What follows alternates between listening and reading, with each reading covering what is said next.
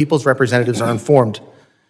In less than 1 year, the Trump administration has delivered historic results in securing our borders and dismantling transnational criminal networks. The commitment to restoring and maintaining a state of law and order has resulted in illegal border crossings falling to their lowest level in decades. Compared to last year, nationwide border encounters have plummeted nearly 80%. This is a testament to the administration's enforcement of law and deterrence of further uncontrolled illegal immigration. More and more, both nation-state and rogue actors are turning to cyberspace to conduct nefarious operations against the United States and its interests. Just a few weeks ago, we saw the first mainly autonomous artificial intelligence conducted cyber attack. The AI threat is no longer something out of faraway science fiction movie. Technology improves every day, and so does our adversaries' understanding of how to use it. We must be prepared. We must work together with our state and local partners, as well as the private sector, to share information to better identify and mitigate attacks. We must remain vigilant in the face of threats posed by Russia, China, and Iran. And we must harden critical infrastructure. The United States is entering an unprecedented period of hosting major international events, including 2026 FIFA World Cup, the 2028 Olympic and Paralympic Games in Los Angeles, and nationwide celebrations marking the nation's 250th anniversary. These mass gatherings will test the nation's ability to secure large crowds, safeguard foreign delegations, and maintain operational continuity amid evolving threats from nation-state adversaries, foreign terrorist groups, transnational criminal organizations, and lone actors. Trump administration is employing a whole-of-government approach to ensure these events are safe and secure. However, host cities and law enforcement shouldn't shoulder significant burdens in planning and resourcing. Persistent challenges include coordination shortfalls, intelligence sharing gaps, and jurisdictional limitations, particularly at ancillary venues such as athlete housing, training facilities, hotels, and fan zones. All of this is on the backdrop of the upcoming 25th anniversary of the horrific terrorist attacks of September 11th that took the lives of thousands across New York, D.C., and Pennsylvania. It is why I sought this chairmanship and what guides me every day in this work. We all share the same goal: keep Americans safe, regardless of the threat. I look forward to the witnesses' testimony today, and I hope we can work together to ensure we achieve this common goal. I now recognize the ranking member, the gentleman from Mississippi, Mr. Thompson, for his opening statement. Thank you very much, Mr. Chairman. And before I start, let me welcome Mr. Van Epps to the committee. Mr. Chairman, thank you for getting the Secretary of Homeland Security and National Counterterrorism Center Director here today. Your predecessor couldn't seem to get that done, and I appreciate your commitment to holding this hearing. Each day, we've had more examples of Republicans abdicating their constitutional oversight responsibilities. Fortunately, unlike other chairs in this body, it appears that if you are serious about this committee work being done, and I compliment you for that. As I look at the witnesses table, though, I can't help but notice that FBI Director Kash Patel isn't here with Secretary Noem and Director Kent. I'd also say that we have just been provided Secretary Noem's testimony. I've been on the committee since its inception, and I've never had the rules violated where we couldn't get testimony so members of the committee could look at it until today. Today's hearing is supposed to be one of the most important exercises of this committee's oversight jurisdiction. Each year, we hear from the Secretary of Homeland Security, the Director of National Counterterrorism Center, and the Director of the Federal Bureau of Investigation, who is nowhere to be seen today. Maybe Director Patel is too busy spending taxpayers' dollars flying to his girlfriend's concert on the FBI's jet to answer questions from Congress.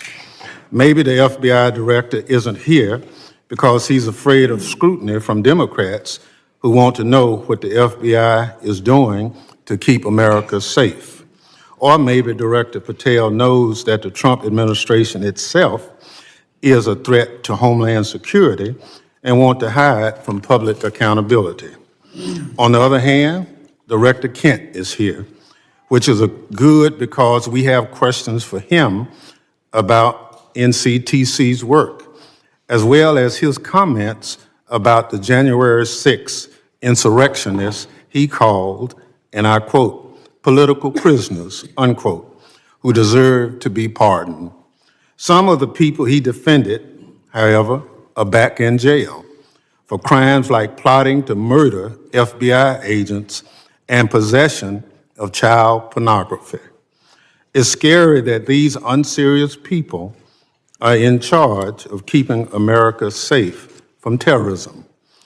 But what's even scarier is that they work for an unserious and unhinged president who spends most of the days designing monuments to himself and finding new ways to hide the Epstein files. All of this puts America and its lives, people who live here, at risk every day. Now, Secretary Nome, everyone knows you love the spotlight. We've seen your commercials, but what you haven't provided to the committee, despite our many requests, are the questionable contracts that you've awarded to your friends to film you on the 2028 campaign trail. Unfortunately, this is nothing new. In their one big ugly bill, congressional Republicans gave you a blank check, Secretary Nome, and you have wasted no time spending it on yourself. Instead of deploying Homeland Security grants to protect churches and synagogues from terrorism, you handed your friends a $220 million contract so they could follow you around the country with a camera. Instead of fully funding the DHS agency that protects our hospitals, schools, and electrical systems from cyber attacks, you spent $200 million to buy yourself new private jets. And instead of paying your way like the rest of us, you're living rent-free in a taxpayer-owned property that is supposed to be reserved for military leaders. Every penny that you spend on yourself represents the blood, sweat, and tears of hardworking Americans who expect their tax dollars to be spent on Homeland Security, not promoting you and your interests. Apparently, you haven't noticed that regular people are suffering under President Trump's affordability crisis. Or maybe you, like him, thinks it's a hoax and just don't care. Either way, such corrupt behavior hurts Homeland Security. But it's not just the corrupt behavior, Secretary Nome, that hurts Homeland Security. It's also your blatant disregard for the law. You cut programs and withheld congressionally appropriated money to prevent terrorist attacks and prepare for natural disaster. You eviscerated the Office of Civil Rights and Civil Liberties, which was supposed to keep DHS from violating Americans' constitutional rights. Within your own department, you illegally fired employees and retaliated against whistleblowers who reported wrongdoings at DHS. And during a shutdown, when frontline employees were working without a paycheck, your press shop never stopped using its social media accounts to push out racist and xenophobic posts. Throughout your tenure, you diverted resources from critical Homeland Security agencies and programs to carry out an extreme immigration agenda. You illegally ordered people deported to El Salvador, despite a federal court order and Department of Justice counsel instructing you to not do so. You illegally ignored a federal court order and shipped people off to South Sudan without due process. You are illegally blocking members of Congress from conducting oversight of ICE detention facilities, even though federal law demands that we have access. In the process of carrying out this extreme agenda, at your direction, DHS has terrorized, beaten, and detained hundreds, if not thousands, of American citizens. At your direction, DHS has illegally detained and deported American citizens, including U.S. citizen children with cancer. At your direction, DHS has illegally gassed, pepper sprayed, and put their knees on the necks of Americans, including military veterans and clergy. At your direction, DHS has illegally tackled, beat up, and humiliated United States citizens, including senior citizens. At your direction, DHS has illegally tased, maced, punched, and even shot Americans. Black and brown Americans, in particular, have been racially profiled, detained, and locked up, and sometimes with tragic consequences. It's just one awful incident. A pregnant U.S. citizen was reportedly thrown to the ground, kicked and left in handcuffs for hours after immigration officers did not believe that she was an American. She later lost a baby. You cannot enforce the law by breaking the law, Secretary Noem. That's not how justice works. It's not right, and it's un-American. And when Congress tries to carry out its constitutional oversight responsibilities to question you about your department actions, you hide, often with the help of congressional Republicans. Never in the history of the committee has a Secretary of Homeland Security hidden from congressional oversight like you and your department have, Secretary Noem. Our oversight letters to you go unanswered. You owe us by extending the millions of Americans who sent us to Congress as their representatives a response to over a dozen letters. Your predecessor came before this committee regularly under administrations of both parties, but under President Trump, you and other department officials have rarely shown their faces at committee hearings. In the first year of President Biden's term, his administration made 28 appearances before this committee. 28. Under President Trump, DHS officials have appeared only 3 hearings before this committee, just 3. You, Secretary Noem, have appeared before this committee just twice. That's fewer appearances than your predecessor, Secretary Alejandro Mayorkas, who Republicans lambasted for not coming before the committee more often. It's interesting how my colleagues on the other side are now.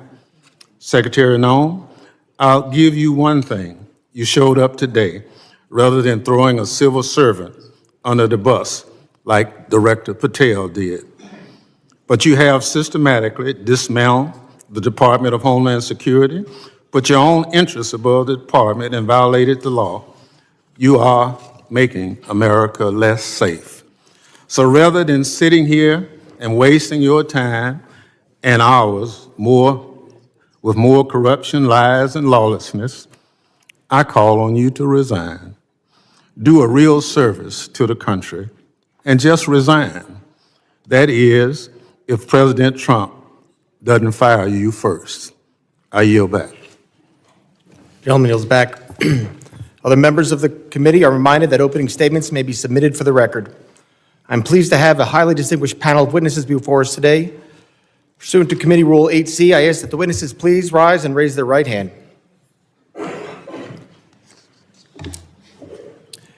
Do you solemnly swear that testimony you will give before the Committee on Homeland Security of the United States House of Representatives will be the truth, the whole truth, and nothing but the truth, so help you God? Thank you. Please be seated. Let the record reflect that the witnesses have all answered in the affirmative. I would like to now formally introduce our witnesses. First is Ms. Kristi Noem. She is the Secretary of the Department of Homeland Security. Secretary Noem previously served as Governor of South Dakota and was a member of this distinguished House. Second is Mr. Joe Kent. He currently serves as the Director of National Counterterrorism Center with Office of Director of National Intelligence. Mr. Kent served in the U.S. Army completing 11 combat tours and a stint with the Central Intelligence Agency.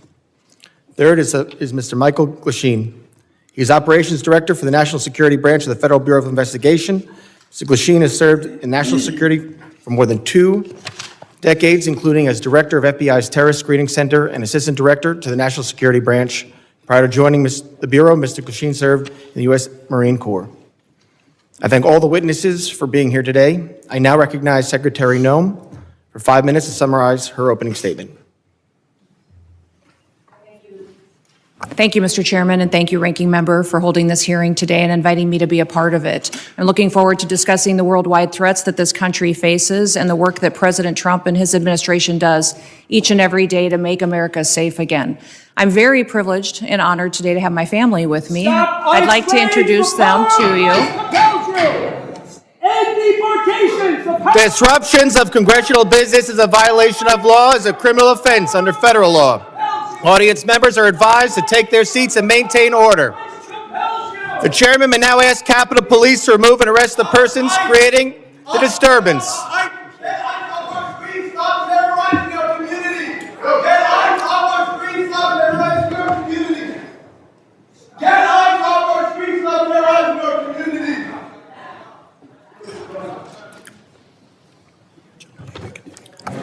Secretary may continue. Chairman, I'll continue. Today with me, I have my husband, Brian, who's with me, and also 2 of my children. My oldest daughter, Cassidy, and her husband, Kyle, are sitting here in the front row. And then my middle child, Kennedy, and her husband, Tanner, and that was my grandbaby, Noah, that was crying a little bit during the ranking member's comments. I don't think she agreed with him. I don't have my son with me or 3 of my grandchildren, but I'm very blessed that I have a wonderful family who is here and loves this country and is grateful for the work that we get to do as a family each and every day. We also have the blessing of having some angel families with us as well. They are here in the audience, and I'm so grateful for them for being willing to come here and be strong. It's hard to lose someone that you dearly love to illegal criminal activity, to people who never should have been in our country to begin with, and to lose those loved ones to drug overdoses that get perpetuated by the terrorist organizations that filter them into our country that President Trump works so hard to stop. So I'm grateful that they're here and that they are telling their story. Under President Biden, he closed the office in the Department of Homeland Security that serviced these families. He closed it because he didn't want them to speak. He didn't want them to have support or services. And President Trump reopened the Voices office so that they can get services, so they can hear about the cases of the individuals who killed their family members, and they can get the kind of help that they need to get through the tragic grief that they've experienced. So I want to thank them for being here and continue to pray for them. I want to thank you for the opportunity to be in front of you today to discuss the wide range of threats that the Department of Homeland Security is working on to protect us from here at home and also around the world. Just 2 weeks ago, the day before Thanksgiving, a terrorist shot 2 of our National Guardsmen in Washington, D.C., killing Sarah Beckstrom dead, and Staff Sergeant Andrew Wolf is still fighting for his life. Fortunately, we've had some really good news about Andrew recently, and he had the opportunity to stand up and is a miracle, and we're so grateful for his family for being so strong. We continue to lift him up and pray he has a full recovery. The terrorist who shot them was an Afghan national who entered the United States under Operation Allies Welcome. The same week, we arrested another Afghan national who came in under the same program. He was planning to carry out a bombing in Fort Worth, Texas. And just last week, just miles away in Washington, D.C., we arrested another Afghan national who also came in under Operation Allies Welcome. That individual provided support to the Islamic State of Iraq and ISIS-K and weapons to his father, who was a commander of a militia group in Afghanistan. Those are only a handful of the challenges that we face and the threats that the Department of Homeland Security stands against every single day. Under President Trump's leadership, DHS is securing our borders, we're restoring the rule of law, and we're protecting the homeland. DHS is eradicating transnational organized crime and the stopping of deadly drugs from continuing to be funneled into our communities. We're ending illegal immigration, returning sanity back to our immigration system, and we're defending against cyber attacks against our critical infrastructure.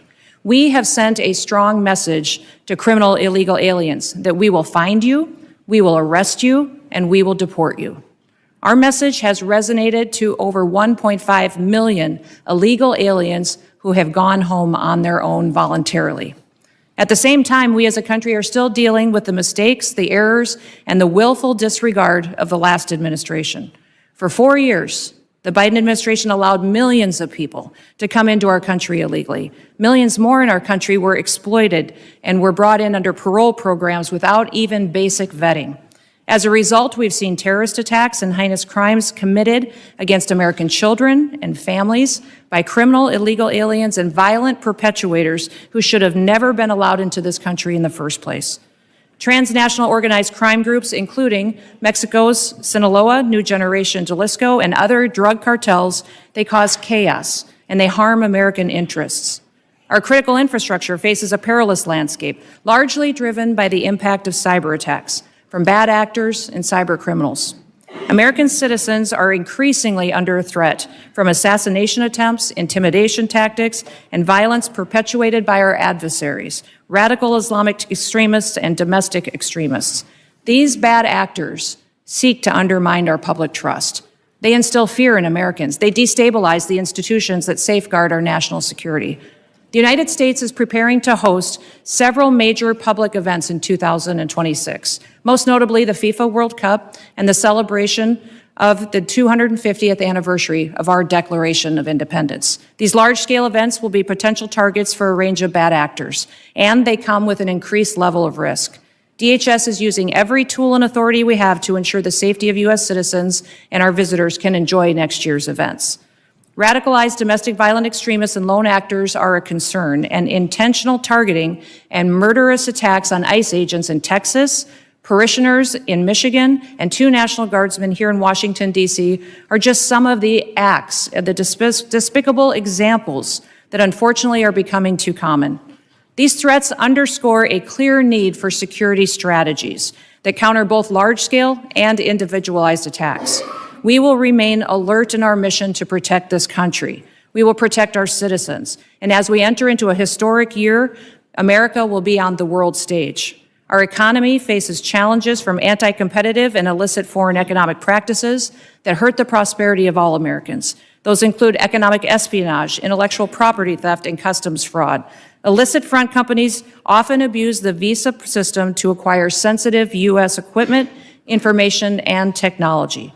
Economic security is national security because a country that cannot feed itself, can't fuel itself, and cannot provide for itself cannot possibly defend itself. Under President Trump's leadership, we will continue to protect American interests and bolster American economic power and technological innovation to further growth and prosperity. The American people depend on the Department of Homeland Security to remain vigilant, agile, and responsive. We will never yield, we will never waver, and we will never back down. Thank you for the privilege to be with you today, Mr. Chairman, and I look forward to your continued support of the work that we do. I yield back. Thank you, Secretary Noem. I now recognize Director Kent for 5 minutes to summarize his opening statement. Thank you very much, Mr. Chairman, ranking members, and all the members of the House. I appreciate the opportunity to appear before you and discuss the threats posed to our nation. Despite the progress that we've made so far in the Trump administration, the threat posed by terrorists of all brands remains very high right now. We've made significant progress under President Trump's leadership. We have the jihadis of ISIS and al-Qaeda on the run in Iraq and Syria, thanks to the decisive action and the strikes that we've taken there recently since President Trump took office in January. However, we have a persistent threat from the individuals that were allowed into this country by the previous administration. The number one threat that we have right now, in my view, is the fact that we don't know who came into our country in the last 4 years of Biden's open borders. What we have identified is alarming, and I want to share that with you today. We just recently put out a warning of the heightened risk of terrorist attacks posed to the homeland by terrorists pretty much of all stripes, but in particular from ISIS and from al-Qaeda. NCTC has been crunching the numbers and going through the sheer volume of known and suspected terrorists that are in the country that came in under the Biden administration. So far, NCTC has identified around 18,000 known and suspected terrorists that the Biden administration let come into our country. These are individuals who under normal circumstances would never be allowed to enter our country because of their ties to jihadi groups like ISIS and al-Qaeda. Yet the Biden administration not only let them into the country, and in many cases facilitated their entry into the country, just like the entry of the Afghan terrorists who committed the terrorist attack here just before Thanksgiving, killing one of our National Guard members and wounding another. That Afghan was brought into the country as a group of over 100,000 Afghans who were brought here during the disastrous withdrawal from Afghanistan. These individuals, despite what has been reported, were not vetted properly to come into the United States. The individual terrorist who committed the attack in D.C., he was vetted to serve as a soldier in Afghanistan. The Biden administration essentially used his tactical level vetting as a ruse to bring him here and to bring him into our communities, and we've seen the tragic results of that. Now, that Afghan, that attacker, that terrorist, is just one of 88,000. We've identified 2,000 of that group of 88,000 who have ties to terrorist organizations. We're working right now, hand in hand with DHS and with the FBI, to run down this 2,000, the Afghans who came here under Allies Welcome, who have ties to terrorist organizations, and additionally, the other 16,000 individuals with ties to terrorist organizations that Biden let into our country. That is probably the top terrorist threat that we face right now, and that doesn't include the individuals who came here illegally through the open border. That number, alarmingly, remains unknown at this time. We're trying to figure out who those individuals are as well. Also, adding to this elevated threat, we have ISIS and al-Qaeda that have found sanctuary in places like Afghanistan and Syria due to the transitional nature of those governments, and also, again, in Iraq and some of the hinterlands of Iraq. And these terrorists are able to communicate and spread their propaganda and a lot of their know-how thanks to the proliferation of encrypted apps and also due to just the internet writ large. The new terrorist tactic that we're seeing more and more is moving away from very deliberate cellular attacks that we can infiltrate easily while they communicate into an inspirational methodology where you have key members putting out media and putting out how-to guides to reach out and to touch individuals inside the United States. We recently disrupted one of those attacks just before Halloween, thanks to the work of the FBI with support from really the entire U.S. intelligence community and the Joint Terrorism Task Force model in Michigan. That plot touched multiple states and had ties to ISIS inside Iraq and Syria. Another issue that we are addressing right now, thanks to the decisive leadership of President Trump, is the scourge of fentanyl, gang, and cartel violence. Under President Trump's leadership, we've designated these cartels and gangs as terrorist organizations, and we've done that rightfully so. These individuals, these terrorists, have killed hundreds of thousands of Americans, as these angel families will tell you firsthand. What President Trump has done by designating them as terrorists has allowed us to turn the tools of the intelligence community against them and predominantly watch list them as terrorists to prevent them from ever coming into America in the first place. To date, we've added about 35,000 of these narco-terrorists to our terrorist watch list, and we've stopped just around 6,000 of these terrorists from ever entering our country, from setting foot inside of America so they can no longer kill Americans with impunity. These are just some of the issues that we're covering 24/7, 365 at the National Counterterrorism Center, and I look forward to discussing more with you all today. Thank you. Thank you, Director Kent. And now recognize Director Glasheen for 5 minutes to summarize his opening statement. Good morning, Chairman Garbarino, Ranking Member Thompson, and members of the committee. I'm Operations Director Michael Glasheen. I oversee the FBI's National Security Divisions. I am honored to be here with you, representing the people of the United States, the FBI, who tackle the complex and grave threats we face with perseverance, professionalism, and integrity. Our nation faces serious and evolving threats ranging from international terrorists to hostile foreign intelligence operatives, from sophisticated cyber attacks to internet-facilitated sexual exploitation of children, from violent gangs and criminal organizations to public corruption and corporate fraud. Keeping pace with these threats is a significant challenge. Our adversaries take advantage of the internet, social media, and emerging technologies like artificial intelligence to influence the American people, facilitate illegal activities, and recruit followers. Even as 2026 marks the 25th anniversary of the 9/11 attacks, terrorism remains a persistent but evolving threat. Over the past several years, the FBI has identified a particularly concerning uptick in the radicalization of young people. Radicalization of domestic terrorists most often occurs online. Social media and encryption have increased the speed and accessibility of the violent extremist content. International terrorists continue to pose one of the greatest, most immediate threats to the homeland.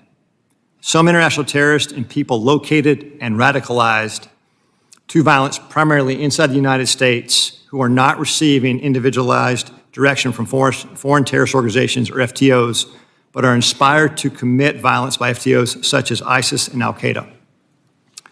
Iran continues to plot attacks against former government officials in retaliation for the January 2020 death of Islamic Revolutionary Guard Corps, or IRGC, Commander Qasem Soleimani.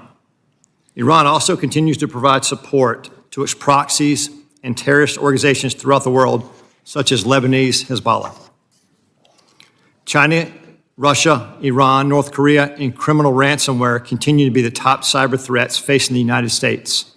And there's no clear line where cyber criminal activity ends and nation-state activity begins. Critical infrastructure remains a highly attractive target for cyber criminals and nation-state actors due to the potential to cause widespread disruption, financial damage, and risk to our national security. The United States faces foreign intelligence threats as nations such as the People's Republic of China, Russia, and Iran become more aggressive and capable than ever. The PRC has deliberately created an environment that abuses global interconnectedness and encourages intellectual property acquisition using human intelligence officers, corrupt corporate insiders, foreign direct investment, and cyber intrusions. Russia continues to seek and acquire U.S. technologies to help rebuild its defense industrial base, relying on complex procurement networks to evade U.S. export controls and sanctions. The United States faces many criminal threats, including violent crime, financial and healthcare fraud, transnational and regional organized criminal enterprises, crimes against children, and human trafficking, violent threats against public election officials, personnel, and public corruption. Currently, the FBI-led task forces are staffed with over 9,000 federal, state, local, tribal, and territorial partners. Many of these task forces are focused on cartels, violent crime, drug trafficking, child exploitation, and human trafficking across our nation's communities. The FBI has and continues to establish strong capabilities to assess the threats, share intelligence, and leverage key technologies. We recruit the best to serve as special agents, intelligence analysts, and professional staff. Our leadership team views change and transformation as a positive tool for keeping the FBI focused on the gravest threats facing our nation. Over the past few months, we started the process to relocate hundreds of positions from the National Capital Region out to field offices across the country. This enhancement to field resources increases our investigative capacity across our 56 field offices and enhances the FBI's commitment to addressing violent crime, gangs, drugs, counterintelligence, and terrorism threats. Our fellow citizens look to us to protect the homeland from these threats. And every day, the men and women of the FBI continue to meet and exceed these expectations. I'm proud to represent them in testimony today, and I welcome your questions. Thank you, Director Gosheen. My understanding is the witness may have to leave early today. While I want to be clear, the committee did not agree to a hard stop. All witnesses are here voluntarily and are free to go. If a witness does leave, the hearing will continue with the remaining witnesses. Members will be recognized by order of seniority for their 5 minutes of question. We want to get through as many members as possible, so even though I have been lenient before with the 5 minutes, I'm directing members and witnesses that we're going to strictly enforce the 5-minute rule today. I now recognize myself for 5 minutes of questions. Secretary Noem, I appreciate you being here today, and you've been on the job less than a year, and this is the second time appearing before the committee, which I think is the norm, and I do really appreciate you being here. And I know you have a very important job to do. You oversee a lot of different sub-agencies, so I know you can't always be here in person.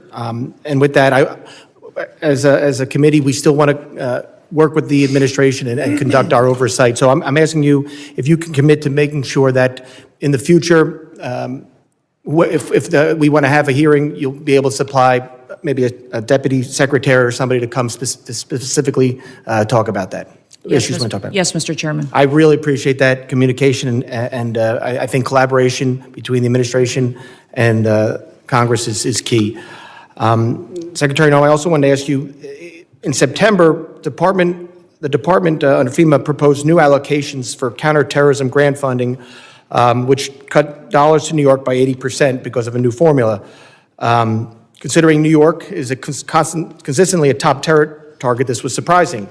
We're grateful President Trump restored this grant funding, and pursuant to the present direction, has the department increased the allocation to New York? Yes, President Trump did. I would say that when we look at the Homeland Security grants and how they're allocated, the formula focuses on where we see the threats today and where those communities are that need the resources. I would also inform the committee and you, Mr. Chairman, that New York City at the time of the allocation still had over $440 million in reserve that was available to them to utilize. So the intention of these grants is that communities and cities would use the dollars to build up the security measures that they need to do for a long-term impact, and that the same amount of dollars aren't necessary every single year. You need to meet the threats where they are in the country at the time the grant dollars are available. So thank you to all of you for your work on getting us dollars that we can give to grants to help secure our local communities and states. But when we're looking at cities that have hundreds of millions of dollars in reserves, we recognize that giving them hundreds of dollars of millions more may not be appropriate considering all of the threats that we have. But President Trump has sent more resources to New York City. We'll continue to meet the threats head on because that is our mission, is to make sure that we're looking at every single threat that we have. The formula that we have considered and have put in place recognizes what came over the border, where we see the infiltration going, which communities are impacted, and what we need to do to harden our systems. I appreciate that, Secretary, and I appreciate the work you're doing with the President. I appreciate his decision to send that increased money to New York. I have a question. Since this is about worldwide threats, can you discuss what DHS's most significant concerns are today for the country? I would say, Mr. Chairman, what keeps me up at night is that we don't necessarily know all of the people that are in this country, who they are and what their intentions are. We think up to 15 to 20 million people came in under the Biden administration on the invasion over the southern border. They were not vetted. They were allowed to pour in. Our parole programs, our asylum programs, our visa programs were all exploited, and the integrity was demolished under Joe Biden and the leadership of the Department of Homeland Security. And frankly, the entire department was neglected. In fact, I believe the Secretary was told at times not to do certain things by the Biden administration to facilitate this invasion. So what keeps me up at night is the individuals that are in this country that wish to do us harm. And that is why we are so aggressive at making sure that we're going out and doing investigative work, finding those violent criminals, finding those people who shouldn't be in this country to begin with, and those that want to go after and to harm our American citizens. Thank you, Secretary. Director Kushine, as you heard and as you said, during the next few years, the United States will host more major events than ever before. This brings up obvious security concerns, including counter drones, which we just passed some new authorities in the NDAA yesterday. How is the FBI preparing for counter drone threats during mass gathering events? Chairman, thank you for that question. Counter UAS, the passage of the legislation yesterday is a game changer for us. How we're preparing for that going forward, we just stood up a counter UAS school down in Huntsville, Alabama, where we will train federal officials, state, locals, as well to assist with that preparation and implementation of using counter UAS technology. Prior to this passage, it was only the FBI and or DHS that could provide that assistance. Now that this passage of authority, it will allow us to have a greater handling of the threat to a mass event. Thank you very much. I yield back. I now recognize the ranking member for 5 minutes of questions. Thank you very much, Mr. Chairman. Mr. Glasstein, will you tell me the organizations that pose on the domestic side, two of the organizations, number one, number two, threat to the homeland at this point? Can you please clarify, like organizations? Any domestic terrorist organization that poses a threat to the homeland as we speak? I'd say the first one, President Trump had just announced executive order domestic terrorist organization, Antifa. That's our primary concern right now. All right, that's what President Trump did. What does the FBI say? We share the same view. When you look at the data right now, you look at the domestic terrorist threat that we're facing, right now, what I see from my position is that's the most immediate violent threat that we're facing on the domestic side. So where is Antifa headquartered? What we're doing right now with the organization, Where in the United States does Antifa exist? Yeah. If it's a terrorist organization, and you've identified it as number one. we are building out the infrastructure right now. So what does that mean? You said, we trying to get the information. You say Antifa is a terrorist organization. Tell us as a committee, how did you come to that? Where do they exist? How many members do they have in the United States as of right now? Well, that's very fluid. It's ongoing for us to understand that. The same, no different than Al Qaeda and ISIS. No, I don't want you. I'll ask one question, sir. I just want you to tell us. If you said Antifa is the #1 domestic terrorist organization operating in the United States, I just need to know where they are, how many people. I don't want a name. I don't want anything like that. Just how many people have you identified with the FBI that Antifa is made of? Well, the investigations are active. So you wouldn't come to this committee and say something you can't prove, I know. I know you wouldn't do that. But you did. Madam Secretary, you and the gentleman from NCTC reference the unfortunate accident that occurred with the National Guardsman being killed. You think that was an unfortunate accident? I mean, It was a terrorist attack. wait. Look, I'll get it straight. Then you can He shot our respond. National Guardsman in the head. Look, Mr. Chairman, will you direct the witness to allow me to ask my question? It was an unfortunate situation, but you blamed it solely on Joe Biden. I want you to know who approved the asylum application for this same person. Mr. Thompson, this individual that came into the country. No, I want to know who approved. Congressman Thompson, I want you to understand. When this individual came into the country, he came under I'm not going to let you. Evacuation of Afghanistan under Operation Allies Welcome, was thoroughly vetted by the Biden administration at that point in time, allowed into our country, and then was never followed up. I want to remind everybody in Congress. Reclaim my time. We follow the law, and every asylum is supposed to have a check-in every single year, and the Biden administration failed to do that.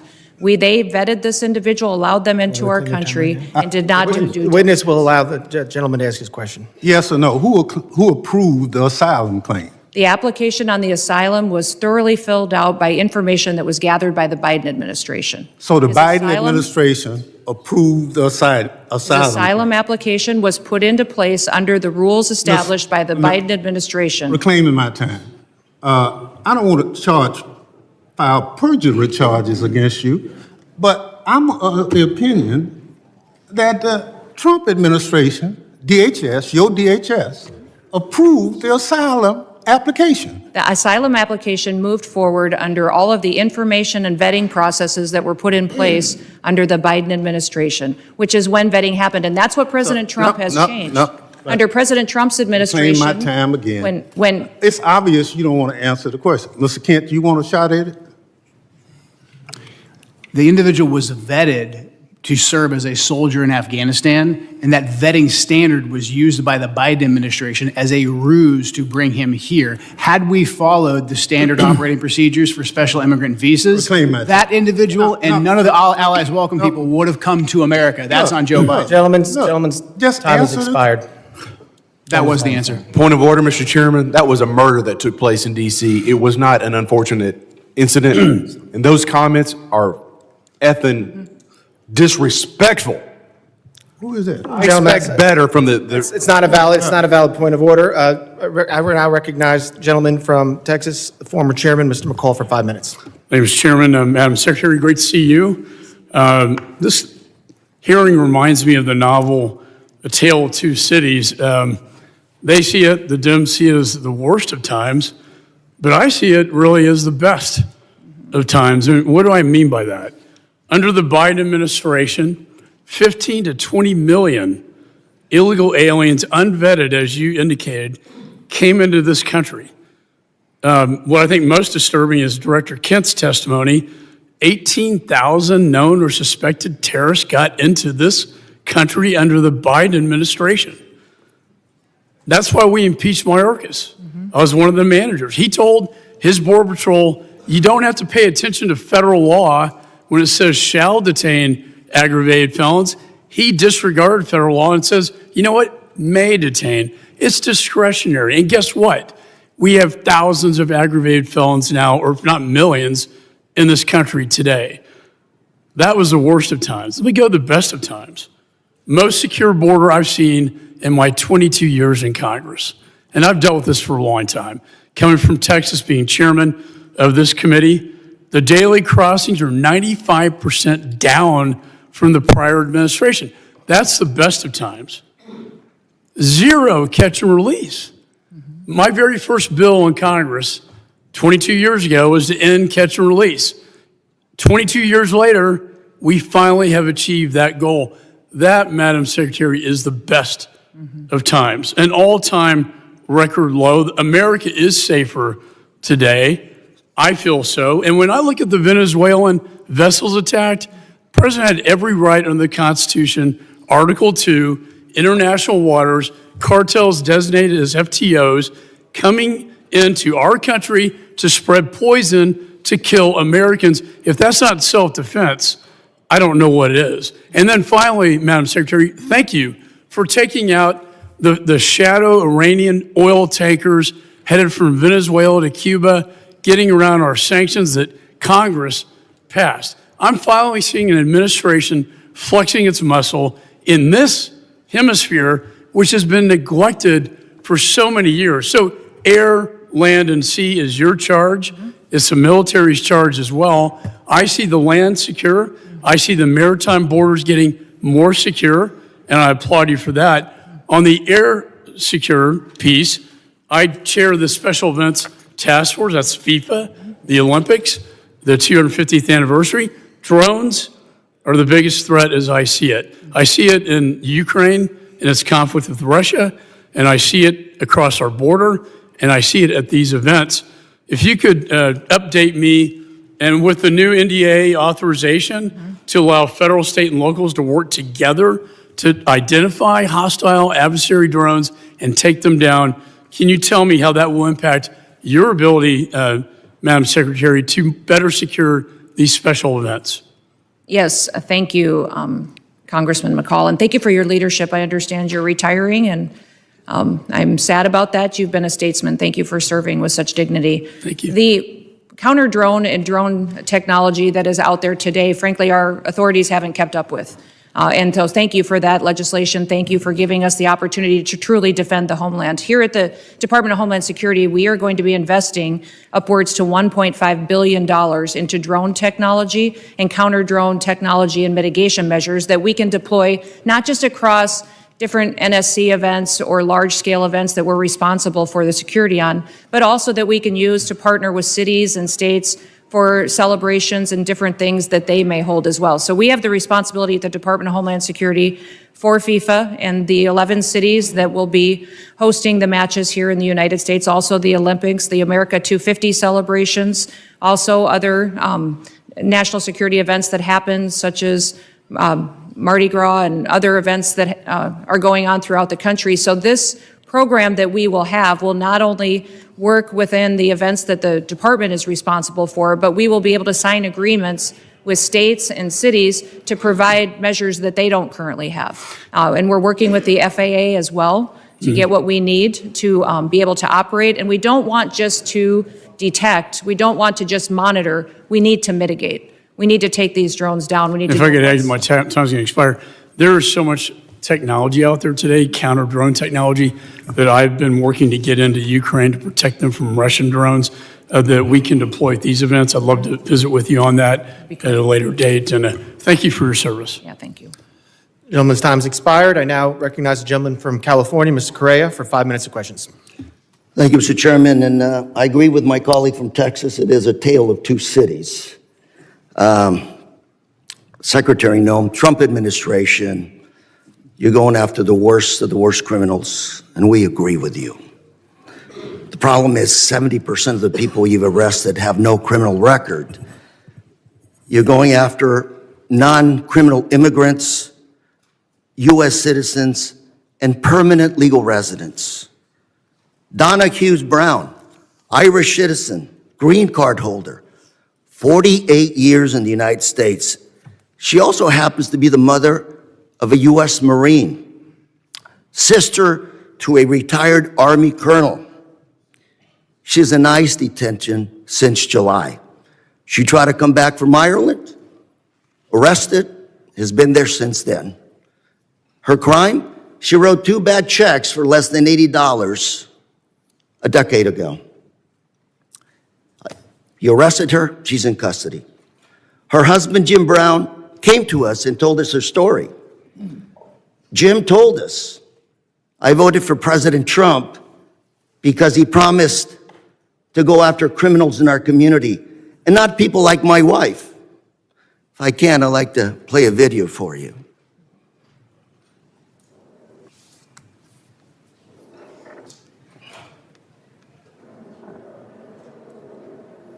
Then he also voted for President Trump. Yes, sir. Why did you vote for him? Because I was an idiot. 80% of the evangelical Christian people were lied to, if you really want to know the truth, and that's exactly what happened.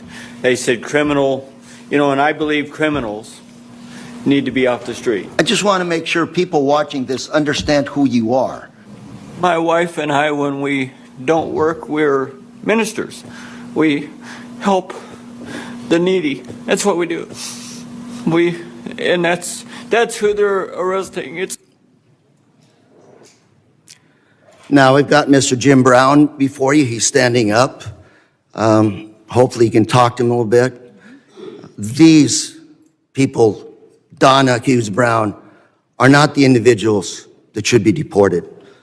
Another case, Narciso Barranco was beaten and arrested by masked agents while working as a landscaper. He's an undocumented immigrant, 30 years in this country, not a traffic ticket. Mr. Barranco is also the father of 3 U.S. Marines. 3 Marines. You want to make a movie of people like this. A man who comes to this country, instills patriotism in his kids. They swear an oath to serve and possibly give up their life for this country. We'll play a video on this as well, please.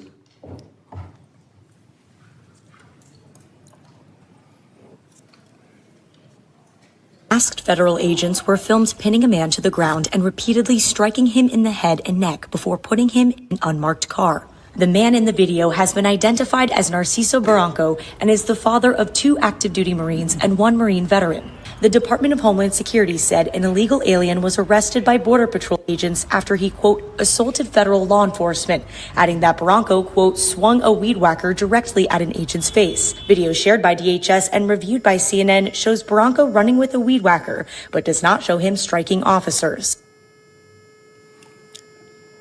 I also have with us today Alex Barranco behind you, a retired Marine.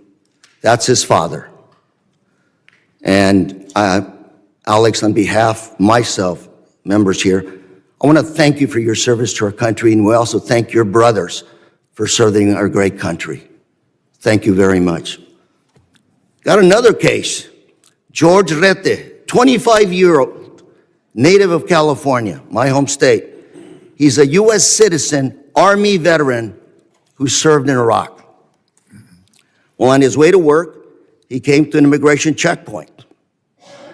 Pulled over. I don't know where officers deployed tear gas on him, broke his car window, pepper sprayed him, and dragged him out of his car. An American citizen held for 72 hours without any charges, wasn't even given the opportunity to shower, to wash off that paper Gentleman's spray. time's expired. I now recognize the gentleman from Mississippi, Mr. Guest. Mr. for 5 Chairman, I minutes. have 2 articles I'd like to present for the record. Unanimous consent. Under President Trump, an agency intended to keep Americans safe has diverted resources from child abuse, trafficking, and terrorism to immigration enforcement.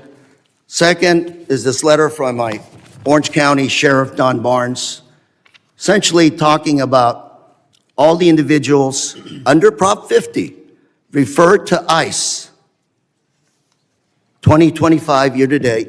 50 of them. Without objection. ICE never showed up to pick them up. Without Mr. objection. Chairman? I will Mr. Chairman? entertain, Mr. Chairman? UCs at the end of the hearing. I will entertain all UC motions at the end of the hearing. We have witnesses. I want to make sure everybody has time. So if we do this now, we do have a witness has to leave. You're just going to be taking time from other members. But I will entertain UC motions at the end of this hearing. I now recognize the gentleman from Mississippi, Mr. Guest, for 5 minutes. Thank you, Mr. Chairman. Madam Secretary, it's great to see you again. Thanks for appearing before us again. I want to echo some of the remarks of Mr. McCall. I want to first thank you. I want to thank the men and women who serve under your command for the incredible job that you have done over the last 12 months. We have seen that you are active in enforcing the rule of law. We have seen a border that is as secure in our lifetime as we have ever seen. You mentioned in your opening statement over the last 4 years, we saw somewhere between 15 to 20 million illegal immigrants enter the country. Just looking at monthly statistical data, we know that under the Biden-Harris administration, that in December of 2024, that there were over 300,000 illegal immigrants who were encountered along the southern border in that month alone. Recent statistics by the Department of Homeland Security for October, the most recent statistics we have, show that the number of border encounters for October of this year under your leadership have dropped to 11,000, a decrease of over 95%. And so I want to thank you for that. I want to thank you for the work that your men and women have done to protect our borders from illegal narcotics entering the country. We saw a press release the Coast Guard sent out this week regarding Operation Pacific Viper. And they mentioned a specific seizure that occurred on December the 2nd by the Coast Guard cutter Monroe, in which in a single incident of interdiction that the Coast Guard had the largest maritime interdiction seizure in almost 20 years, seizing 20,000 pounds of cocaine in an individual seizure. So I thank you for your aggressive actions in enforcing the law and for the incredible work that you and the men and women under your command are doing. I want to talk about, as we talk about threats, I want to talk about threats against law enforcement. Last week, this committee, we had a hearing. The hearing was entitled When Badges Become Targets.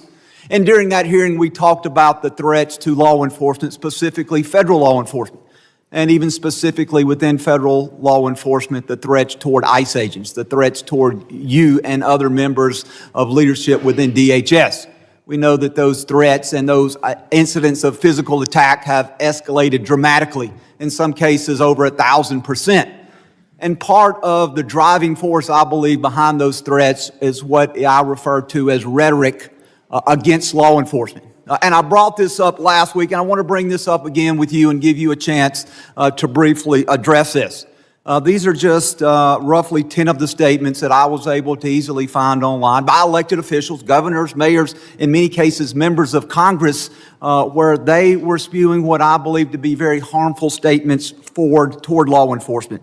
Governor Pritzker claimed that ICE is grabbing people off the street and disappearing them, that our country is becoming Nazi Germany. Representative Crockett compared ICE to slave patrols. Representative Garcia referred to ICE as thugs. Representative Ramirez attacked ICE as a terror force, later a terrorist organization, and then later in the hearing said, let me be clear, the Department of Homeland Security, you can quote me on that, is the single biggest threat to public safety right now. Representative Tlaib said ICE is terrorizing our community, turning our country into a fascist police state. Representative Jayapal called ICE agents deranged and said it's inspiring to obstruct immigration enforcement. Governor Walz smeared ICE agents as modern-day Gestapo. Chicago Mayor Johnson accused ICE of being secret police and terrorizing our community.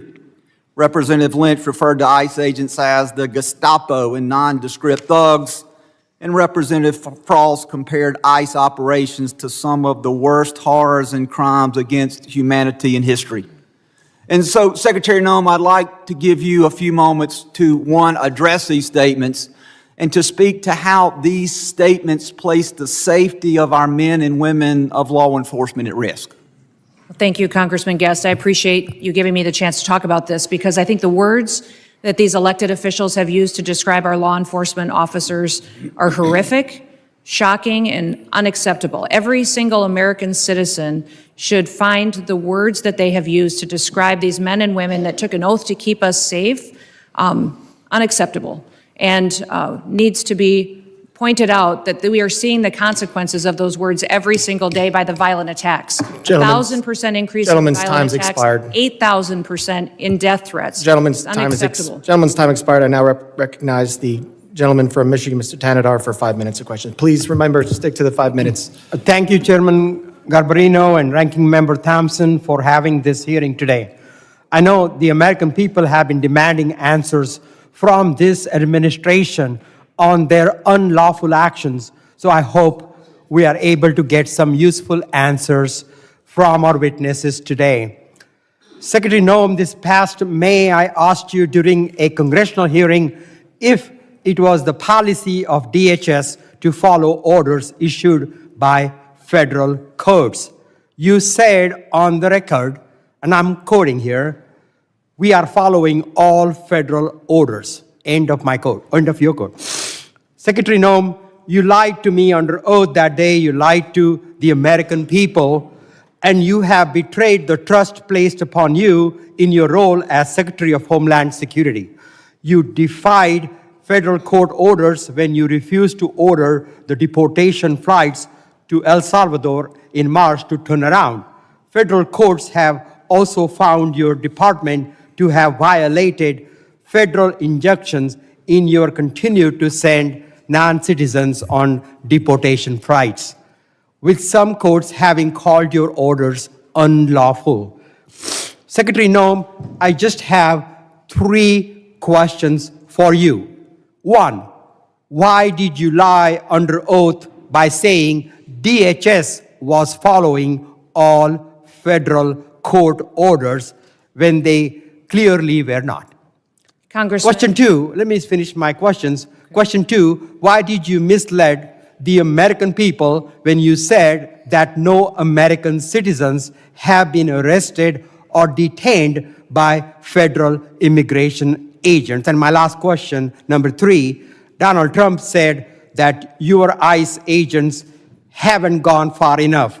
Do you think terrorizing American citizens and assaulting peaceful protesters isn't far enough? Congressman, the Department of Homeland Security and this administration complies with all federal court orders. We always have and we always will. Not true. And we will continue to appeal. And sir, I will even tell you that at the highest court, at the Supreme Court, the Department of Homeland Security in our litigation has an over 90% success rate in winning at the highest court in our battle against activist judges across this country. Madam We have Secretary, activist judges that we will the- continue to appeal. And then when it gets to the highest court and we get a decision, it is proven that I we wanna are reclaim my right, time that we here. have been compliant. I will also say, you Ma- talk Madam- about Madam deporting of Secretary, let- US let Do me- you want me to answer your questions or not? I do, but let me, you haven't been telling us the truth.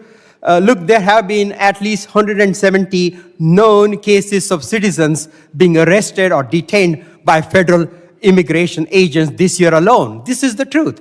Are you lying to the American people right now by denying these reports? When we are doing our targeted enforcement operations against criminal illegal aliens, individuals that are in that area may be detained until we verify who they are, and then they are released. This has been done for years, and every single law enforcement operation that has always happened, we follow the same protocols, and we continue to do that. We have never once detained or deported an American citizen. We have not held them Not and true. charged them. When we find out Not and true. verify their identity, then that is when they are released. You also asked about ICE agents going far enough. Sir, I will tell you that every single ICE agent, CBP agent, federal law enforcement officer that's out there doing their work every day, none of them will rest until our communities are safe. None of them will rest until Secretary, terrorists, no, and it criminals is a fact that off you of our ignored federal streets, orders. and our children and our grandchildren can grow Let up me in a country reclaim my that time truly here, is please. safe. Let me reclaim. Secretary Noem, it is a fact that you ignored federal court orders in March and in May of this year. Do you plan on ignoring more federal orders? We always I'm comply sick with all of, federal sick court of your lies. And the American people demand the Because truth. you keep saying it doesn't make it true. I am sick of your lies. The American people are sick of these lies. American people demand truth. America is very happy that finally they have a president in the White House that gets up every day to keep them safe. Madam Secretary, your incompetence and your inability to truthfully carry out your duties of Secretary of Homeland Security, if you're not fired, will you resign? Sir, I will consider your asking me to resign as an endorsement of my work. Thank you very much. I yield back my time. Gentleman yields back his time. I'll remind members that they are entitled to ask questions during their time. Witnesses are entitled to answer those questions. Members are entitled to reclaim their time. So if we're going to have questions and answers, please allow it. You can reclaim your time if you want, but witnesses are here voluntarily. Please at least give them a chance to answer the questions that you're asking. I now recognize the gentleman from Texas, Mr. Pfluger, for 5 minutes of questions. Thank you, Mr. Chairman, and it's unfortunate that our colleagues on the other side of the aisle for 5 straight years now have no concern for anything worldwide threats-wise, and have proven that. We're supposed to be talking about worldwide threats, but unfortunately we're talking about homeland threats in our homeland. And Director, can you just reaffirm the number for us of people that match the terror watch list that are in our country? There's 18,000 known and suspected terrorists in the country right now that came in under Joe Biden's watch. 18,000. 18,000. That's unbelievable. It's unbelievable. And that's just what we know of, Congressman. Secretary, despite even members on this committee that have called our law enforcement and ICE and DHS and Border Patrol and other agents names and slandered them, I support you and I support what you're doing to secure the homeland. The Working Families Tax Act allocated $13.5 billion to the Department of Homeland Security and the Department of Justice to reimburse states for the cost of the Biden-Harris administration's open border policies. No state suffered more than Texas.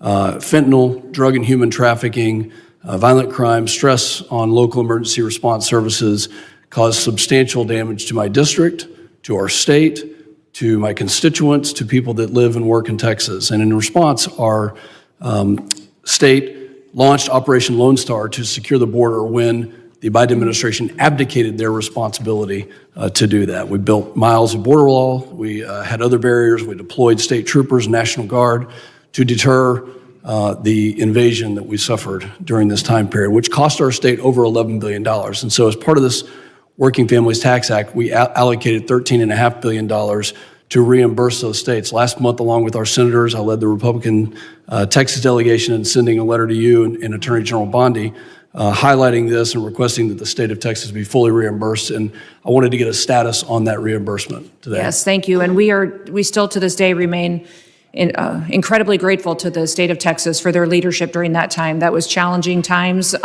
devastating times for what we saw happening down there. And Texas stepped up in a way that was absolutely incredible. So yes, those dollars are being formulated and allocated. If you remember, many states deployed their National Guard down there. I was governor of South Dakota at that time, and my National Guard was deployed down there as well. So reconciling the costs for every single state and looking at that allocation, we're making sure we're doing due diligence to make sure that it's appropriated correctly. And just to be clear, I want to make sure that that money does come in the form of the reimbursement to Texas. That's what we're working with the White House on doing, sir. Okay. Yeah. When it comes to what Director Kent talked about, these 18,000 people, can you give us an idea of who these people are, what type of threat they pose to us? We saw it wasn't some accident. This was an assassination and a murder. It was not an accident, despite my colleagues saying that it was an accident. It was a murder and an assassination of a National Guard hero. So what other types of threats are you tracking and preventing from happening? Yeah, I would say, sir, that we face the terrorists that we've faced for years in ISIS, Al-Qaeda, Hamas, individuals that are here that are radicalized, but also we face the cartels as they've infiltrated our country under the last administration, their proliferation of human trafficking, drugs, and violence, going after Tren de Aragua as well, MS-13. Those individuals are still a very real, clear danger every day on the streets, and we encounter them, arrest them, and deport them and bring them to justice each and every day. Beyond that, sir, you even have gangs in cities that are localized that are terrorist organizations. The Latin Kings in Chicago are absolutely terrorists to their communities, and we work every day to make sure that we're protecting those communities. So I could not prioritize one over another because they're all killers. They're all killers, and they all are destroying families each and every day. For both you and Director Kent, do terrorist organizations around the world, such as ISIS, Al-Qaeda, and others, still have an intent to attack America, to attack our homeland, to utilize every method? Absolutely. Our intelligence and our information that we deal with every single day is addressing those threats on our streets here in the United States. Director Kent, can you give us an idea of what those tactics, techniques, and procedures could be that we need to stay alert of?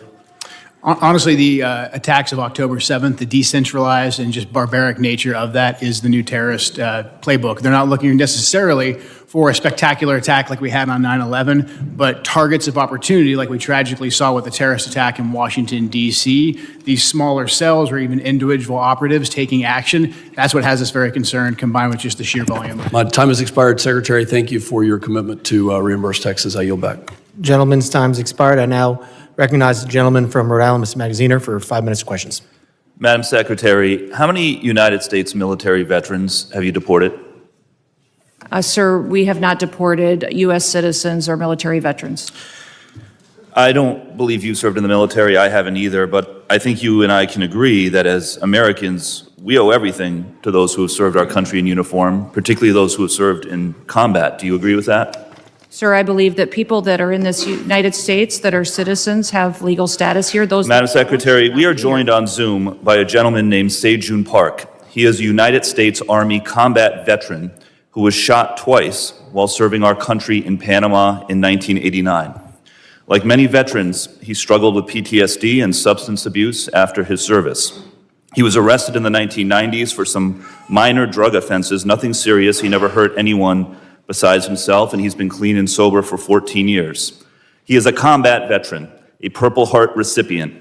He has sacrificed more for this country than most people ever have. Earlier this year, you deported him to Korea, a country he hasn't lived in since he was 7 years old.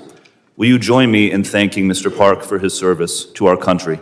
Sir, I'm grateful for every single person that has served our country and follows our laws. Can you please tell Mr. Park why you deported him? Every one of them needs to be enforced. But you understand that many veterans struggle with PTSD, many veterans struggle with substance abuse challenges. This man took 2 bullets for our country. You have broad authority, by the way, as Secretary, to issue humanitarian parole, to do deferred action. will you commit to at least looking at Mr. Park's case to see if you can help him find a pathway back to this country that he sacrificed so much for? I will absolutely look at his case, but I want you Thank to you. remember that Madam our Secretary, the programs man need to have behind integrity you, as please well. stand up, sir. His name is Jim Brown from Troy, Missouri. He is a Navy combat veteran who served our country in the Gulf War. He's married to a woman named Donna, who came to our country legally from Ireland when she was 11 years old. She has lived here for 48 years. Because of you, Jim's wife Donna has been in prison for the last 4 months. She did not come here illegally, and she has never committed any crime other than writing 2 bad checks totaling $80 10 years ago. She is currently in prison and facing deportation. Ms. Noem, will you thank Mr. Brown for his service to our country? Thank you, Mr. Brown, for your service to our country. Now, what possible explanation can there be for locking up his wife for 4 months when she has committed no crime other than writing a couple of bad checks for $80? Sir, it is not my prerogative, my latitude, or my job to pick and choose which laws in this country get enforced. You have and broad which ones discretion don't. as the secretary. We need to follow You can issue the law parole, you and can do all enforce kinds of the things, laws. but you're choosing not to. Will you commit again to just reviewing Donna's case and reuniting this combat veteran with his beloved wife who also loves this country? I will review the case. Now, Madam Secretary, you've already heard the story of Lance Corporal Alejandro Barranco, the United States Marine veteran who is behind you, who also has 2 brothers who are United States Marines. Will you thank Lance Corporal Barranco for his service? Thank you for your service. His father, Narcisco Barranco, is a landscaper in California who has lived peacefully in our country for 30 years and has no criminal record. Last spring, while he was mowing the lawn at an IHOP, ICE agents tackled him in the street and imprisoned him for weeks. A peaceful, hard-working man who raised 3 sons to be United States Marines. We need men of that character in this country. Again, as Secretary, you have broad discretion. Will you consider Lance Corporal Barranco's father for parole in place to stay in our country, owing to the fact that he has contributed to our country by raising 3 United States Marines? This is an opportunity to remind everybody that every person that's in this country illegally has an opportunity to voluntarily go home and come back the right way. He Follow raised our 3 laws, United States and we will Marines. facilitate that. He has been living here But- peacefully, doing his job for 30 years. You have discretion. You are choosing not to use it. Madam Secretary, you promised America that you would go after the worst of the worst. But these people are not the worst of the worst. A Purple Heart recipient, a military spouse, the father of 3 Marines. And it's not just veterans and military families. You are locking up and deporting children with cancer, mothers with babies in the NICU, United States citizens. There are many problems with your leadership, but the biggest problem is this. You don't seem to know how to tell the difference between the good guys and the bad guys. Go after the bad guys. Go after the terrorists. Do not go after veterans, Marines, children, Gentleman's United time's States expired. citizens. I yield Gentleman's back. time's expired. I now recognize the gentlelady from Georgia, Ms. Green, for 5 minutes of questions. Thank you. The previously Democrat-controlled administration allowed over 13 million border crossers from over 170 countries and territories to break our laws, invade our country, rape our women and children, and murder our own people. They set all-time records for the highest number of illegal aliens ever encountered in a single day at 14,500, in a single month at 370,000, and in a single year at 3 million, not including the known gotaways. Thanks to Secretary Noem and the hard work of Tom Homan and all the brave men and women at DHS, our new Republican-controlled admin has produced the safest and most secure border our country has ever seen. Thank you very much for that. For the 7th consecutive month, U.S. Border Patrol released 0 illegal aliens into the United States. Daily average apprehensions at the southern border are 95% lower than the daily average under the last administration. 10 months under Trump has seen less apprehensions than 1 month under Biden. Since January 21 through the end of November, there have been 117,105 total enforcement encounters along the southwest border, which is nearly 40% less than the monthly average during the Biden administration. Meanwhile, there has been an 8,000 increase in death threats against ICE law enforcement. Secretary Noem, back in July, the department put out a press release titled Worst of the Worst. Criminal proceedings begin in a case of transgender illegal alien accused of rape, child rape, not just rape, child rape of a 14-year-old boy in a sanctuary New York City bathroom. I wanted to highlight this case because it encapsulates so many different violent policies of Democrats. This is an increase in trans violence with their embrace of gender ideology, an egregious catch and release policy implemented under the last 4 years, and sanctuary cities that harbor criminal, illegal alien monsters that have raped and murdered many Americans. Can you discuss further what you're facing in these sanctuary cities and the illegal alien monsters that have been released into American communities under the Biden administration? Yeah, unfortunately, Congresswoman, we arrest individuals like that every day because they're so prevalent on our streets, because of what happened under the Biden administration. Every day we're able to go out and encounter and bring to justice individuals who are raping our children, murdering our mothers, our grandmothers, our families are devastated by them. And I'm shocked at the Democrats' constant defense of these individual criminals over the American citizen that is out there just trying to live their lives, put food on the table, and live the American dream. And what we do at the Department of Homeland Security by making sure that we're out enforcing the law every day is making sure that those families get a chance to do that. So I'm so grateful for them. The 8,000% increase in death threats is real. These ICE agents and CBP officers that are out on our streets doing God's work live in these communities. They live there. These are their families and their neighbors that they're protecting, and they get up every day and do that job because they believe in their mission.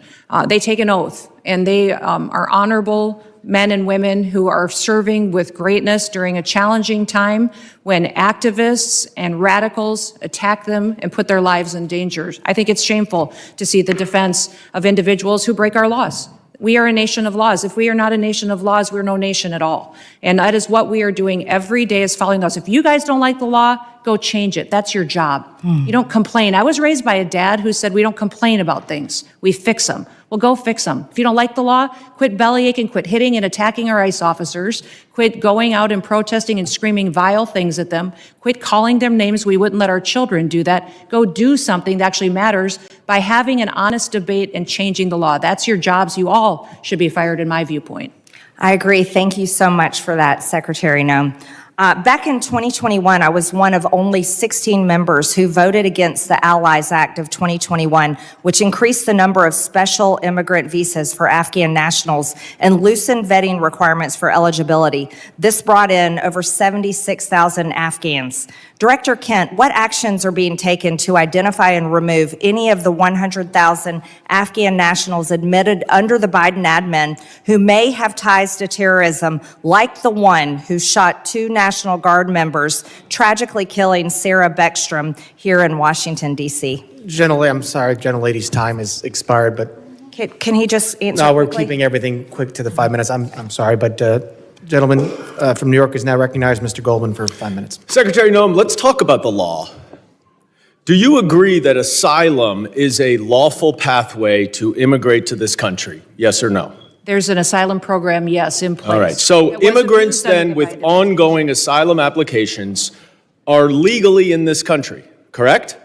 Excuse me, I'm sorry. Your question was? Immigrants with ongoing asylum applications are legally in this country. There are individuals in this country that have applications that And they are legally here because it's a lawful pathway, right? it's a lawful pathway. Okay, so if your department then deports anyone with an ongoing asylum application, you are violating the law, correct?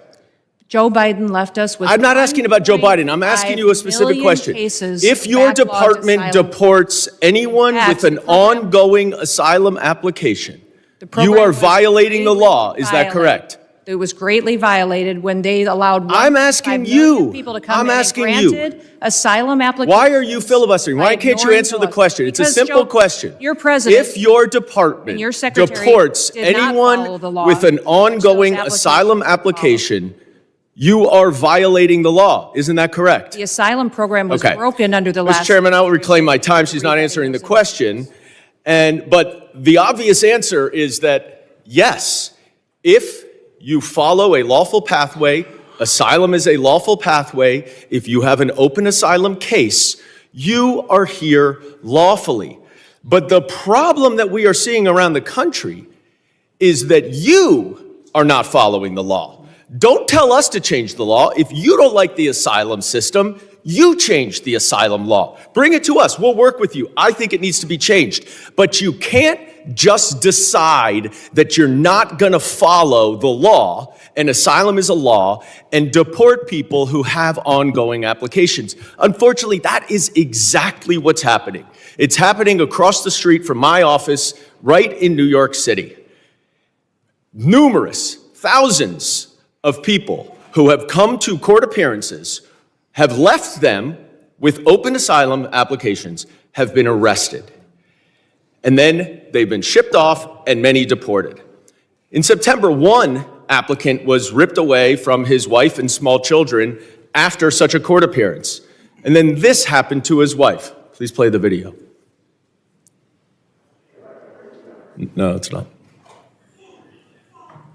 It's not this one. All right, it's not this video.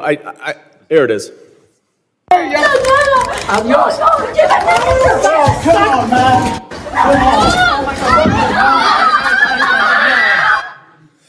Now, after this incident, your department issued a statement that said the officer's conduct in this video is unacceptable and beneath the men and women of ICE. Our ICE law enforcement are held to the highest professional standards, and this officer is being relieved of current duties as we conduct a full investigation. 3 days later, you reinstated that officer and you put him back on duty. I sent you a letter and asked you what investigation was done and why was he reinstated. You did not answer that letter. So I'm going to give you an opportunity right here to explain to me that if that officer's conduct was, quote, beneath the men and women of ICE, unquote, why did you reinstate him? Sir, that investigation was completed. I can give you that investigation and the information that you would like. This is. Well, I wrote you 2 months ago. Why haven't you given it to me yet? I'm actually surprised that you haven't gotten it. I'm going to ask my staff about that. Well, you shouldn't be because I have surprised responded because generally to speaking, you hundreds do and not hundreds, if respond not to thousands us. of your letters. Now, the other problem that we are Mayorkas, when he had seeing this all job, over didn't the respond to country letters for years. is that your officers are wearing masks, are dressed in plain clothes, often going around without identification. All of our officers are And identified. I'm not asking a question.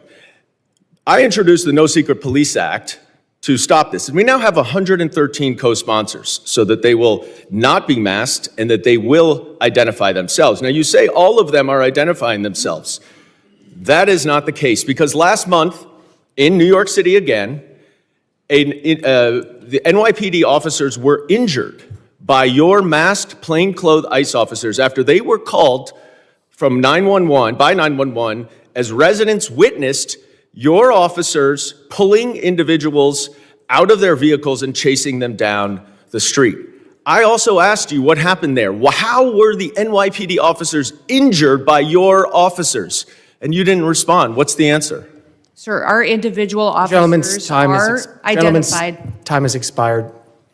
I yield back. I recognize gentleman from Texas, Mr. Gonzalez, 5 minutes. Thank you, Chairman. Thank you, Secretary Noem. Thank you, Director Kent and Director Glasson, for your patriotism, your service to our country. Thank you to the families for allowing everyone to serve. We're grateful for that. Democrats like to show clip after clip. I represent a district that's half of the southern border. Our lives were turned upside down under Joe Biden, and now we have our lives back due to President Trump and due to the policies that y'all are executing. So thank you. I have one question, but I'm going to try to, if there's time, I think it'd be important for the American people to get an update on the role Coast Guard played in the Venezuela oil tanker seizure. But first, I'd like to once again, thank you for being here. And so I'd like to first thank you, CISA. Thank you for keeping our nation's critical infrastructure safe. You are our nation's cyber first responders. Thank you to the Coast Guard. During our Texas floods, you showed up, Coast Guard showed up, you saved lives. Thank you to the Coast Guard for all the work that they've done in Jayada South. They've been the tip of the spear in the Southcom AOR for a long time. Their work often goes unnoticed. Thank you, HSI, for leading these anti-gang task force. They work. They're going out there. You're apprehending murderers. You're apprehending sexual offenders. You're doing it in a local, state, federal way. They're working. Thank you for that. Thank you, ICE. Thank you for keeping us safe by deporting all these people. I really appreciate the innovative idea of DHS owning its own airplanes. It's ridiculous that we had to essentially contract out in order to have these repatriation flights. That is a game changer. Thank you for that. Thank you, ERO, for adding bed space. This is exactly how we continue to deport the millions of convicted criminal aliens that are in this country. Thank you, NCTC, for keeping us safe. You're exactly right. We thank you for vetting, for going out and finally doing the role of vetting these people. You and I served overseas. Many of us did, and we know oftentimes it was more dangerous at the chow hall than outside the wire. Right. So thank you for that vetting. Thank you, Border Patrol, for ending catch and release. Thank you, TSA, for keeping us safe during all our travel, and then also looking into any future vulnerabilities. Thank you, Secret Service. Thank you for not only keeping our leaders safe, but a lot of people don't realize Secret Service is key to school safety. I think that's just so important. That brings us all together. I wanted to say I want to use the bulk of my time to just thank you, because we don't do that enough here. It's always finger pointing. It's always somebody else's fault. Please go back to your agencies and thank the men and women that are serving every day and helping to keep this country safe. With that, I'd like to give you a little time to talk about the Venezuelan situation and what the Coast Guard is doing. The operation that was conducted yesterday morning was a Coast Guard-led operation. It was in partnership with the Department of War and the Department of Justice, the FBI as well, and it was a successful operation directed by the President to ensure that we're pushing back on a regime that is systematically covering and flooding our country with deadly drugs and killing our next generation of Americans. Just the drugs that the Coast Guard has been able to interdict on the waters since that President Trump has been in office has been enough lethal doses of cocaine to kill 177 million Americans. That's 2/3 of our country that has been saved by blowing up, by going after and bringing to justice these individuals that are out at sea and those individuals that are funding it with a shadow fleet of sanctioned oil that should never be sold to benefit their profits and their pockets to kill Americans. Thank you for that update.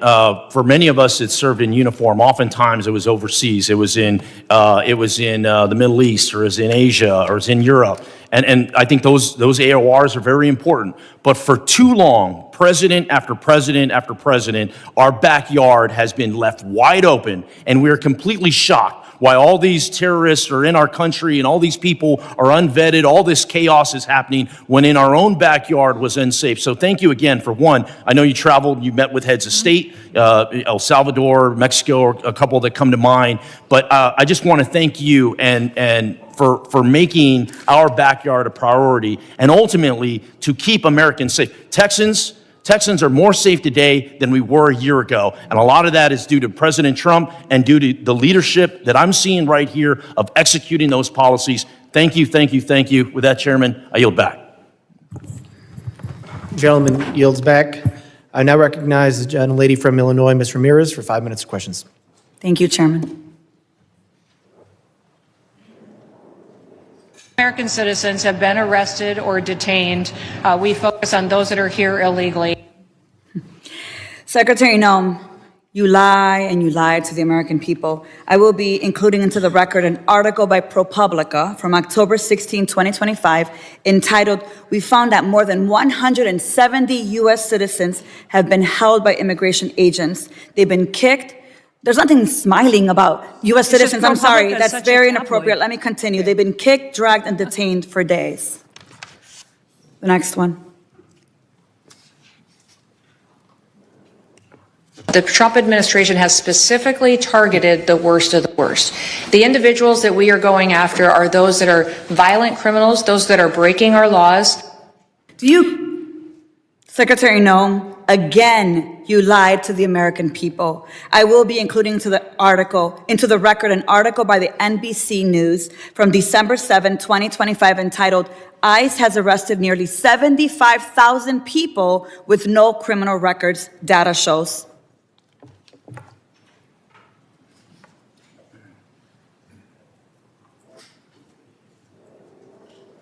A co-equal branch of government, and it is your obligation as a member of the executive branch to honor decisions made by the highest court of the land. Yes or no, Secretary?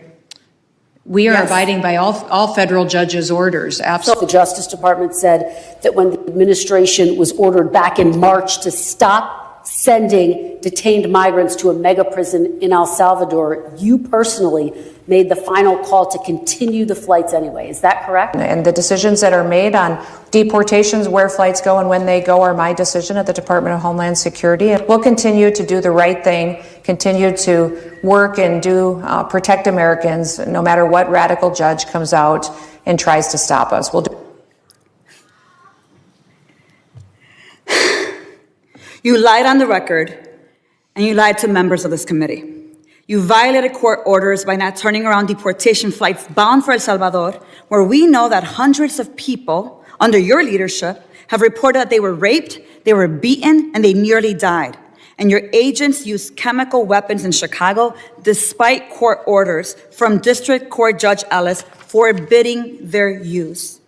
Secretary Noem, you, Gregory Bovino, and your ICBP and DHS deputized agents have waged an unaccountable, unlawful, unconstitutional war against communities across the nation.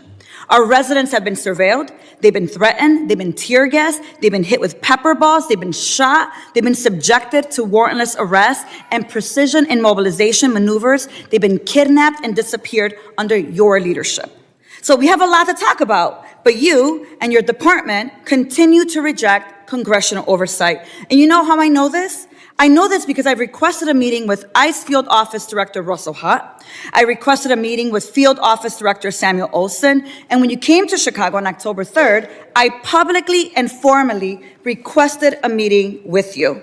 So I'm going to be including a letter I sent on October 3rd requesting a meeting with Secretary Noem. So, Secretary Noem, I want to ask you again, will you commit to meet with me, yes or no? Yes, absolutely. Thank you. Thank you. So we have a lot to talk about, and actually my scheduler has a couple dates that I'll get to you after this meeting. I appreciate that. So look, I want to be very clear. You have misused resources appropriated by Congress. You've engaged in unethical behavior. You have repeatedly made false and misleading statements to Congress and to the press, and you've undermined the separation of powers and disregarded the role of Congress and the courts.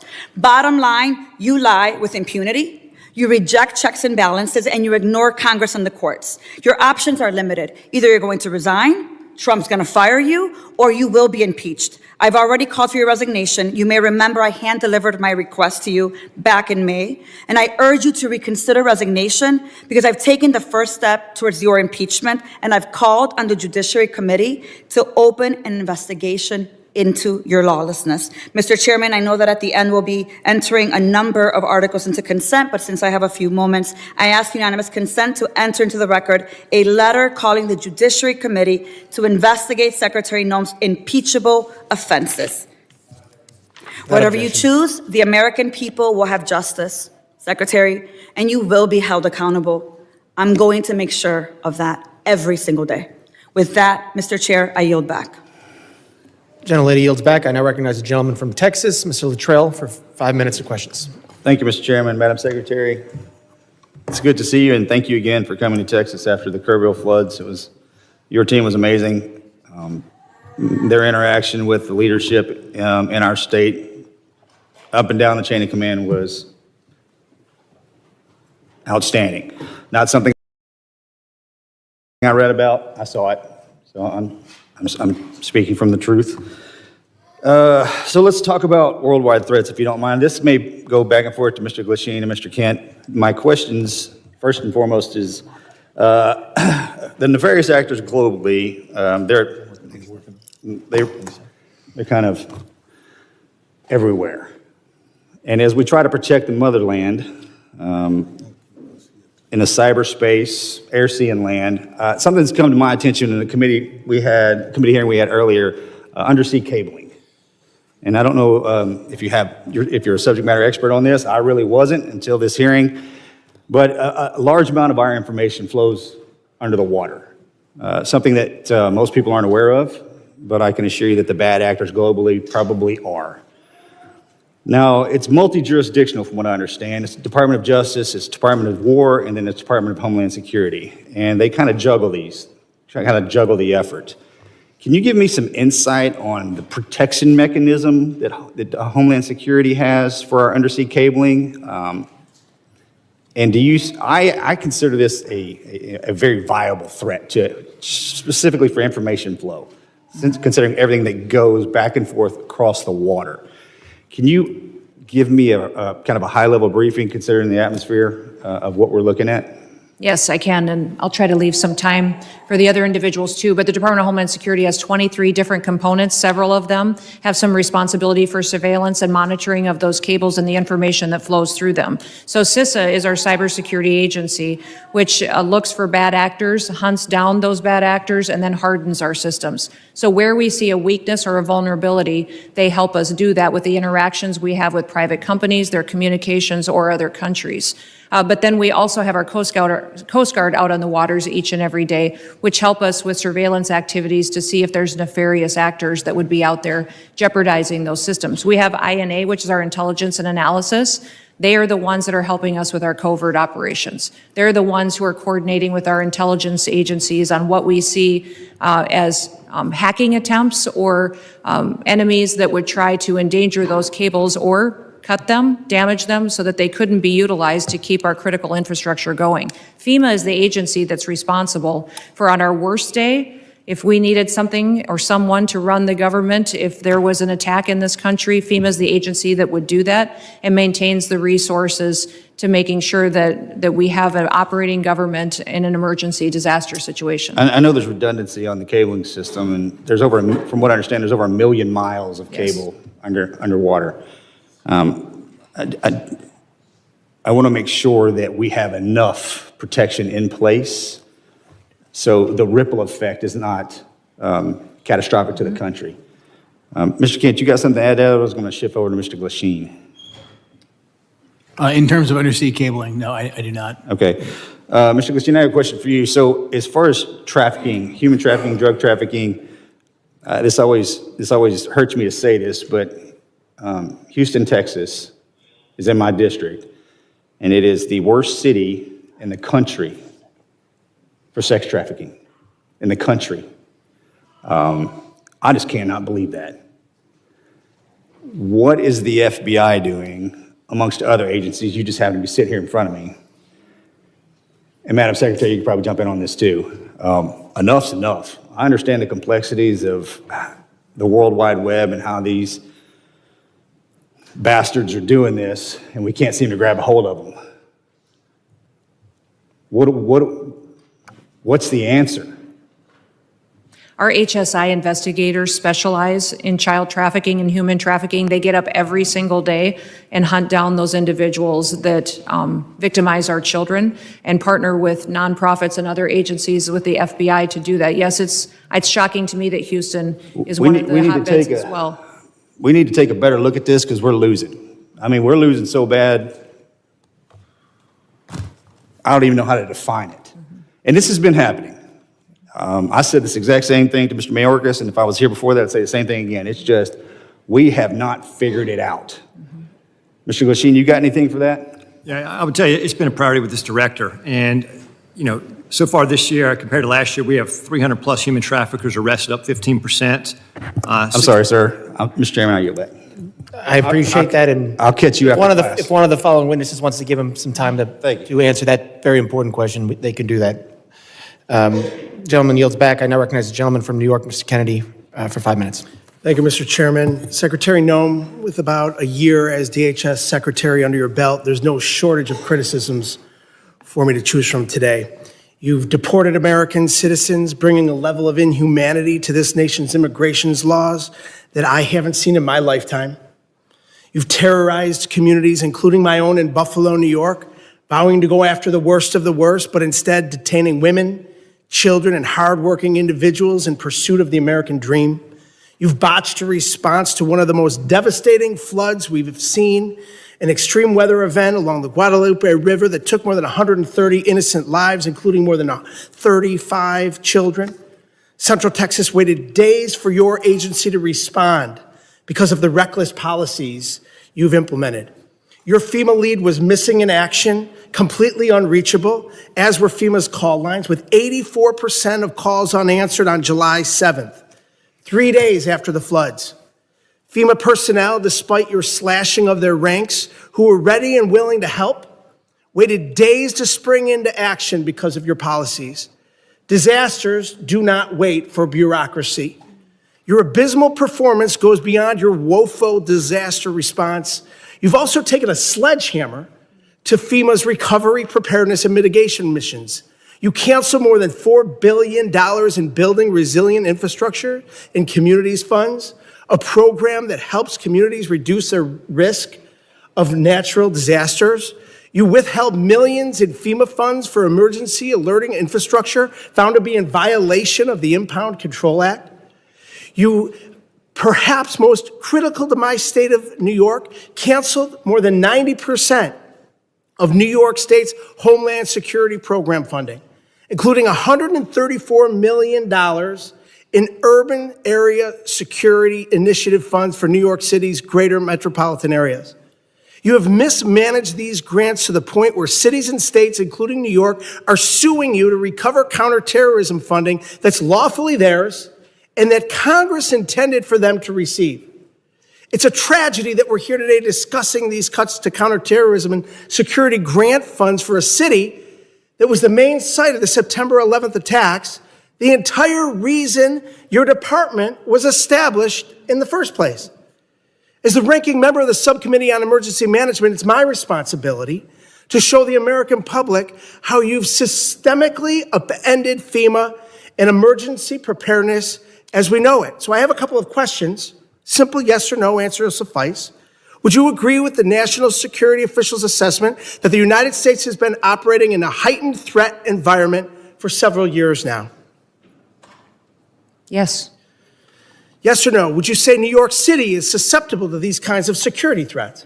Yes, and that's why they should spend So with New York City being the number one terrorist target in the nation, the federal government gave them with to New use York to City secure being their the number city, one, I which reclaim my they did time, not with New York spend. City being the They number did not one spend the security hundreds of threat in millions this of dollars nation, they had it's to secure unconscionable their city that you would and to cut release criminals on the street each and every day. $134 million in urban area security initiative funding for the city of New York. What compelled you to knowingly make our cities less safe with these funding cuts? What compels you, your mayor, and your governor to release thousands of criminals on the streets rather than to turn them over to ICE? You'd rather release Secretary Noem, a murderer out onto Secretary your Noem, street, you cut a rapist on your $134 street, million and honor our detainers. in You should funds honor our detainers to support the against violent security criminals of to get New them out York of New York City City. and the state of New York, the number one threat in this nation. In your own words, your cuts are blatantly political, callous, and outright dangerous. It's clear you have no interest in countering real threats in the homeland. While high-risk cities and disaster zones wait for help, you've devoted the past 11 months of violent raids, anti-police policies, and nonstop photo ops. You've brought shame to a department that was created after 9/11 in a time of unity to protect our people. Your failure to lead is a direct threat to the homeland security in our nation, and you should resign immediately. I yield back. Gentleman yields back. I now recognize the gentleman from Alabama, Mr. Strong, for 5 minutes of questions. Thank you, Mr. Chairman, ranking member, and members of this committee. I thank you, too, to our witnesses for being here today, for your work to protect the homeland in an increasingly complex threat environment. My question today focuses specifically on the evolving drone threat. Mr. Glasheen, the FBI's National Counter UAS Training Center at Redstone Arsenal is now the central hub for preparing federal, state, and local partners for drone threats at major events. What makes Redstone Arsenal such an effective location for this mission, and how does that setting support the scale of training required for World Cup, America 250, and the 2028 Olympics? Thank you for your question, Congressman. What makes Redstone a great partner for us is, one, the support that we have from Congress. Number two, the space we have there. The FBI has been in Huntsville for a long time. Huntsville also houses our Special Agent Bomb Technician Program, where we train bomb technicians, EOD professionals across the United States, and we model the counter-UAS school off of that. So that proof of concept has been in place, and we're mirroring that process to train the counter-UAS operators. Thank you. I was there for the inaugural graduation. I'm telling you, it was most impressive.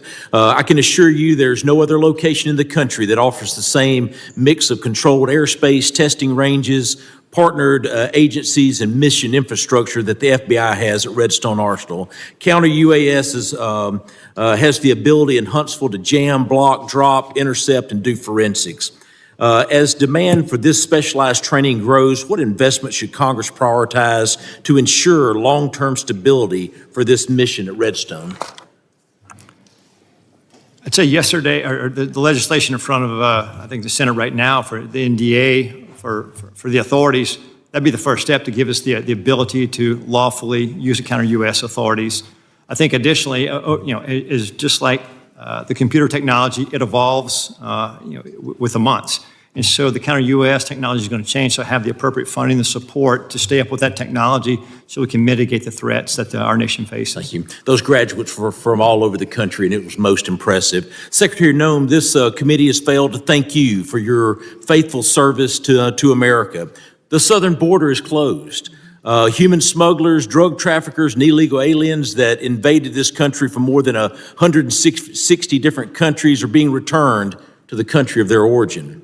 Fentanyl poisonings are down more than 35%. Secretary Noem, thank you for your efforts to keep these drugs out of our country in an effort to save a generation of Americans. It's not a Republican issue.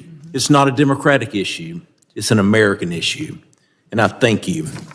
Secretary Noem, many of the most advanced counter unmanned aerial systems technologies are being tested and evaluated in North Alabama. How is DHS ensuring that those capabilities transition quickly into field use, particularly ahead of these major events? And what more can Congress do to accelerate the pipeline? No, we appreciate the authorities that are necessary for us to operate, and standing up a drone program and counter drone program is one of the top 3 priorities of the department this next year to meet the threats that we face every day. Every day, our Secret Service, our Coast Guard, our Border Patrol are seeing drones used against them. Criminals using them to surveil them, to find out law enforcement operations, and to leak them, and to put their lives in danger. So making sure that we have the ability to operate and to see far into the future and over our operations is important, but we also need the opportunity to take them down when necessary. We've seen the cartels using weaponized drones against each other. We know it's only a matter of time before we see that here on the Homeland. My job is to make sure that we're prepared and that we're equipped, and to advocate to you for the authorities that we need to make that happen. Thank you. With the new counter-UAS authorities expected to be enacted as part of the National Defense Authorization Act, the next challenge is execution.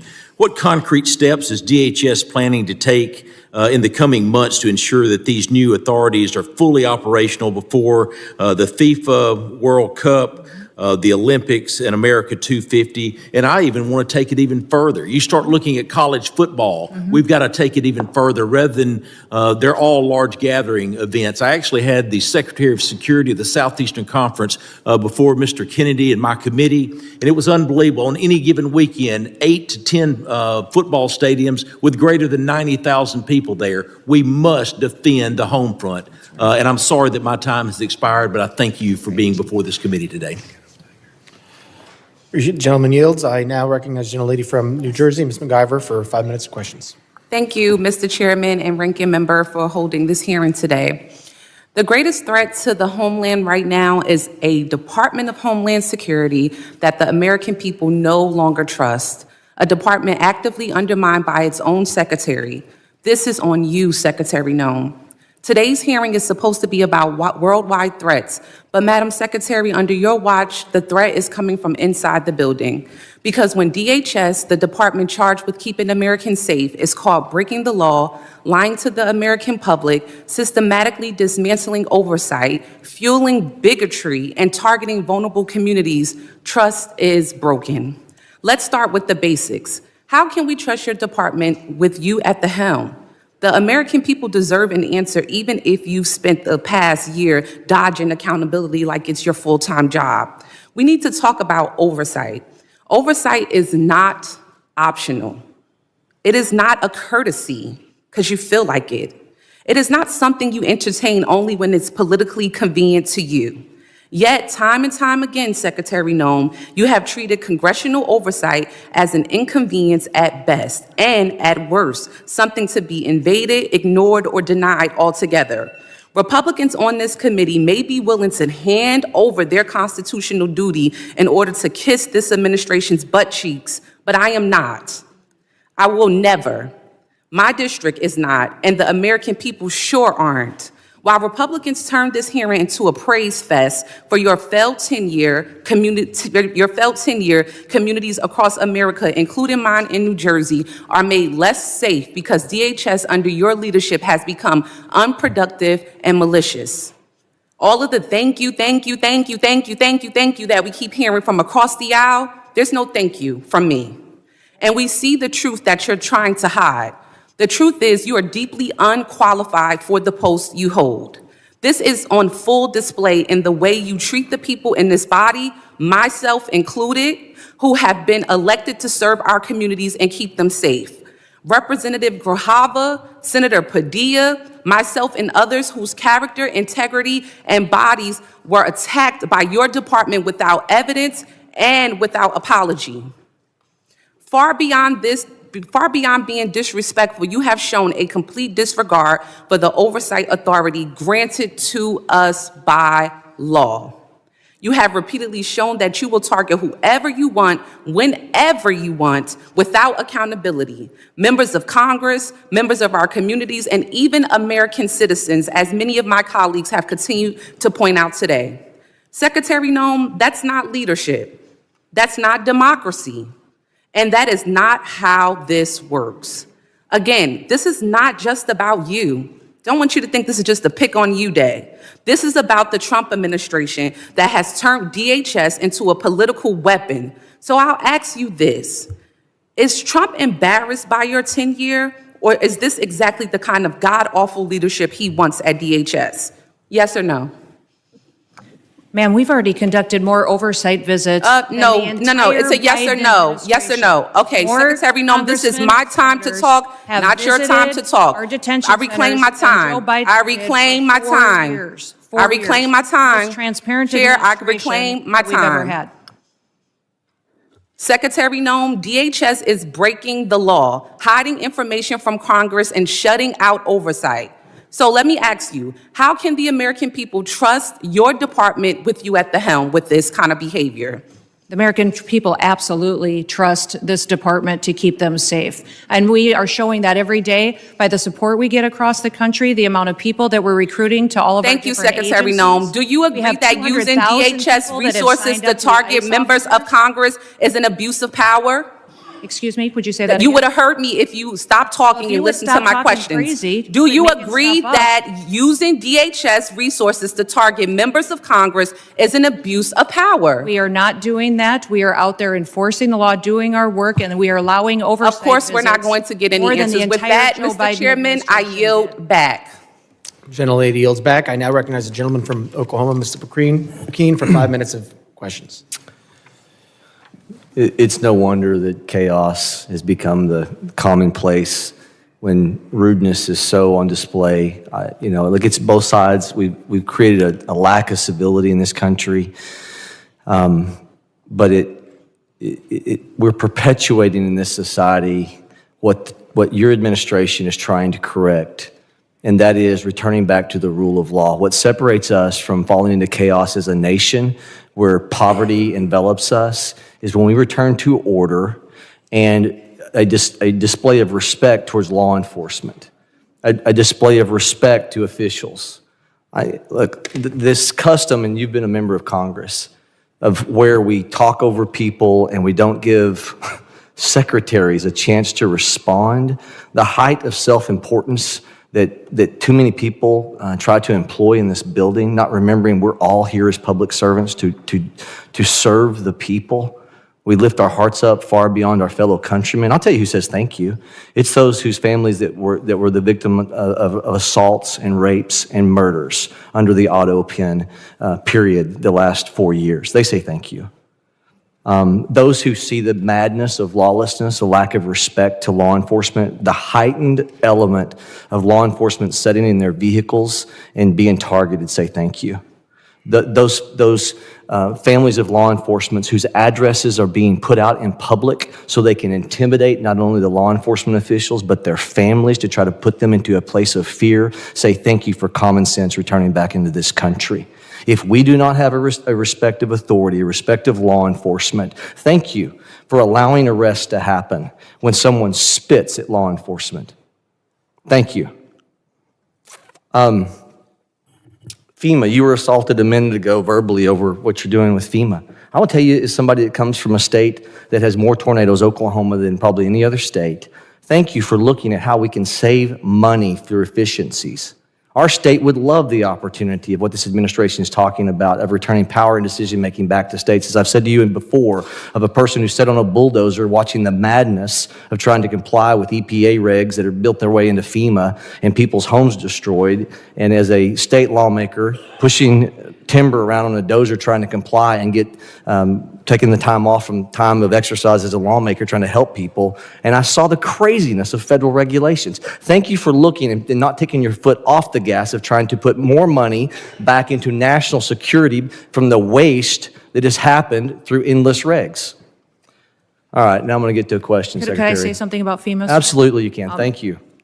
The only grants that weren't funded, the individual ones that you were talking about, mitigation ahead, were ones that were weaponized to fund the Green New Deal and for climate change. And those were redirected to true mitigation efforts.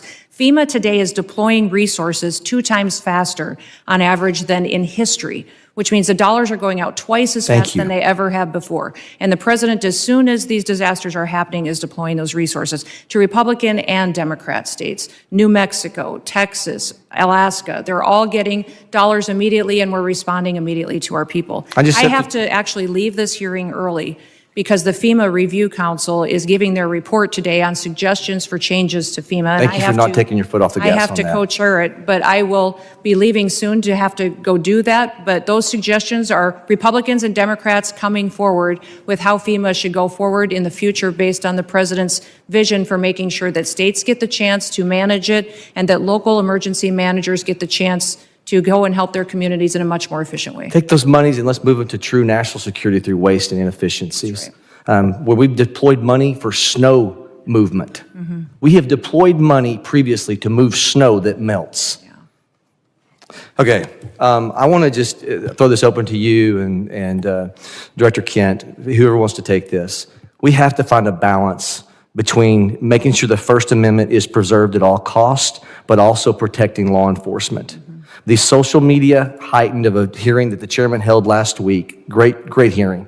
How do we preserve, what ideas can we continue with to where the online enticement threats causing people to want to embolden themselves to then go act upon those threats that we see on social media. They say the magic words. They know it's not going to get them because they don't do a direct threat, but it's an indirect threat. It's always trying to accomplish the same purpose. How do we preserve the First Amendment? This is a lawmaking exercise of why we hold these hearings, not for show. How do we come up with a way to preserve the First Amendment and stop the insanity of these indirect threats that are going after your law enforcement officials? I apologize. The gentleman's time has expired. I know the secretary has to leave, and I would now recognize the gentlelady from Texas, Ms. Johnson, for 5 minutes of questions. I'm just going to take the position that she was scared of my questions. Mr. Chairman, if we could stop the clock and Oh, yes, wait no, till after all absolutely. this. The clerk will suspend. we could reset the time, Yes. that would be helpful. We'll reset the clock.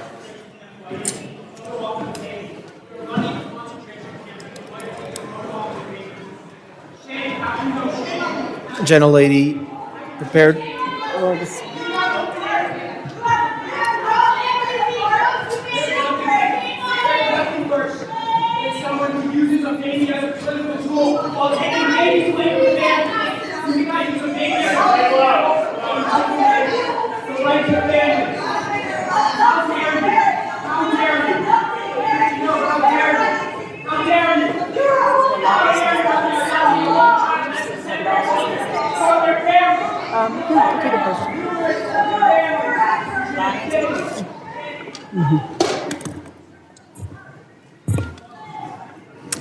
Okay. Thank you. Gentlelady's recognized. Yeah, thank you, Mr. Chairman. You know, I just want to respond to a lot of what Secretary Noem has just testified to. And gentlemen, I have some comments that I hope you'll take back to the Secretary and to the Department. If there's anything that is clear about what is going on in this country, is that the rhetoric and fear that is happening is at an all-time escalated high, and we're all describing different aspects of it. Fear of law enforcement, fear of citizens, fear of people who are legally in this country, because it's the rhetoric that is happening from the very top, that is being decimated down level, and that is really, really dangerous. And one of the things that the Secretary said was she is restoring the rule of law. That is absolutely not true, because the rule of law is founded on two fundamental principles. That if you are going to be subject to a criminal arrest in this country, that there is probable cause to do so. You can't just snatch somebody walking into a coffee shop because of the color of their skin. There's no probable cause for that. And also that you will get due process. And that is not happening. And so what you're seeing is an overwhelming frustration of the American people in this country, that the lack of respect and regard for the rule of law by this administration, and in particular by this secretary, is at a level that we have never seen and violates all of the constitutional norms and all of the principles of legal fairness in this country. And you're seeing that manifest itself in threats to law enforcement and bubbling over, because people are frustrated. And they are channeling that frustration because the administration is not listening and is only doubling down on the rhetoric.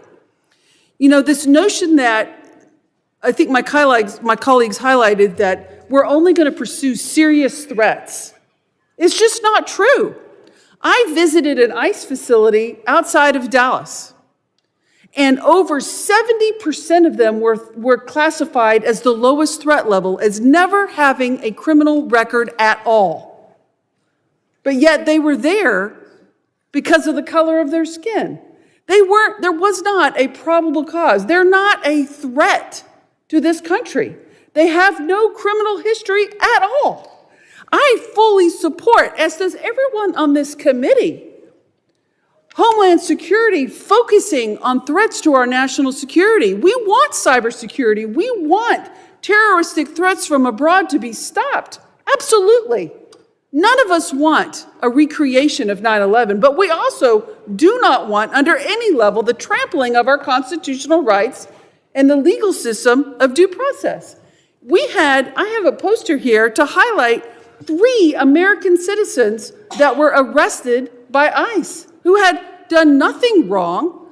They presented themselves as American citizens, but yet were still trampled, assault. One had broken ribs, a brain injury, an older gentleman by being knocked down to the ground after he said, "I'm an American citizen." But yet they did not stop. And that is a huge problem. When somebody says, "I'm an American citizen," to ICE, and ICE does not stop and continues to assault them and physically berate them and then hold them for days and days on end without a due process hearing, that is a problem. And it is not stopping. We have brought these concerns to the Secretary and to agencies like yourself in these hearings time and time again through multiple letters. We've all written letters that have gone unresponded because this cannot happen in our country. And the reality of it is, in any law enforcement situation, and what we have happening out into the public is there are ICE agents and there are Border Patrol agents that are doing their great job. They're doing what they're supposed to do. But there are also bad actors. There are people who are exceeding their authority. The power's gone to their head. The intimidation is outrageous. And there's no effort to rein them in by the FBI. There's no effort to rein them in by the Homeland Security. There's no effort to overcorrect, just like one of my colleagues highlighted, the reinstatement of one that was inappropriate. And these efforts are breaking down the trust of the American people. I hope you take these concerns back because they need to be addressed if we're going to address the violence in this country. I yield back. Gentlelady yields back. I now recognize the gentleman from Arizona, Mr. Creighton. Thank you, Mr. Chairman, for holding this committee hearing today. Thank you for the witnesses. Director Kent, you talked about what keeps you up at night. I believe you said, we don't know who came into the country in the last 4 years. And we've cited several times in this hearing that about 15 to 20 million people came into this country under the last administration. And something that you said actually shocked me. You said that 18,000 known and suspected terrorists entered into the country during the Biden administration. Is that correct? That's correct. That's deeply concerning, but I'm really not surprised. Many of us in this committee said that's exactly what was going to happen. I didn't know that those numbers would be as high as they are. One of the other things that really concerns me about what's going on in this country is we continue to let people into this country that do not want to assimilate to our culture and want to harm Americans. I want to go ahead and play a video.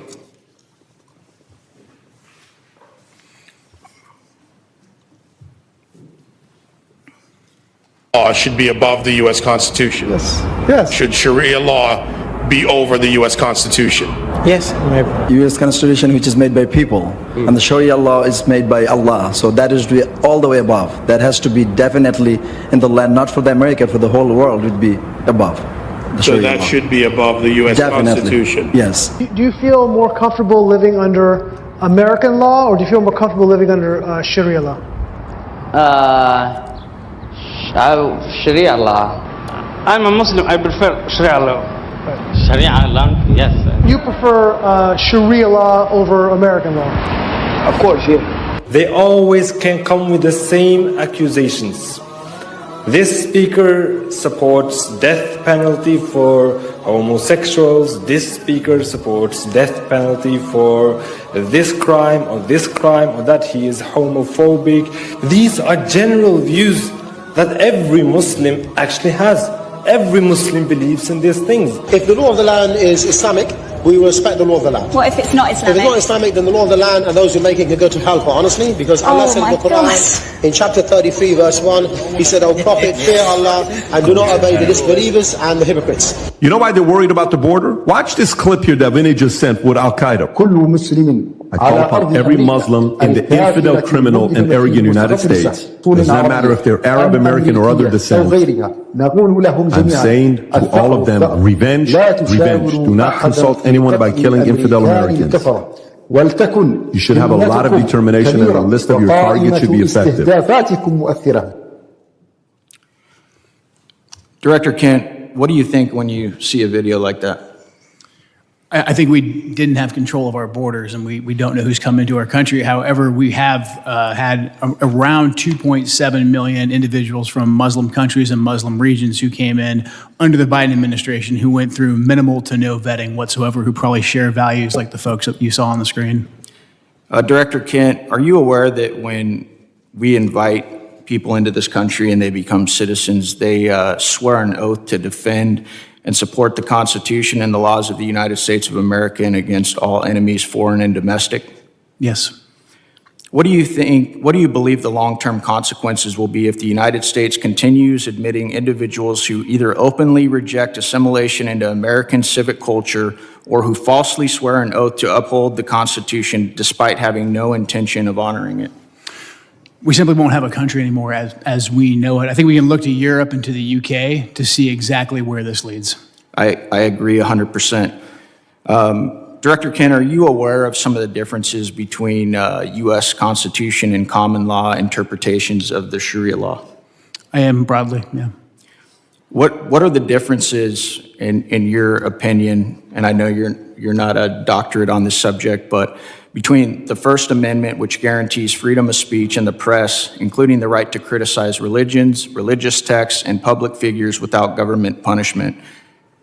Yeah, the freedom of speech, I think, is huge because you don't have that under Sharia law, and you also don't have the assumption of innocence under Sharia law as we do. Many interpretations of Sharia, blasphemy, criticism of the Quran or the Prophet Muhammad can be a serious offense, sometimes punishable by death. And there are many others that I don't have time to get to, but I wanted to bring that up today so that Americans understand the differences and why we need to be very careful about who we let into this country. I thank you guys for the work you do. I thank you for those underneath you working so hard to keep the American citizens and people safe. Thank you. Mr. Chairman, I yield back. Gentleman yields back, and I remind if you don't get to questions that you want to ask, you can submit them for the record. So we can do that at the end. I now recognize the gentleman from Puerto Rico, Mr. Hernandez, for 5 minutes of questions. I have some matters of interest regarding immigration and FEMA, but before that, Mr. Kent, does the Bible say anything about freedom of speech? Not a biblical scholar. I don't think it does, and I'm concerned about singling out Muslims and specific religions to talk about how their religious dogma conflicts with our laws and constitutions. I lament that Ms. Noem has had to leave early today, but I wanted to talk about the atrocities that the DHS's immigration enforcement and the pain it is causing in places like my home district of Puerto Rico. Just a few weeks ago, we witnessed ICE shove a pregnant woman. I cannot imagine, as an expecting father myself, the anxiety that family must have gone through when they took that person to the hospital and treated her for her injuries. Also, a few weeks ago, CBP detained Aracelis Terrero from the streets of Cabo Rojo. They put her on a plane, they sent her to Texas. She was in a detention facility. She was removed from the detainee location service, and she was not allowed to contact her attorney. Ms. Terrero was a domestic violence victim who was in Puerto Rico with a legal work permit. And I wanted to ask Ms. Noem if DHS policies allow CBP agents to detain persons who are legally in the United States. I wanted to ask Ms. Noem the legal authority behind the detention of Aracelis Terrero. I wanted to ask Ms. Noem why she was removed from the detainee location system. I wanted to ask Ms. Noem why Aracelis Terrero was not allowed to contact her attorney. Unfortunately, I predict that she would not have given us adequate answers based on the answers that she has provided to my colleagues here today. Now, I also wanted to raise a concern with Ms. Noem regarding TSA agents. In Puerto Rico, I witnessed how many TSA agents worked arduously without pay during the government shutdown, and how her announcement that they would get $10,000 as a bonus for working without pay during the pandemic actually created the opposite effect of boosting morale, because it was so selective that it excluded, apparently, most workers. And finally, I wanted to raise the concerns of red and blue mayors from Puerto Rico. I emphasize red and blue mayors, Republican and Democratic mayors, regarding her recent secret policy regarding transactions or grants for FEMA money that exceed $100,000. So to their surprise, they found out that grants and funding assignments exceeding $100,000 would now need to be approved by Secretary Noem. But there was no transparency regarding that rule. And we have no information regarding the application and the enforcement of that rule. And I sent her a letter with 15 other members asking those questions, and I got a letter in response that has no answers to these questions. And I wanted to urge her to reconsider this policy that is delaying aid and reconstruction funds for the people of Puerto Rico, which are still suffering 9 years after Hurricane Maria, and that this is affecting Republicans and Democrats, that reconstruction should not have a party ID, and that instead of fighting the bureaucracy, this has made the bureaucracy worse. But unfortunately, Secretary Noem left early, and we are left expecting these answers. Thank you, and with that, I yield back. The gentleman yields back. I now recognize the gentleman from Tennessee, Mr. Ogles, for 5 minutes of questions. Thank you, Mr. Chairman, and thank you to the witnesses.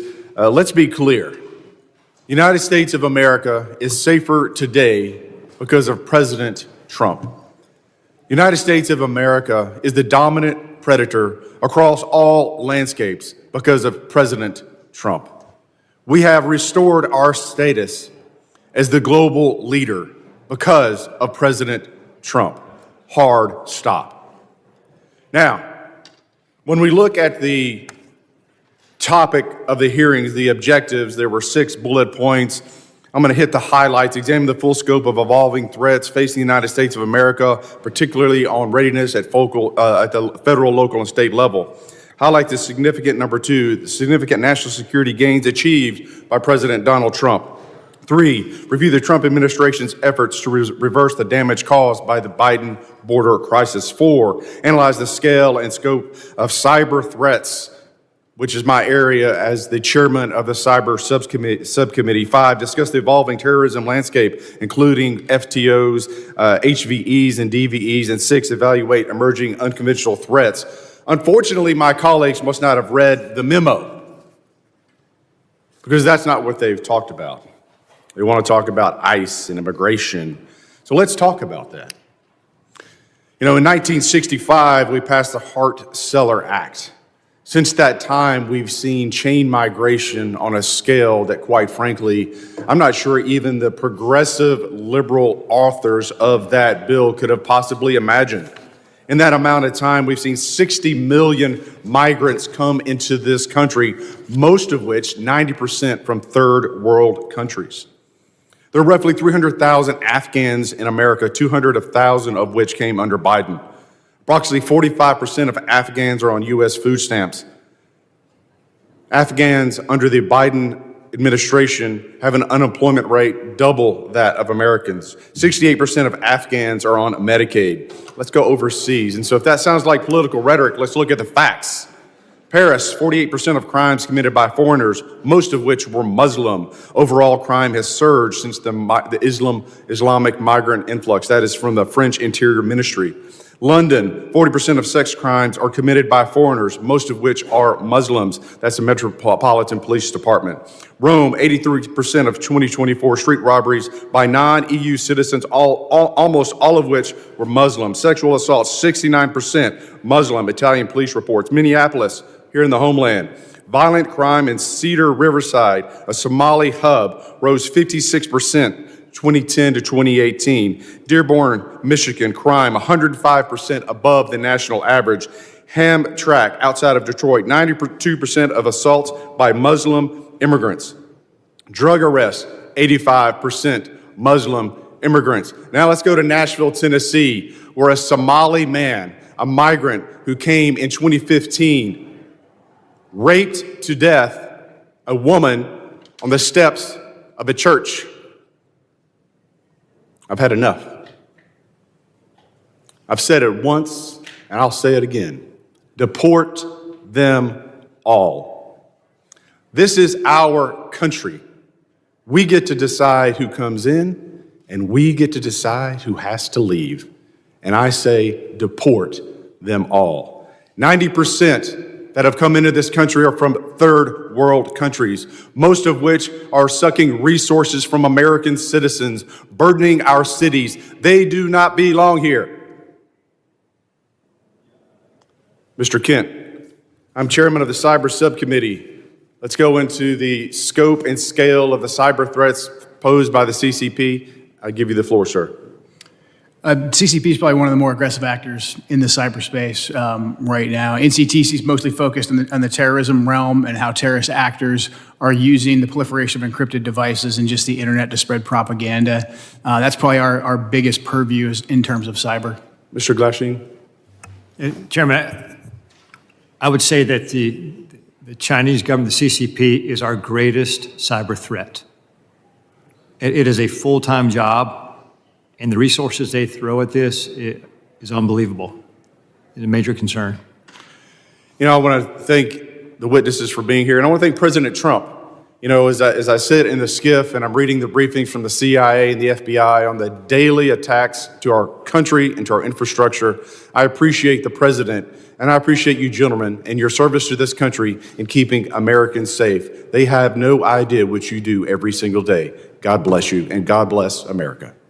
Mr. Chairman, I yield back. Gentleman yields back. I now recognize the gentlelady from New Jersey, Ms. Poe, for 5 minutes of questions. Thank you, Mr. Chairman, and to our ranking member. Yes, indeed, we've spoken a great deal and learned many things here today, some of which are still going unanswered, many questions that all of us still have. And there are a vast number of threats that endanger our homeland, from increasingly sophisticated state-sponsored terrorist networks to evolving technologies. Our law enforcement agencies are engaging criminals on multiple fronts and facing significant demands every single day. Next year, there will be an increasingly heightened threat environment in my district in northern New Jersey as we host the World Cup. Federal counterterrorism grant funding is absolutely critical in keeping our communities safe against the evolving threat environment. This is why I have been so deeply disturbed by the decision of Secretary Noem to freeze, delay, and cut billions of dollars in federal counterterrorism grant funds. In February, her department, DHS, froze billions of dollars in counterterrorism grants that had already been awarded to states and cities. This decision left state and local public safety organizations unable to access critical funding. DHS then ignored legal deadlines for releasing this year's installment of the $1.5 billion for these counterterrorism programs. And when DHS finally released this funding, she abruptly and illegally slashed funding to states with Democratic governors like New Jersey. States and localities have sued in federal court for funding owed by the federal government that was appropriated for them by Congress. In October, I sent a letter to Secretary Noem, and if she was here, I would be saying this directly to her, signed by all of my Democratic colleagues in New Jersey's delegation, demanding that she stop playing politics with federal counterterrorism funding and immediately restore New Jersey's allocation. Specifically, I'm referring to the 50% cut to New Jersey's allocation of the Homeland Security Grant Program, which includes the Urban Area Security Initiative and the State Homeland Security Program. This is the single largest preparation grant program in the Federal Emergency Management Agency. New Jersey has relied on these federal grants to respond and prepare against terrorist attack.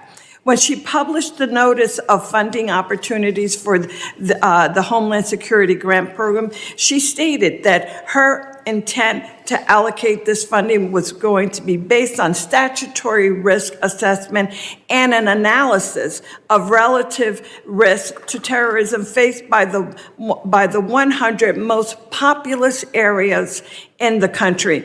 Under this process, New Jersey was preliminarily allocated around $19 million, but DHS final award notification, our state received just $9 million. The final award notification failed to explain why such drastic cuts were made.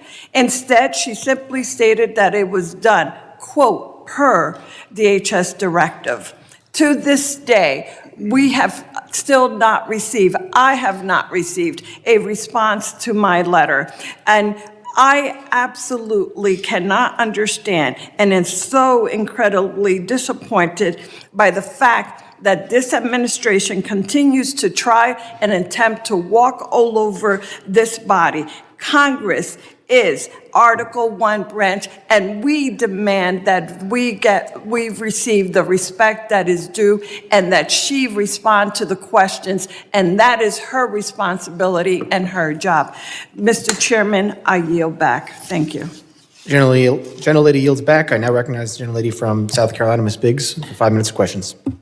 Thank you, Mr. Chairman, and thank you to the witnesses for being here today. I know you have a really difficult job. I want to take a moment just to highlight the fantastic work of the Homeland Security Advisory Council. I think when I say this, I speak on behalf of our entire South Carolina delegation when I say that I'm pleased to see South Carolina's own Governor Henry McMaster appointed to chair the HSAC.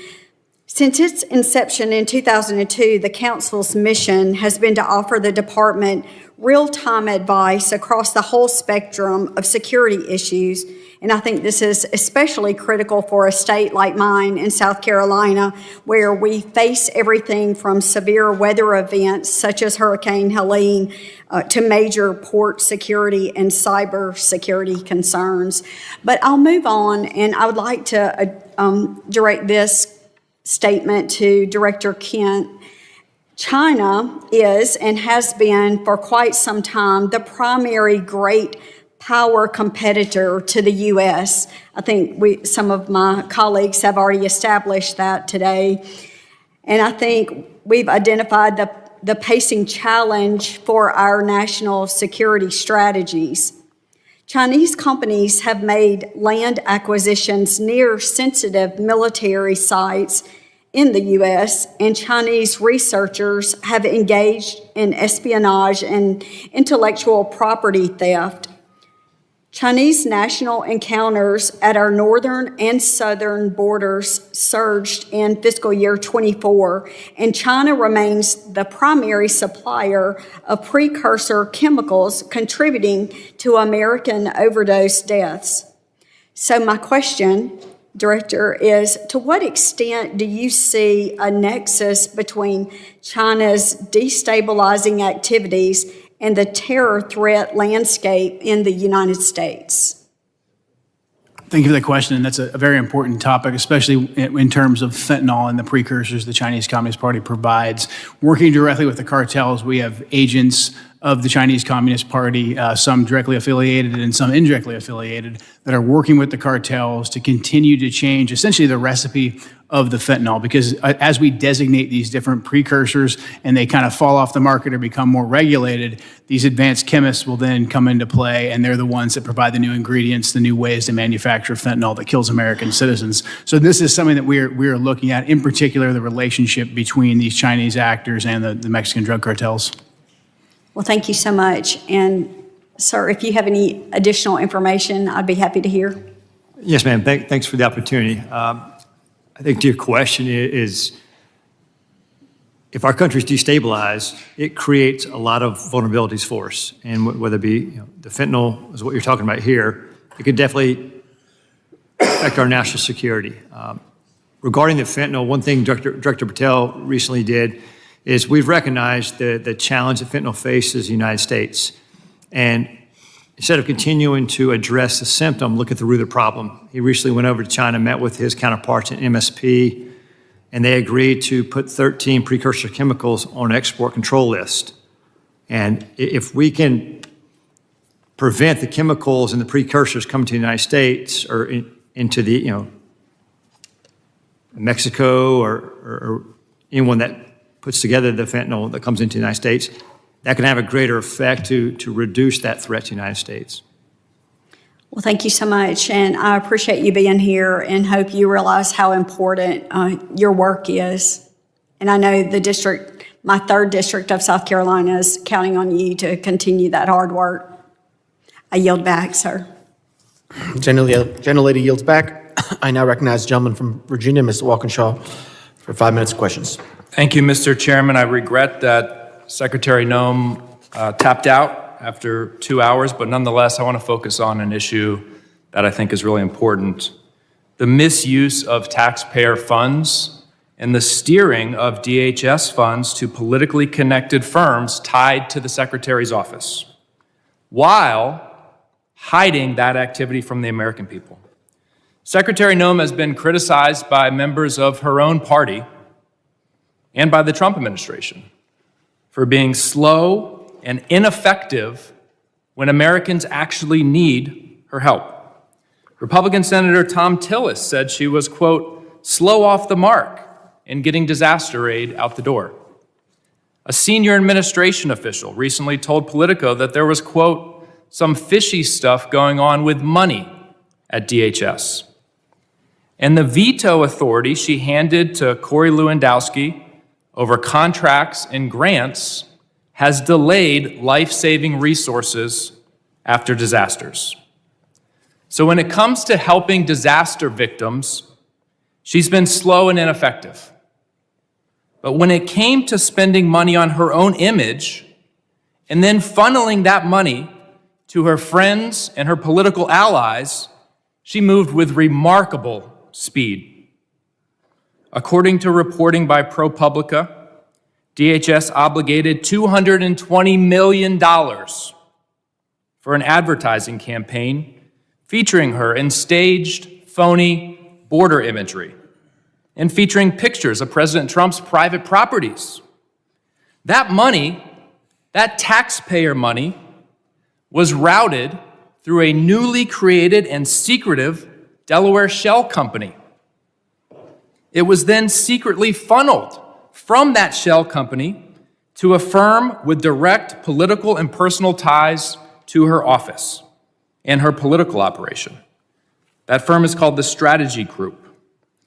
This situation has all of the elements of political corruption. First, she invoked emergency authority to bypass competitive bidding. Second, she concealed the true destination of the money by routing it through a shell company, a red flag in any corruption investigation.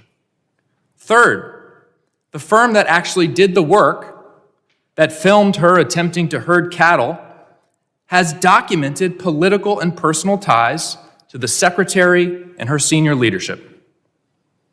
Fourth, her directive requiring personal approval of all contracts over $100,000 concentrated power in the hands of the very people tied to the firm that secretly received the work, her and Mr. Lewandowski.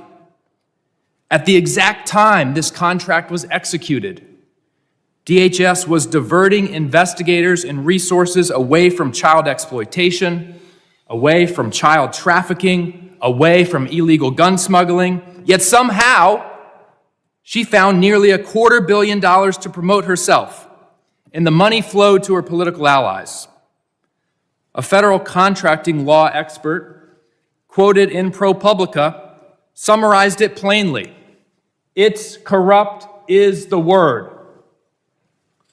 That's what I would have liked to ask the secretary about today. I would have asked if she personally approved the money that flowed to her political and personal allies. I would have asked if whether when she was governor of South Dakota in 2023 and the same firm got $8.5 million of taxpayer money, whether she steered the money to them. Because an official in her administration said she did. That's what I would have asked her. But she had to leave early. Mr. Glasheen, are you familiar with the Proud Boys? I'm familiar with the name, yeah, Proud Boys. Okay. Does the FBI still designate the Proud Boys as an extremist organization? They did in 2018 in President Trump's first term. We are in the process right now of changing our categories for domestic terrorism. So they're no longer designated as an extremist organization. The FBI designated them an extremist organization in 2018. Has that changed? I'm not aware that they did that. It's all over the media, sir. It's widely reported. Can you get back to me on that? Sure will. All right, thank you. Gentleman yields back. I now recognize Gentleman from North Carolina, Mr. Knott, for 5 minutes of questions. Thank you, Mr. Chairman. Before I go into my line of questioning, it's worth notice that the previous administration labeled Catholic churches and charities as domestic terrorists, and there was no outrage about that from the other side of the aisle. But regards to today's hearing, threats that currently face the country, we have millions of people in this country right now who will harm the country either with specific intent or by natural effect. There's a refusal to assimilate. There's a disdain for Western values. There's even a disdain for this country. We've seen it recently in the unfortunate but staggering case that we've become aware of in Minnesota. Somalian groups who have come here to defraud the United States to the tune of billions of dollars, submitting fake invoices, at least motivated in part for personal enrichment, and then to fund terrorist groups back home, our adversaries. And one of the points that I find most disgraceful from the other side of the aisle, they would rather talk about Secretary Noem rather than these threats that we are trying to combat. And they also say that this is strictly a race issue. That's a disgusting accusation. From my experience in law enforcement, there were people from all over the world who exploited the open border policies or weak legal immigration policies to come here, whether they were from Eastern Europe, China, Russia, the Middle East, Northern Africa, Pacific Islands, and of course, South America. It's a full world problem that is operating inside of our borders. So, Mr. Kent, let me just start with you. How can we programmatically identify, again, these threats that arrive at the point of millions of people who are here specifically harming the country? So right now we're in the triage phase. We've already identified 18,000 individuals who have ties to known suspected terrorists and terrorist organizations. So we're starting with them, working with DHS and the FBI to locate and deport them. But as you pointed out, it is a much bigger problem. We've had 2 to 2.7 million folks from Muslim countries, Muslim regions that have come into the country under Biden with minimum to no vetting. Well, I asked you the question, how do you vet someone that doesn't come from a functioning country? Exactly. You simply can't. That's why prior to the Biden administration, these individuals, even ones who wanted to claim asylum, they had to go to the first safe third country. And it would take 18 months to 2 years to properly vet them. Biden threw all of that out the window. We were assured by Secretary Noem's predecessor that every Afghani refugee who came in under the asylum program was thoroughly vetted. Was that true? That was a lie. Any of those individuals who were vetted, such as the terrorists in D.C., they were vetted under a war zone standard to see if they could serve as a soldier or as a guard or a cook or something like that, to see if they posed a threat to us tactically in Afghanistan or Iraq, but not to be our neighbors. Two completely different systems of vetting. The Biden administration used the tactical vetting as a ruse to get millions of people into. And then once they were here, we have eyewitness testimony that they were deployed to military bases and then picked up by people who were already in the country, never to be seen again. Is that consistent with what you've seen in your current position? Absolutely. We're having a hard time running down where a lot of these individuals are. That's why we haven't been able to locate and deport all of them rapidly. What tools can we assist you with in identifying these self-radicalizing circles who are inside the country currently? One thing that I want to be sure that the people who are watching this know is that the shooter who committed the act of terrorism against the 2 National Guard members, he was radicalized here. How are we going to identify, again, the people who are inside of our own borders, empowering our enemies to commit harm inside this country?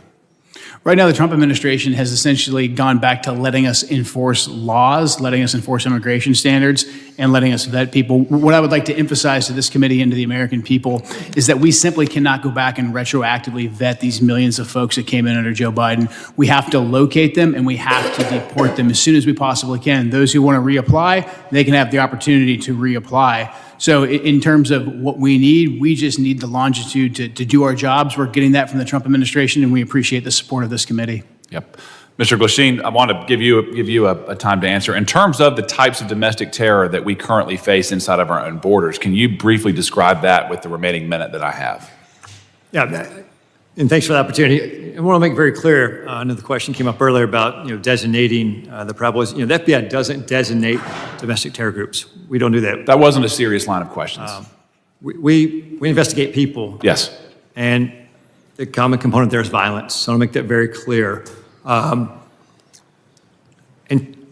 so in terms of regarding the domestic terrorism threat, we have over 1,700 domestic terrorism investigations in the U.S.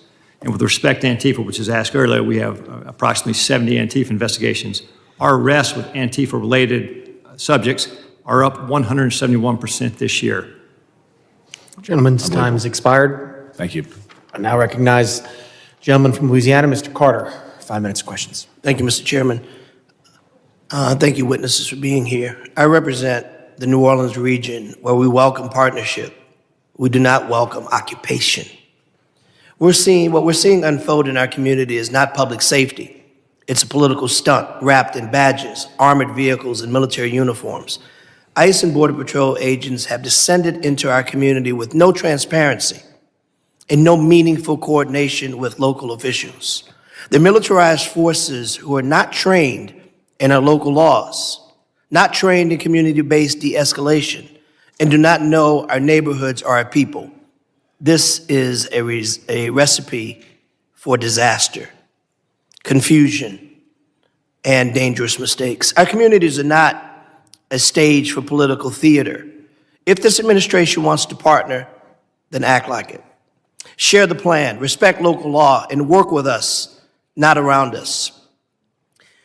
Unfortunately, Kristi Noem, our secretary, had to leave in the middle of a very important conversation to go and talk about dismantling FEMA, a discussion we'll have at another time that for the life of me, I simply can't understand why we would want to decentralize the Federal Emergency Management Agency, an agency that is needed more now than it was needed when it was first created, as natural disasters continue to happen more often than ever before in places it's never happened before. But nonetheless, if she were here, but she's not, I'll ask her chair.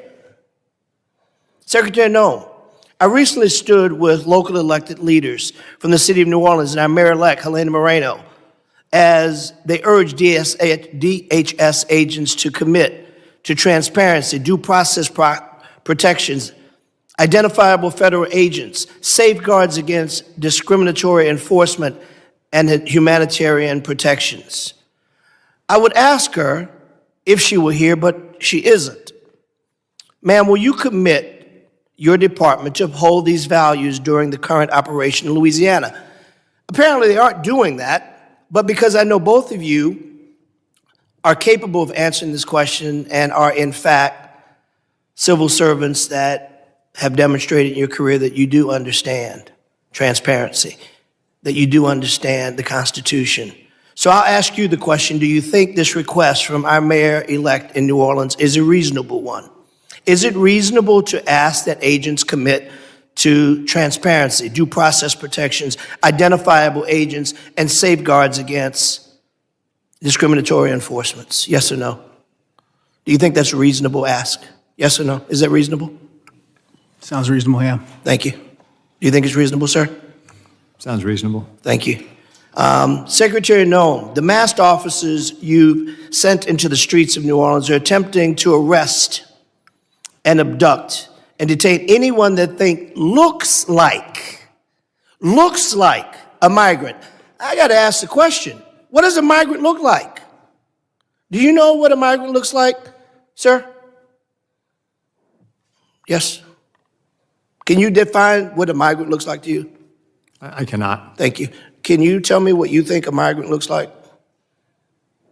These are targeted raids. Can you tell me what they look like? Yeah, you have to stop them, you have to check their identification. Okay, but can you tell me, if you were describing to me as a new $50,000 bonused ICE agent, what does a migrant look like? You would stop and you would ask them for ID, and you'd be on an intelligence-driven operation, which is what these ICE raids are. They're intelligence. But if you were to say a guy's wearing a red shirt, you would say the guy's wearing a red shirt and a purple baseball hat. You would be able to give that description.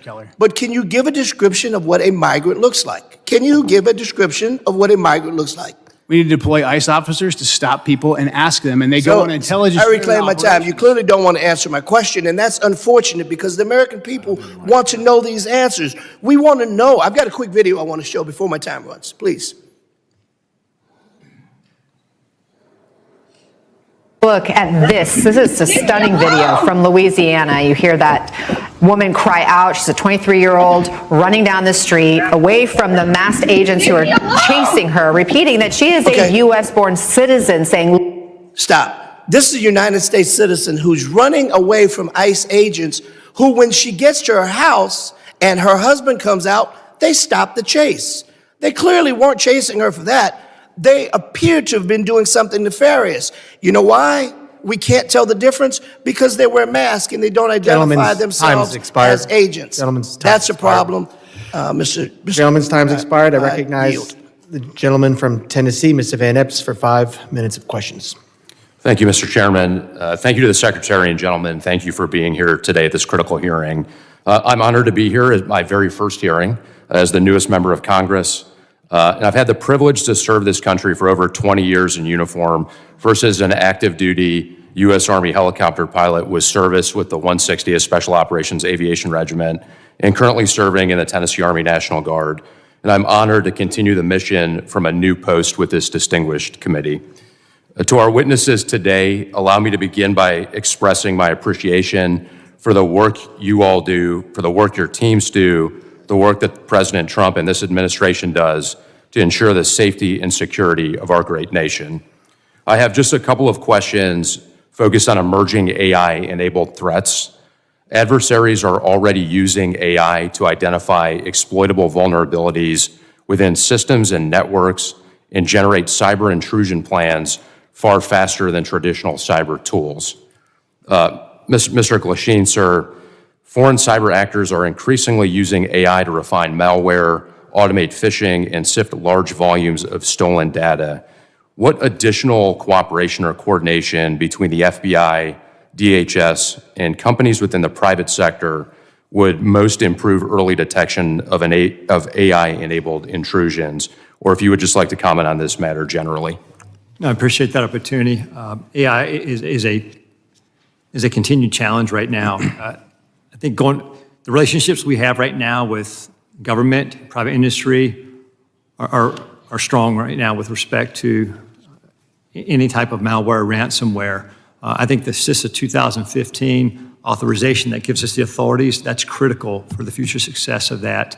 And I think for the ongoing partnerships, I mean, the key piece here is that relationship with private sector, private industry. So we just continue to reinforce that. Thank you, sir.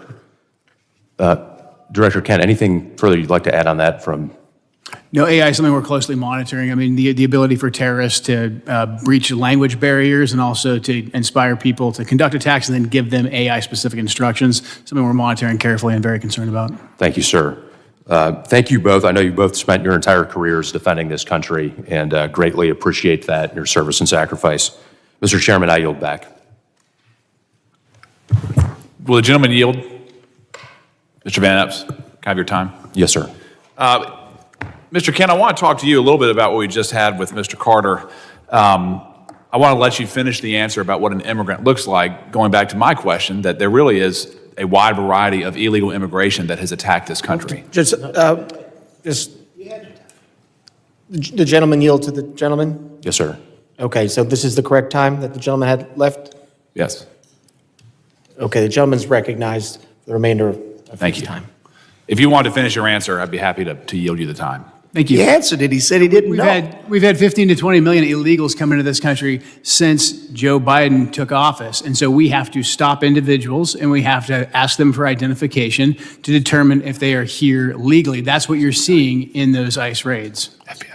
And in regards to the toll that illegal immigration has taken on this country, are you aware, sir, that in the last 25 years, more Americans have died because of drug overdoses than the entire country's military combat history?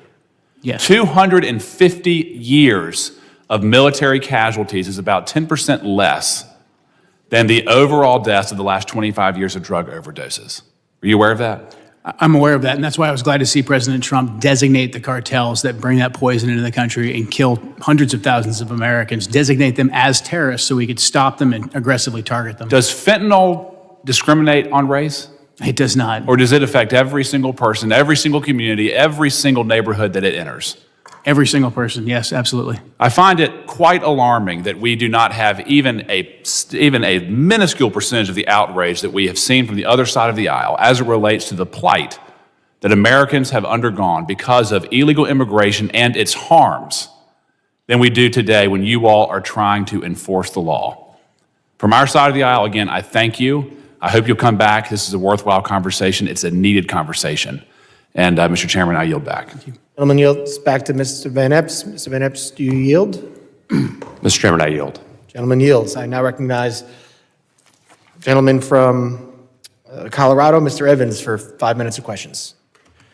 Thank you, Mr. Chairman. Thank you to the ranking member, of course, for this important conversation today. Thank you for the witnesses for taking your time to come and speak to us about these things. And first, I just want to commend everyone that's working in the Department of Homeland Security, in law enforcement and border security for all of the work that you've done to keep our country safe, keep our states safe, keep our communities safe. I spent 10 years as a police officer in the Denver metro area. I was in the U.S. Army and the Colorado Army National Guard for 12 years to include a combat deployment overseas to the Middle East as part of the global war on terror. And those experiences, coupled with what's happening in Colorado, have shown me how critically important this hearing is on global threats and things that are happening around the country and around the world, because we know the numbers. We know that every 15 days under the previous administration, more Americans lost their lives due to drugs, with most of that being fentanyl, than were killed in the entirety of the September 11th terrorist attacks.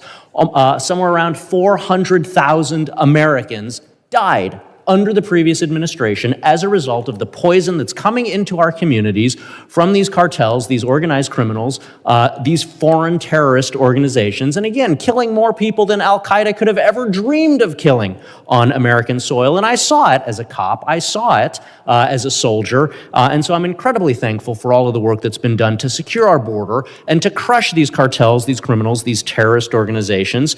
And somehow it sounds like there's been a lot of conversations and a lot of posters about names of folks from my colleagues on the other side of the aisle. As cops, we all know this. We have what we call in cop slang the Book of the Dead. All of the bad things that you see as a cop. And so I don't have a poster up here because I don't want to traumatize the public with the things that I had to see and that my brothers and sisters had to see during my 10 years in law enforcement. But it's the names and faces of some of those 400,000 Americans who died as a result of this poison coming into our community, peddled by cartels and drug dealers and traffickers. And it's names. One of my constituents that was with me here on Capitol Hill earlier this year, Liz Hardy, lost a daughter, Brooke Hardy, to fentanyl.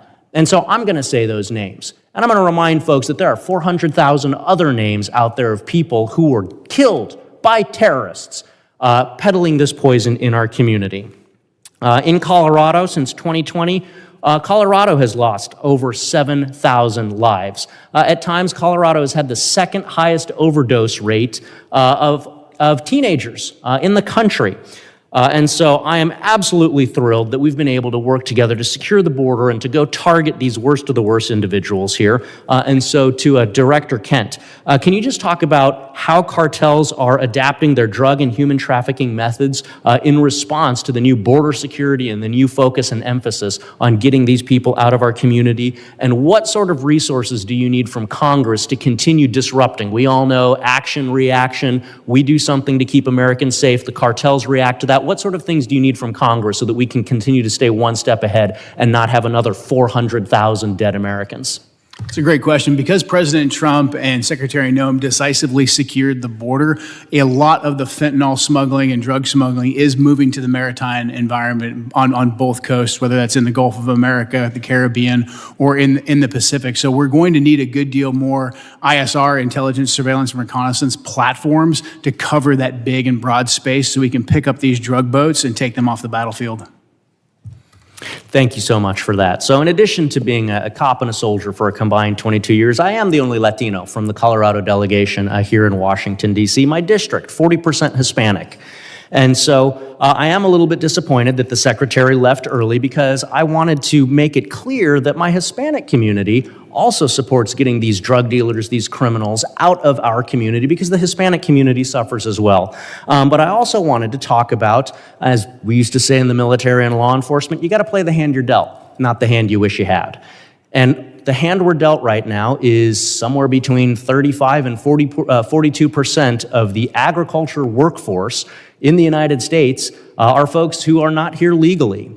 And so as we're having this conversation around border security and deportations, I just wanted to have a little bit further exploration around how do we make sure that we protect our national security, because we know that national security starts with food security. If we can't eat, we can't do any of the other things that we're talking about here today. And so continuing that conversation around how we strike that appropriate balance to make sure that we are supporting our farmers and so many other industries with some of those numbers that I've mentioned. So I can see that my time has expired. Yield back to the chairman. Gentleman yields back, and I appreciate the members for being here. I now want to entertain any of those unanimous Mr. Chairman. consents. The gentlelady is recognized. Thank you.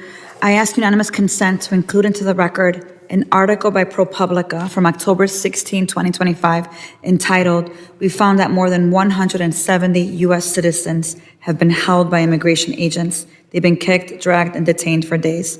I'd also like to add an article by NBC News from December 7, 2025, entitled, "ICE has arrested nearly 75,000 people with no criminal records, data shows," and the letter that I sent on October 3rd requesting a meeting with Secretary Noem. Without objection. Can I do one more? I'd also ask for unanimous consent to enter into the record an article from USA Today, December 2nd, titled, "Trump Pardons Cocaine Kingpin Who Ruled Honduras." Without objection. Thank you. And last one, I'd like unanimous consent to be entered into the record a letter dated today, December 11th, after the conversation with the Secretary, with dates of availability in order to be able to meet with Secretary Noem. Without objection. Thank you. Gentleman yields. Any other? Mr. Chairman, I ask unanimous consent to enter record. Gentleman's recognized. You know, we've heard over and over again that Border Patrol would only target those people that were, in fact, dangerous criminals. We've seen since the time in New Orleans that less than 1/3 of those have been detained have been criminals. I'd like to submit in the record this article by the AP, which demonstrates the statistics that clearly show that these agents aren't, in fact, going after hardened criminals, but people who look a certain way. Mr. Chairman, I have one other item that I'd like to also show over and over again. DHS will be targeting dangerous criminals. And here's a second article that demonstrates, in fact, that the people that they're picking up, many of which are, in fact, U.S. citizens because they look a certain way. The central theme that I'm offering in these unanimous consent articles is you cannot singularly identify a place or person of origin by the way they look. Our Constitution protects us from that. This is a gross miscarriage of justice. Without objection. Gentleman yields. Closing. Gentleman is recognized. Thank you, Mr. Chairman. Mr. Chairman, this secretary abandoned her duty to testify at this committee hearing, and refusing to answer our question is unprecedented. No other secretary, even those under threat of impeachment, have just gotten up and walked out of a hearing when nearly half the members haven't even asked questions. On one level, you can't be surprised because she's failed to answer our letters and other requests for information. Secretary Noem did not even want to appear at all today. To add insult to injury, I'm told that when she left, she did not leave the building. She went to the anteroom. Furthermore, to ostensibly go to a FEMA council meeting for 1 o'clock. I understand on good information that the FEMA council meeting was canceled. So there was no need for her to go. She was a liar with no respect for congressional oversight. She joined FBI Director Kash Patel in telling the U.S. House Committee on Homeland Security to pound sand by getting up and walking out in the middle of the hearing. We were told that she'd be here until 1 o'clock, but she left significantly early. This is embarrassing display from someone who can't take the heat, is disrespectful to the committee and the Constitution, the separation of powers. But again, what else can we expect from an administration led by a man who sicked a mob on the Capitol on January 6th? Mr. Chairman, because the Secretary walked out of the hearing, I move that this committee subpoena Secretary Nome back to continue her testimony. Thank the gentleman. I yield back. The gentleman yields back. Mr. Chairman, I move to table the motion. Gentleman moves to table motion. I thank the gentleman for that motion. Now, continue.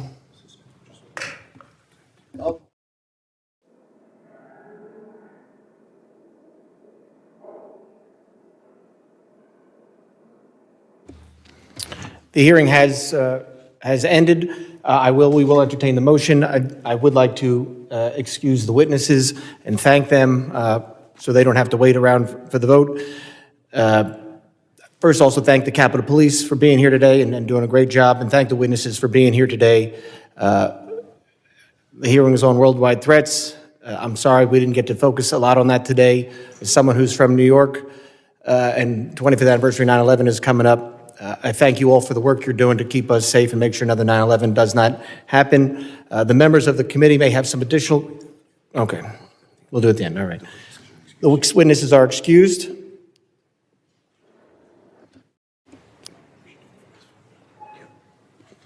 And on the motion to table, all those in favor say aye.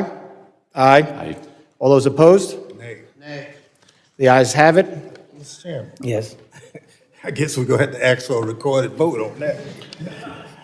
A recorded vote has been requested. The clerk will prepare the roll.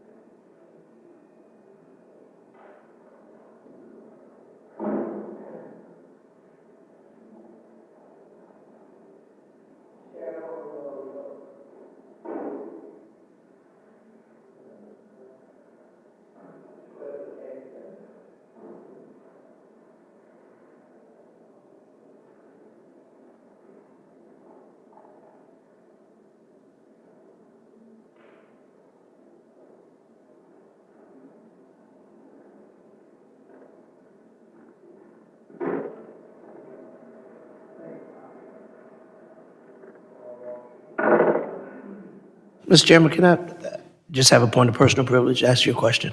It's an easy one. It's a statement. It's a point of personal privilege.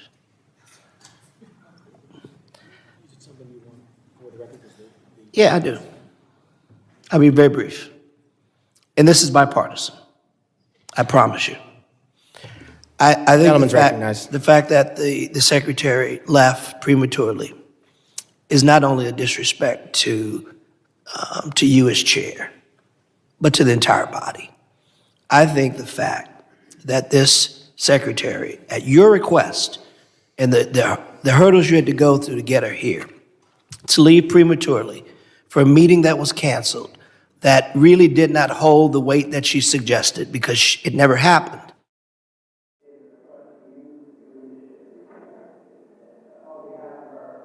Somebody turned me off.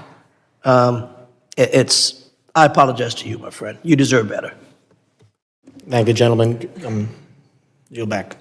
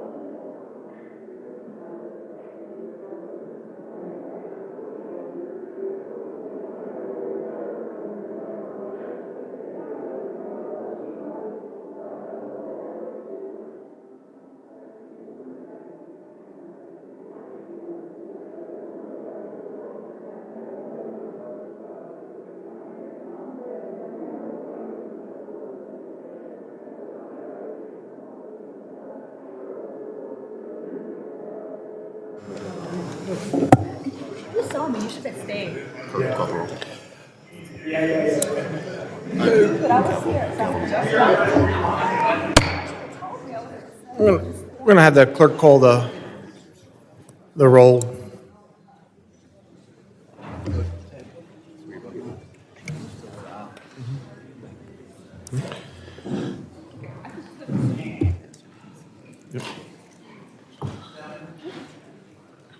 Mr. McCall.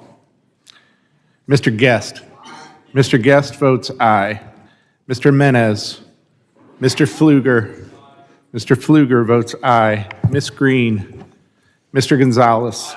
Mr. Gonzalez votes aye. Mr. Luttrell. Mr. Luttrell votes aye. Mr. Strong. Mr. Strong votes aye. Mr. Burkeen. Mr. Burkeen votes aye. Mr. Crane.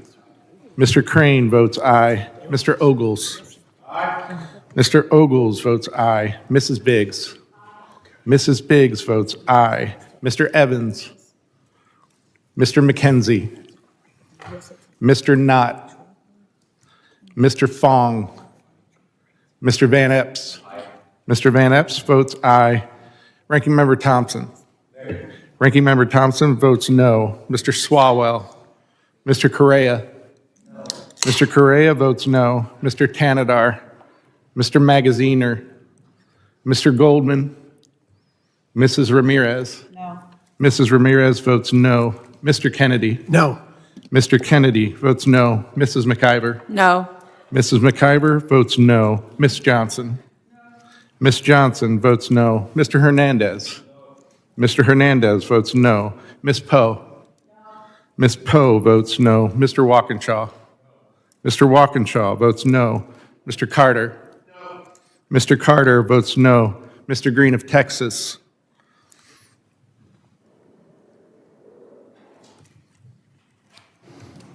How's the chairman recorded? Chairman has not yet been recorded. Oh, excuse me, I'm sorry. Are the members not recorded that would like to be? Mr. Tanadar is not recorded. No. Mr. Tanadar votes no.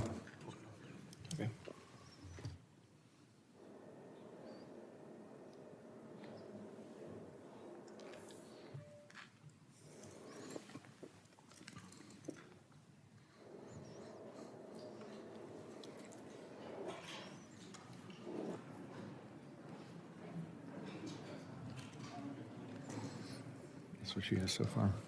11. Yeah. Okay. Yeah. Good. Mr. Magaziner has not been recorded. Mr. Magaziner votes no.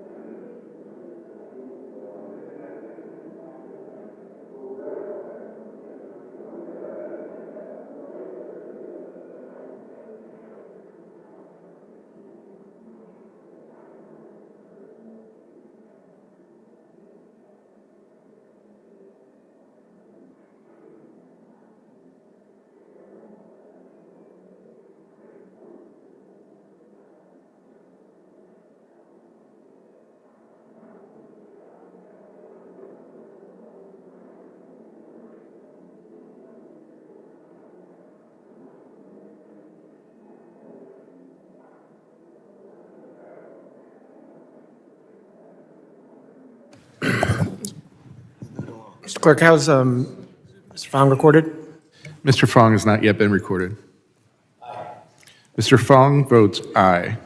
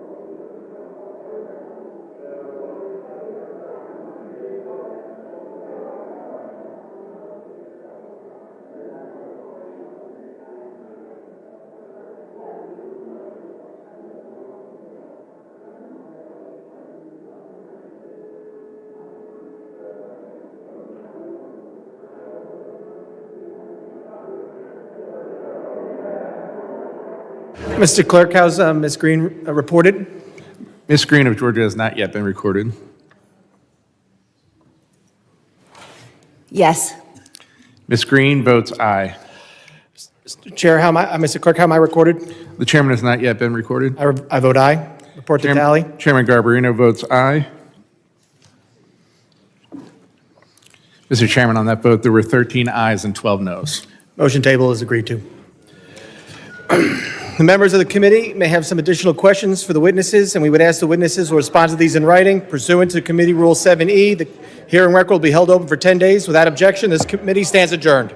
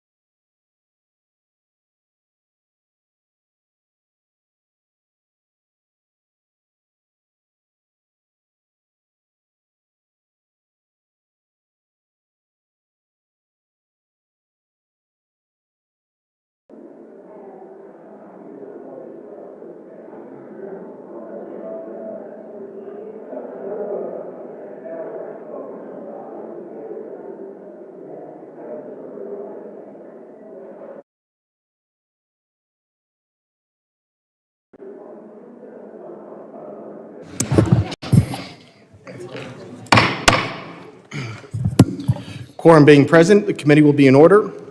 Committee is meeting today for consideration of H.R. 5079, the Widespread Information Management of the Welfare of Infrastructure and Government Act, H.R. 5078, the Pillar Act, H.R. 1731, Generative AI Terrorism Risk Assessment Act, H.R. 2212, the DHS Intelligence Rotational Assignment Program and Law Enforcement Support Act, H.R. 2259, the National Strategy for School Security Act, H.R. 2261, the Strengthening Oversight of DHS Intelligence Act, H.R. 5062, the Pipeline Security Act. Without objection, the chair is authorized to declare the committee in recess at any point. Pursuant to Committee Rule 7C, any requests for recorded votes may be postponed. I now recognize myself for an opening statement. Morning, everyone. Thank you for being here. I'd like to begin by saying how honored I am to serve as chairman of the House Committee on Homeland Security. Before we begin, I would like to address the horrific targeted shooting at Annunciation Catholic School in Minnesota. My prayers are with the people of Minneapolis, the Annunciation Parish community, the grieving families, and all those injured in this unacceptable act of violence at a house of worship. With that, I ask that you all please join me in a moment of silence.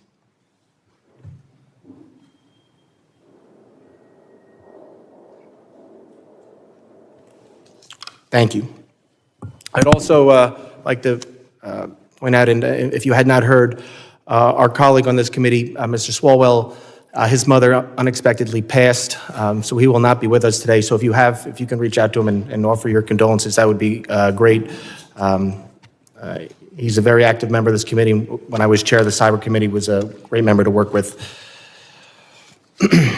As a lifelong New Yorker who represents a district forever marked by the September 11th attacks, my tenure as chairman and our path forward for this committee will be guided by the phrase, never forget. Securing the homeland is an American imperative. I hope for productive partnership where possible. Every member of this committee has shared a mission that the American people are counting on us to succeed in, and that is strengthening our homeland security for generations to come. This vital partnership continues with our markup today. We will consider and hopefully advance 7 pieces of legislation, all which have bipartisan support. My bill, the Widespread Information Management for the Welfare and Infrastructure and Governments Act, or the WIMWIG, reauthorizes a vital tool for our nation's collective cyber defense, the Cybersecurity Information Sharing Act of 2015. Over the last decade, the law has provided a framework for voluntary information sharing across the public and private sectors and between private sector entities regarding cyber threats facing our networks. Reauthorizing this law and ensuring the relevance of this framework before it expires is essential for maintaining our cyber resilience. The Protecting Information by Local Leaders for Agency Resilience Act, or Pillar Act, introduced by Congressman Ogles, reauthorizes the state and local cybersecurity grant program. This program invests in our future of our communities by helping state, local, and tribal and territorial governments build their cyber defenses. To strengthen DHS's core counterterrorism mission amid evolving threats, we will consider legislation introduced by Chairman Pfluger of the Counterterrorism and Intelligence Subcommittee. The Generative AI Terrorism Risk Assessment Act works to examine how foreign terrorist groups could weaponize artificial intelligence to recruit and radicalize individuals, both on U.S. soil and globally. The act of evil committed at Annunciation Catholic School last week is another stark reminder of the threats facing the most vulnerable in our communities. That's why Congressman Gonzalez's National Strategy for School Security Act aims to create a whole-of-government effort to help America's school districts develop and improve emergency plans to keep our kids safe. Information sharing between DHS components is key to enhancing public safety efforts and the mission of the department as a whole. Rep. McKenzie's DHS Intelligence Rotational Assignment Program and Law Enforcement Support Act would require DHS personnel in the Office of Intelligence and Analysis to participate in a program that increases collaboration across the intelligence community.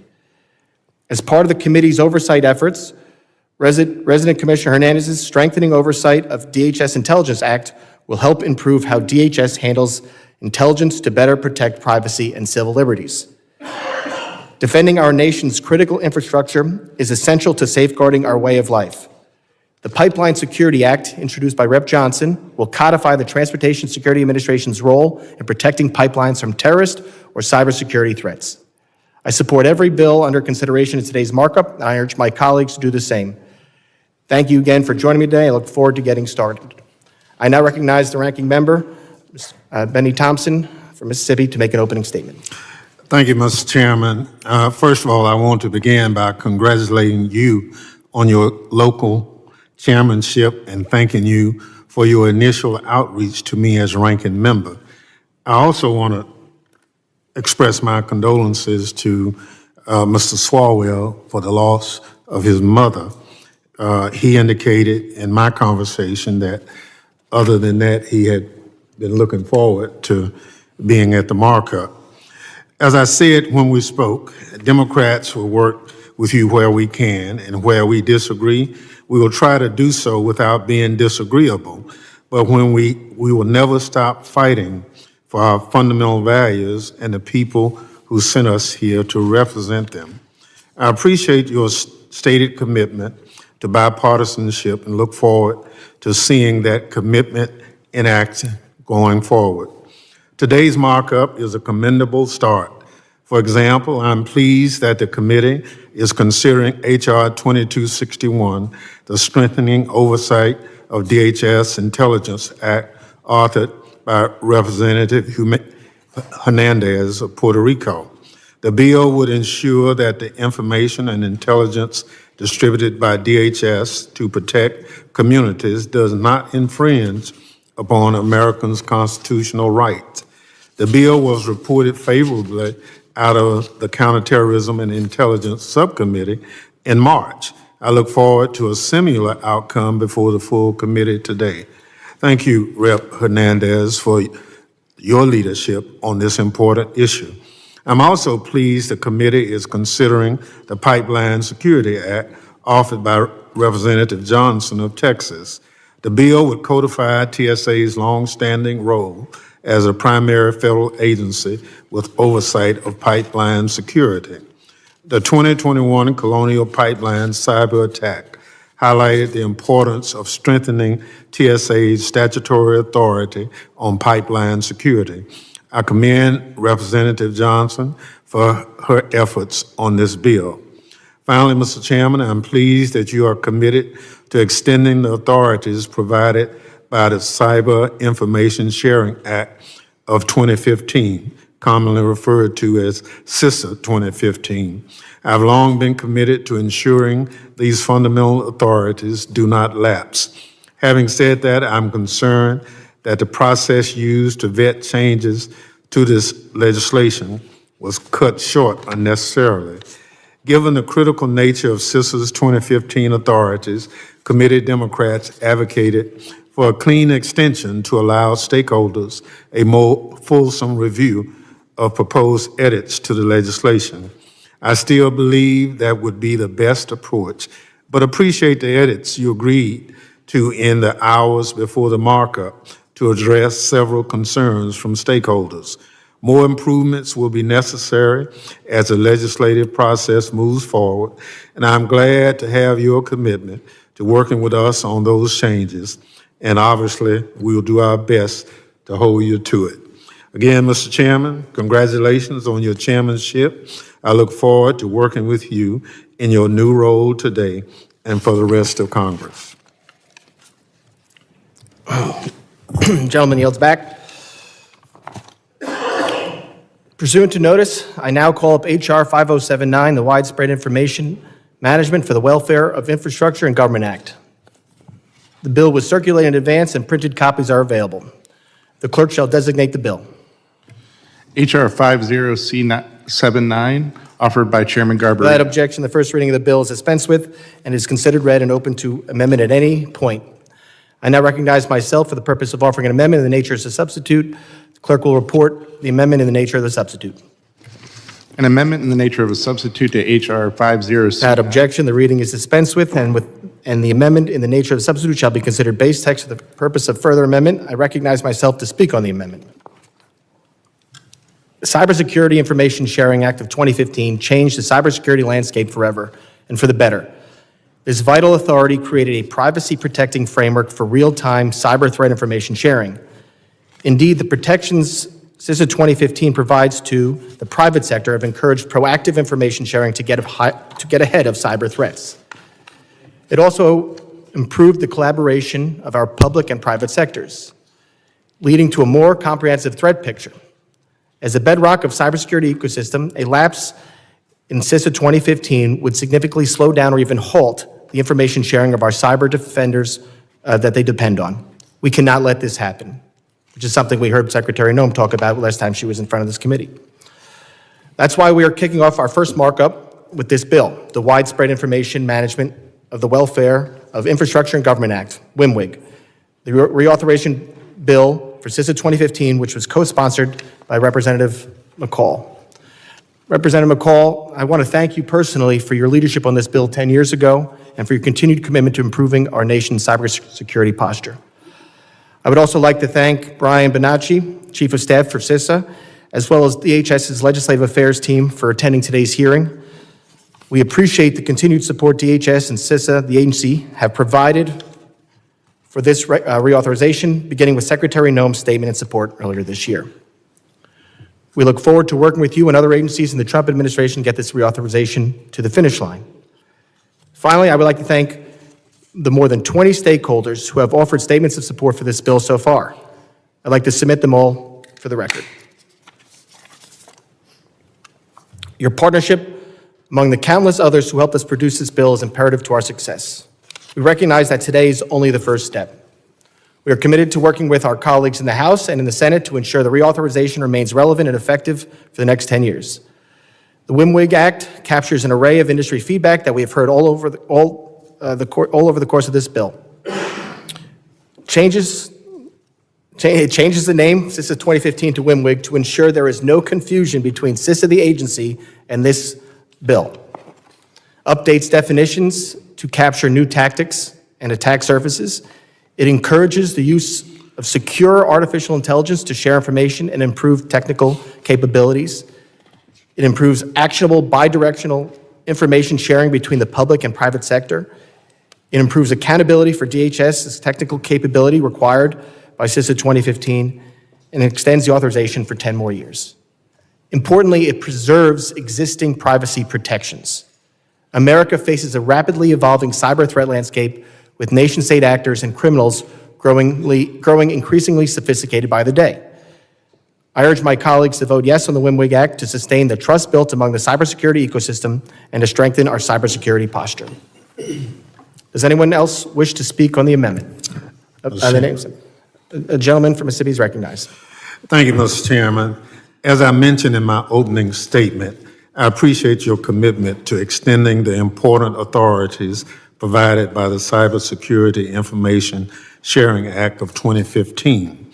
Like you, I'm committed to ensuring that CISA 2015 does not lapse. I've made that clear in every public statement I've made on the subject all year. While I appreciate the committee is taking an important step forward in the reauthorization process with today's markup, I'd be remiss if I did not put on the record my concerns with the process and my expectations about how this and future bills will be worked moving forward. We have known for 10 years that CISA 2015 would expire on September 30th. Unfortunately, the committee did not begin the reauthorization process in earnest until this summer. Moreover, the truncated vetting process limited the opportunity to solicit feedback from a broad range of stakeholders. Indeed, the text of what we are considering today was made public for the first time only 48 hours ago. As a result, members may not have the benefit of the full complement of expertise a robust vetting process yields. That runs counter to how the committee has historically navigated cyber policy through the legislative process. Over time, the committee has built a strong reputation for working closely with a wide range of stakeholders. We do that to ensure the policy we draft has the impact we intend and that we have the opportunity to understand and address concerns raised. I hope you can commit to returning to to a more thorough process in the future, including on efforts to continue moving the CISA 2015 reauthorization through the legislative process. I've made clear on multiple occasions that I believe a clean 10-year extension is the most expeditious path forward and will provide the government's private sector partners the certainty they need to continue partnering with the government. Having said that, getting CISA 2015 across the finish line is up to you, Mr. Chairman, and in a show of good faith to work collaboratively with you on shared priorities and reaffirm my commitment to extending CISA's 2015, I will support the measure before us today. It's my expectations that we will engage a much broader range of stakeholders on this language as the bill progresses, including the ranking members of the other committees of jurisdiction. We must also continue to seek input from experts on privacy, civil rights, and civil liberties to ensure that there are no unintended consequences to the changes proposed by the bill. I will support moving this bill forward in the legislative process today, provided the committee adopts your amendment to the ANS, making certain edits. I will also continue to consult members and stakeholders before making any decisions about supporting the enactment of the legislative provisions before us today. Mr. Chairman, I look forward to continuing to work with you to ensure that CISA 2015 authorities do not lapse. With that, I yield back. Gentleman yields back. Does anyone else wish to speak on the amendment in this nature substitute? Mr. Chairman. Gentleman recognizes the gentleman from Texas. Let me first of all congratulate you on your new position as chairman of the full committee, and thank you for the work you did chairing the cybersecurity subcommittee. I've always considered this to be one of the important issues we face as a nation, and I think it's fitting, and I want to thank you for kicking off your first markup with this very bill. Cybersecurity has always been a bipartisan effort. The ranking member and I worked on the 2015 version. I worked with Secretary Jay Johnson to ensure its authorization into law. At the time, I guess Benny recalls, but maybe not too many others weren't around. We had quite a battle between this committee and the House Intelligence Committee because they wanted the role of CISA to be played under the National Security Agency. There are all sorts of privacy issues that came up with that. The Snowden case came out. We thought it was fitting to have a civilian agency as the lead agency for sharing information to the private sector. And I do think the test of time has shown that that was the correct decision.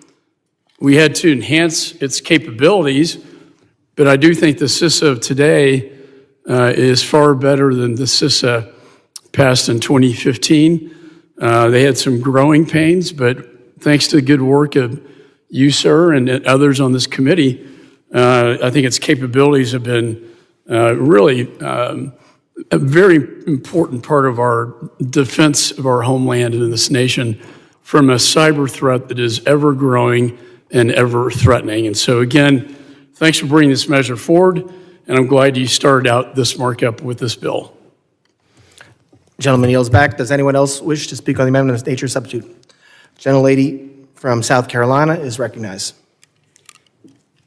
Thank you, Mr. Chairman, and I'll be brief. I appreciate your messaging on the side and being able to talk to me about my concerns. But the one thing I do want to ask is that will you please commit to working with Senator Paul and the Senate to include explicit anti-censorship language to prevent CISA from being used to moderate political speech? As I explained to the gentlelady, gentlelady yields, or as I explained to the gentlelady, I did speak with the senator last night, and he did discuss a piece of legislation that he has that affects CISA, the agency. And he and I are going to continue to discuss that and work on work with CISA, especially once Mr. Planky is confirmed as director, to make sure that the agency is focused on what it's supposed to be doing.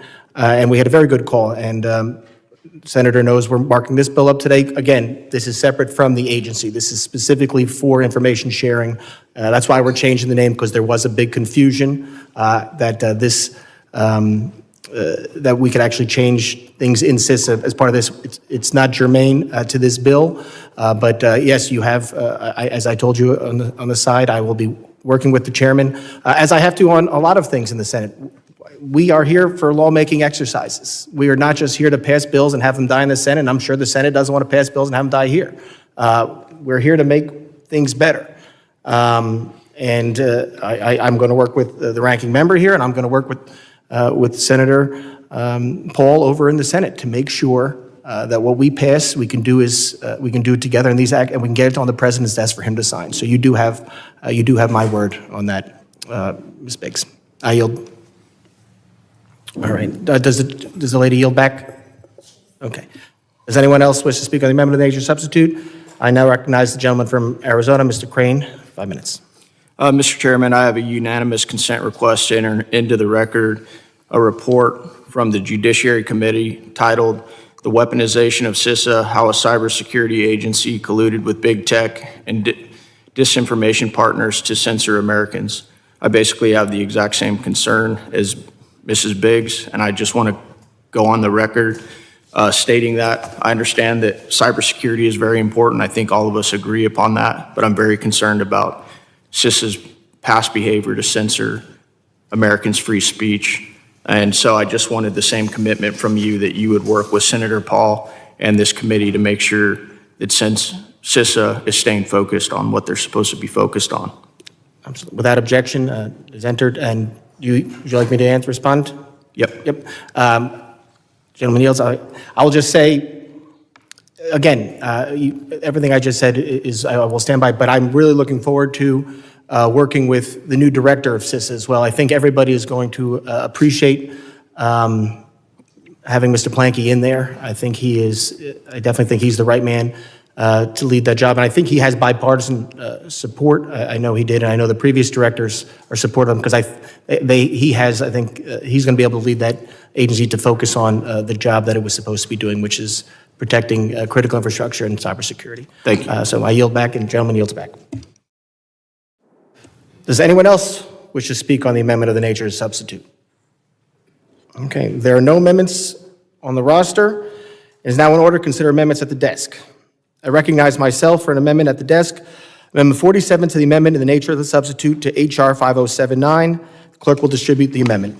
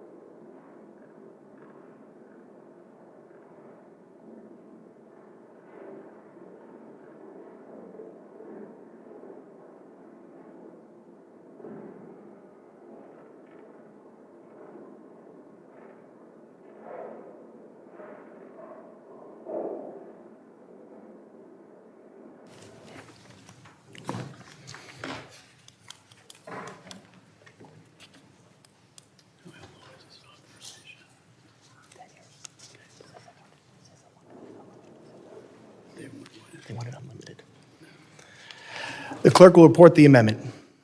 An amendment to the amendment in the nature of a substitute to H.R. Without objection, the reading is dispensed with. I recognize myself for 5 minutes to speak on the amendment. We accepted a few last pieces of feedback to make technical clarifications to this bill and to enhance privacy protections. On privacy, the updated text ensures AI deployment AI deployment aligns with privacy and civil liberties guidelines developed under the bill, and ensures CTIs and DMs related to AI are captured. We did actually receive a lot of privacy requests on this, and we have made the changes to make sure the privacy protections are strong, if not stronger, than the original bill. That is something that a lot of people spoke to us about, and we listened. Broader stakeholder feedback edits include removing the sector risk management agency language, which will instead clarify in bill report language, and ensuring AI tools are not accidentally limited by putting restrictions on how they are developed. I want to again thank the ranking member for working with me on this critical reauthorization. Does anyone else wish to speak on the amendment? There's no further debate. The question is on agreeing to the amendment, the nature of the substitute, H.R. 5079, offered by myself. All those in favor say aye. Aye. All those opposed, no. In the opinion of, and I request a roll call vote. Voice vote, yeah. No, we have to do roll call. On the roll, okay, sorry. We'll just voice vote on this. Are there any amendments to the amendment in the nature of the substitute? Hearing none, the question is on agreeing to the amendment in the nature of a substitute as amended, offered by myself. All those in favor signify by saying aye. Aye. All those opposed say no. In the opinion of the chair, the ayes have it, and the amendment in the nature of the substitute as amended is agreed to. One more time. All right. The question now occurs on the reporting the bill H.R. 5079 as amended. It's the House with a favorable recommendation. All those in favor say aye. Aye. All those opposed say no. In the opinion of the chair, the ayes have it, and the motion is agreed to. The clerk will now call the roll. Mr. McCall. Aye. Mr. McCall votes aye. Mr. Guest. Aye. Mr. Guest votes aye. Mr. Jimenez. Aye. Mr. Jimenez votes aye. Mr. Pfluger. Mr. Pfluger votes aye. Ms. Green. Mr. Gonzalez. Aye. Mr. Gonzalez votes aye. Mr. Luttrell. Mr. Luttrell votes aye. Mr. Strong. Mr. Burkeen. Aye. Mr. Burkeen votes aye.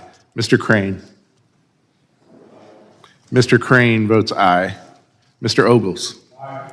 Mr. Ogles votes aye. Mrs. Biggs. Aye. Mrs. Biggs votes aye. Mr. Evans. Aye. Mr. Evans votes aye.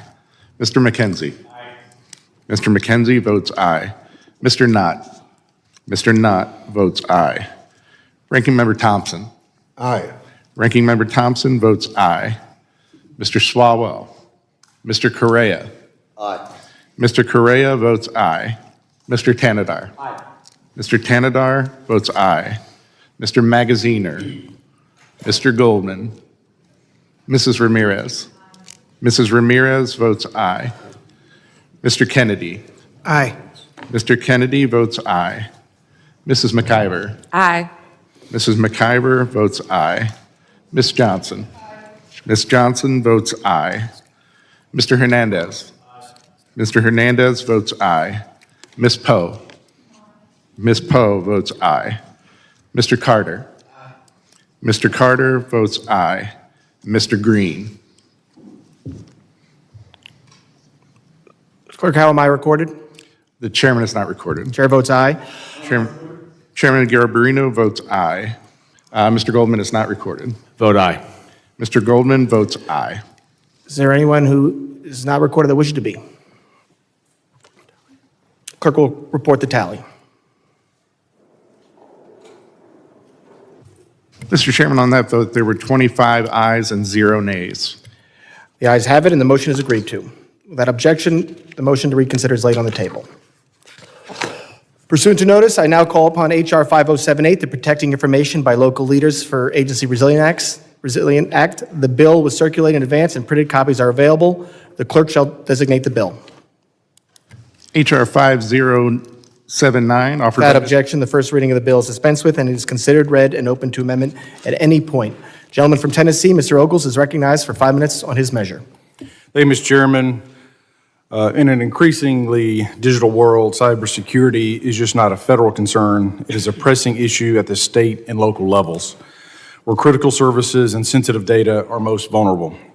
As county executive in Tennessee, I saw firsthand the critical need to secure vulnerable information technology, IT, and operational technology systems, OT. And Mr. Chairman, in our hearing, There was testimony that roughly 98% of municipalities operate at below the cyber poverty line, meaning that they don't have the budget or don't spend enough monies to protect their cybersecurity. Our state and local governments not only need to guard against cyber criminals, but against nation-state actors who will target our critical networks, especially in small and rural communities. That's why I'm proud to introduce the Pillar Act, which reauthorizes the state and local cybersecurity grant program at DHS. This program provides federal resources to our frontline entities responsible for protecting essential public services. It also gives our local governments the certainty that they need to plan ahead. State and local governments handle everything from residents' personal data to the controls of our power, water, and emergency services. Many, especially smaller or rural communities, lack the staff and technology to defend against cyber attacks, making them prime targets for ransomware and data breaches and service-disrupting attacks. My county and others in Tennessee face attacks by cyber criminals. In some counties, the effects were costly. Other communities, such as St. Paul, Minnesota, and state of Nevada, have experienced worse: the paralysis of emergency response systems, the compromise of public records, and millions in recovery costs. Many local governments have a long way to go to be prepared for coordinated attacks by adversaries like the Chinese Communist Party. President Trump's March executive order entitled Achieving Efficiency Through State and Local Preparedness underscored the importance of the federal government empowering our communities to better prepare for cyber attacks. The Pillar Act gives them the initial resources they need. The Pillar Act authorizes the cyber grant for 10 years, stabilizes the cost share at 60% for single entities or 70% for multi-entity groups, incentivizes implementation of multi-factor authentication across state and local critical infrastructure, highlights the importance of securing systems that include OT and artificial intelligence, encourages direct outreach not only to rural communities, but to other small communities that may lack resources. It requires states to take responsibility for the funding of these protections long-term. I usually want Washington to do less, but it must be ours to not leave our local communities and governments exposed. The question is whether we help state and local authorities prepare now or wait until catastrophic forces, heavier-handed federal action is required in the future. Supporting the Pillar Act is a matter of national security and investment in the safety of our essential services and digital infrastructure. As threats evolve, we cannot afford to leave any local government unprepared. This bill makes clear every community, big or small, needs the tools to defend itself. I urge the support of the Pillar Act. When our local governments are secure, our nation is stronger. Mr. Chairman, I yield back. Gentleman yields back. Does anyone else wish to speak on the bill? Mr. Chairman. Ranking member is recognized. Thank you very much. 4 years ago, bipartisan members of this committee, led by Congresswoman Yvette Clarke, established the state and local cybersecurity grant program as part of the bipartisan infrastructure law because we recognize that securing publicly owned critical infrastructure must be a national security priority. The federal government could not leave state and local governments to fend for themselves against sophisticated state actors or transnational criminal gangs who are launching ransomware attacks that devastated state and local budgets and interrupted vital government services. The $1 billion Congress provided the program has strengthened our national security. Testimony before the Cybersecurity Subcommittee earlier this year demonstrated how the funding has resulted in tangible examples of cyber attacks prevented by the grants. State and local stakeholders and the private sector have consistently praised the program for its security impacts and highlighted how its governance provisions have facilitated strategic collaboration between state and local governments. Unfortunately, if Congress does not act, funding for these grants will soon run dry, and the progress we've made so far will halt, even as the threats facing state and local governments continue to increase. With China pre-positioning on critical infrastructure networks in advance of a potential conflict, we must act now to secure publicly owned critical infrastructure. State and local governments own and operate utilities, hospital, transportation networks, and other critical infrastructure that are vulnerable to disruptive attacks. Reauthorizing the state and local cybersecurity grant program will help us better defend our homeland from these threats. I'm glad this legislation will extend the program for 10 years and provide a consistent cost share arrangement with states. In particular, I appreciate the bill's provision to improve engagement with small, under-resourced governments. Of course, this markup is just the first step to extending this important grant program. As the bill continues to progress through the House and Senate, we will continue to work with stakeholders to make additional refinements. I look forward to working with my colleagues to get this bill enacted into law, and most importantly, convincing our colleagues on the Appropriation Committee to provide the funding necessary to implement it. I'd like to thank Ranking Member Swalwell for co-sponsoring this bill, as well as Representative Ogles for his leadership on this effort. I'd also like to thank Chairman Garbarino for his steadfast support of the state and local cybersecurity grant program throughout his tenure in Congress. I urge my colleagues to vote yes on H.R. 5078 and yield back. Gentleman yields back. Does anyone wish to speak on the bill? I'll just recognize myself. I want to thank Congressman Ogles for leading on this. He's been a great member, an active member of the subcommittee, and as someone who came from the local government sector, you know the importance of these. And this grant program has helped us become safer, especially our critical infrastructure. Everyone who has used it has said so. And China and Russia are waiting. They are hoping that this lapses because they are looking for vulnerabilities. They attack us every day, and they are looking for vulnerabilities, and that's why I appreciate the gentleman taking the lead on this.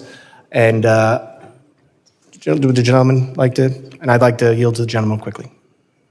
Thank you, Mr. Chairman, and I just want to echo the ranking member that, you know, these grants, obviously, you might have domestic attacks, but a lot of these, or most of these attacks, are emanating from bad actors, state actors, nefarious actors who have billions of dollars at their disposal to attack our critical infrastructure. And like my colleague, Mr. Crane and Ms. Biggs, I have concerns as we go forward of keeping CISA accountable and the privacy concerns. But as we move forward and understanding that China attacks us every single day, these state and local grants are critical because that's where they're attacking. If they can take down a water system or electrical grid or a hospital in rural America, they'll do that, and they'll do it over and over again. So it's important that we empower these small communities like the one I came from, the one that was attacked, that we had put in, we had implemented stopgaps so that we could reboot our system and we would not have gas. But you look at St. Paul, you look at some of these other communities that did not do that, and they were out for days and millions of dollars on the back end. So it's critical, Mr. Chairman. Again, I thank everyone who was involved in this, but as someone who's lived it, who prepared for it, and it worked, I think we've got to move this forward. I yield back. Gentleman is back. I yield back. Are there any amendments to the bill? Hearing none, the question is on reporting Bill H.R. 5078 to the House with a favorable recommendation. All those in favor say aye. Aye. All those opposed say no. Opinion of the chair, the ayes have it, and the motion is agreed to. Clerk will call the roll. Mr. McCall. Mr. McCall votes aye. Mr. Guest. Mr. Guest votes aye. Mr. Jimenez. Mr. Jimenez votes aye. Mr. Pfluger. Mr. Pfluger votes aye. Ms. Green. Mr. Gonzalez. Mr. Gonzalez votes aye. Mr. Luttrell. Mr. Luttrell votes aye. Mr. Strong. Mr. Burkeen. Mr. Burkeen votes no. Mr. Crane. Mr. Crane votes aye. Mr. Ogles. Mr. Ogles votes aye. Mrs. Biggs. Mrs. Biggs votes aye. Mr. Evans. Mr. Evans votes aye. Mr. McKenzie. Mr. McKenzie votes aye. Mr. Knott. Ranking Member Thompson. Ranking Member Thompson votes aye. Mr. Swalwell. Mr. Correa. Mr. Tanadar. Mr. Tanadar votes aye. Mr. Magaziner. Mr. Goldman. Mr. Goldman votes aye. Mrs. Ramirez. Mrs. Ramirez votes aye. Mr. Kennedy. Aye. Mr. Kennedy votes aye. Mrs. McIver. Aye. Mrs. McIver votes aye. Ms. Johnson. Ms. Johnson votes aye. Mr. Hernandez. Mr. Hernandez votes aye. Ms. Poe. Mr. Carter. Mr. Carter votes aye. Mr. Green. How's the chair recorded? The chair has not been recorded. I vote aye. Chairman Garbarino votes aye. Are there other members who wish to have their votes recorded? Clerk will report the tally. Mr. Chairman, on that vote, there were 21 ayes and 1 no. The ayes have it. Motion is agreed to. Without objection, the motion to reconsider is laid on the table. Pursuant to notice, I now call up H.R. 1736, the Generative AI Terrorism Risk Assessment Act. The bill was circulated in advance and printed copies are available. Clerk shall designate the bill. H.R. 1736. Without objection, the first reading of the bill is dispensed with and it is considered read and open to amendment at any point. I now recognize Mr. Pfluger. For the purpose of offering an amendment in the nature of the substitute, the clerk will report the amendment in the nature of the substitute. An amendment in the nature of a substitute. Without objection, the reading is dispensed with, and the amendment is in nature substitute shall be considered base text for the purpose of further amendment. Gentleman from Texas is recognized for 5 minutes on his amendment. Thank you, Mr. Chairman. I move to speak in favor of this, the Generative AI Terrorism Risk Assessment Act. Earlier this year, the Subcommittee on Counterterrorism and Intelligence held a hearing to examine how foreign terrorist organizations use generative AI or Gen AI to recruit and radicalize lone wolf actors on the internet. And the subcommittee found that FTOs use Gen AI for online radicalization by producing highly convincing propaganda videos to fabricate events and to manipulate the perception of potential recruits. Known terrorist organizations like ISIS or Al-Qaeda and others have gone so far as to have AI workshops to train members on its use. This legislation would require DHS to conduct annual assessments on the terrorism threats posed to the United States by terrorist organizations utilizing or attempting to utilize generative artificial intelligence applications. And this bill is crucial right now to respond to the emerging threats of tomorrow. The use of Gen AI is on the rise with new models coming online more and more frequently. This amendment to the nature of a substitute will not only provide flexibility for DHS to focus on the use of Gen AI, including when it's incorporated into systems outside of applications like ChatGPT, but also grants the department a full year after enactment to develop and coordinate the report with ODNI, allowing for the necessary resources and staff sharing to fulfill the bill's requirements. I thank my colleagues for advancing this legislation, and I urge both Republicans and Democrats to support it. Thank you, and yield back. Does anyone wish to speak on the amendment in the nature of the substitute? Are there any amendments to the amendment in the nature of the substitute? Hearing none, the question is on agreeing to the amendment in the nature of the substitute offered by Mr. Pfluger. All those in favor say aye. Aye. All those opposed say no. In the opinion of the chair, the ayes have it, and the amendment in the nature of the substitute is agreed to. The request now occurs on reporting the bill, H.R. 1736, as amended to House with favorable recommendation. All those in favor say aye. Aye. All those opposed say no. In the opinion of the chair, the ayes have it, and the motion is agreed to. Clerk will call the roll. Mr. McCall. Mr. McCall votes aye. Mr. Guest. Mr. Guest votes aye. Mr. Jimenez. Mr. Jimenez votes aye. Mr. Pfluger. Mr. Pfluger votes aye. Ms. Green. Mr. Gonzalez. Mr. Gonzalez votes aye. Mr. Luttrell. Mr. Luttrell votes aye. Mr. Strong. Mr. Burkeen. Mr. Burkeen votes aye. Mr. Crane. Mr. Crane votes aye. Mr. Ogles. Mr. Ogles votes aye. Mrs. Biggs. Mrs. Biggs votes aye. Mr. Evans. Mr. Evans votes aye. Mr. McKenzie. Mr. McKenzie votes aye. Mr. Knott. Ranking Member Thompson. Ranking Member Thompson votes aye. Mr. Swalwell. Mr. Correa. Mr. Tanadar. Mr. Tanadar votes aye. Mr. Magaziner. Mr. Goldman. Mr. Goldman votes aye. Mrs. Ramirez. Mrs. Ramirez votes aye. Mr. Kennedy. Aye. Mr. Kennedy votes aye. Mrs. McIver. Ms. Johnson. Ms. Johnson votes aye. Mr. Hernandez. Mr. Hernandez votes aye. Ms. Poe. Mr. Carter. Mr. Carter votes aye. Mr. Green. Has the chair recorded? Chair has not yet been recorded. I vote aye. Chairman Garbarino votes aye. Are there other members who wish to have their votes recorded? Clerk will report the tally. Mr. Chairman, on that vote, there were 21 ayes and 0 nays. The ayes have it, and the motion is agreed to. Without objection, the motion to reconsider is laid on the table. Pursuant to notice, I now call up H.R. 2212, the DHS Intelligence Rotational Assignment Program and Law Enforcement Support Act. The bill was circulated in advance and printed copies are available. The clerk shall designate the bill. H.R. 2212. Without objection, the first reading of the bill is dispensed with and it is considered read and open to amendment at any point. I now recognize Mr. McKenzie. For the purpose of offering an amendment in the nature of the substitute, the clerk will report the amendment in the nature of the substitute. An amendment in the nature of a substitute. Without objection, the reading is dispensed with and the amendment in the nature of the substitute shall be considered base text for the purpose of further amendment. Gentleman from Pennsylvania is recognized for 5 minutes on his amendment. Thank you, Mr. Chairman. I move to strike the last word. I rise in support of the ANS to H.R. 2212, the DHS Intelligence Rotational Assignment Program and Law Enforcement Support Act. This legislation requires analysts in the Department of Homeland Security's Office of Intelligence and Analysis, INA, to participate in the Intelligence Community Civilian Joint Duty Program administered by the Office of the Director of National Intelligence. The Intelligence Community Civilian Joint Duty Program, also called the Rotational Assignment Program, allows intelligence professionals to serve temporary rotations in other intelligence agencies, strengthening interagency understanding, integration, and cooperation. Currently, INA analysts are not eligible to participate in this program.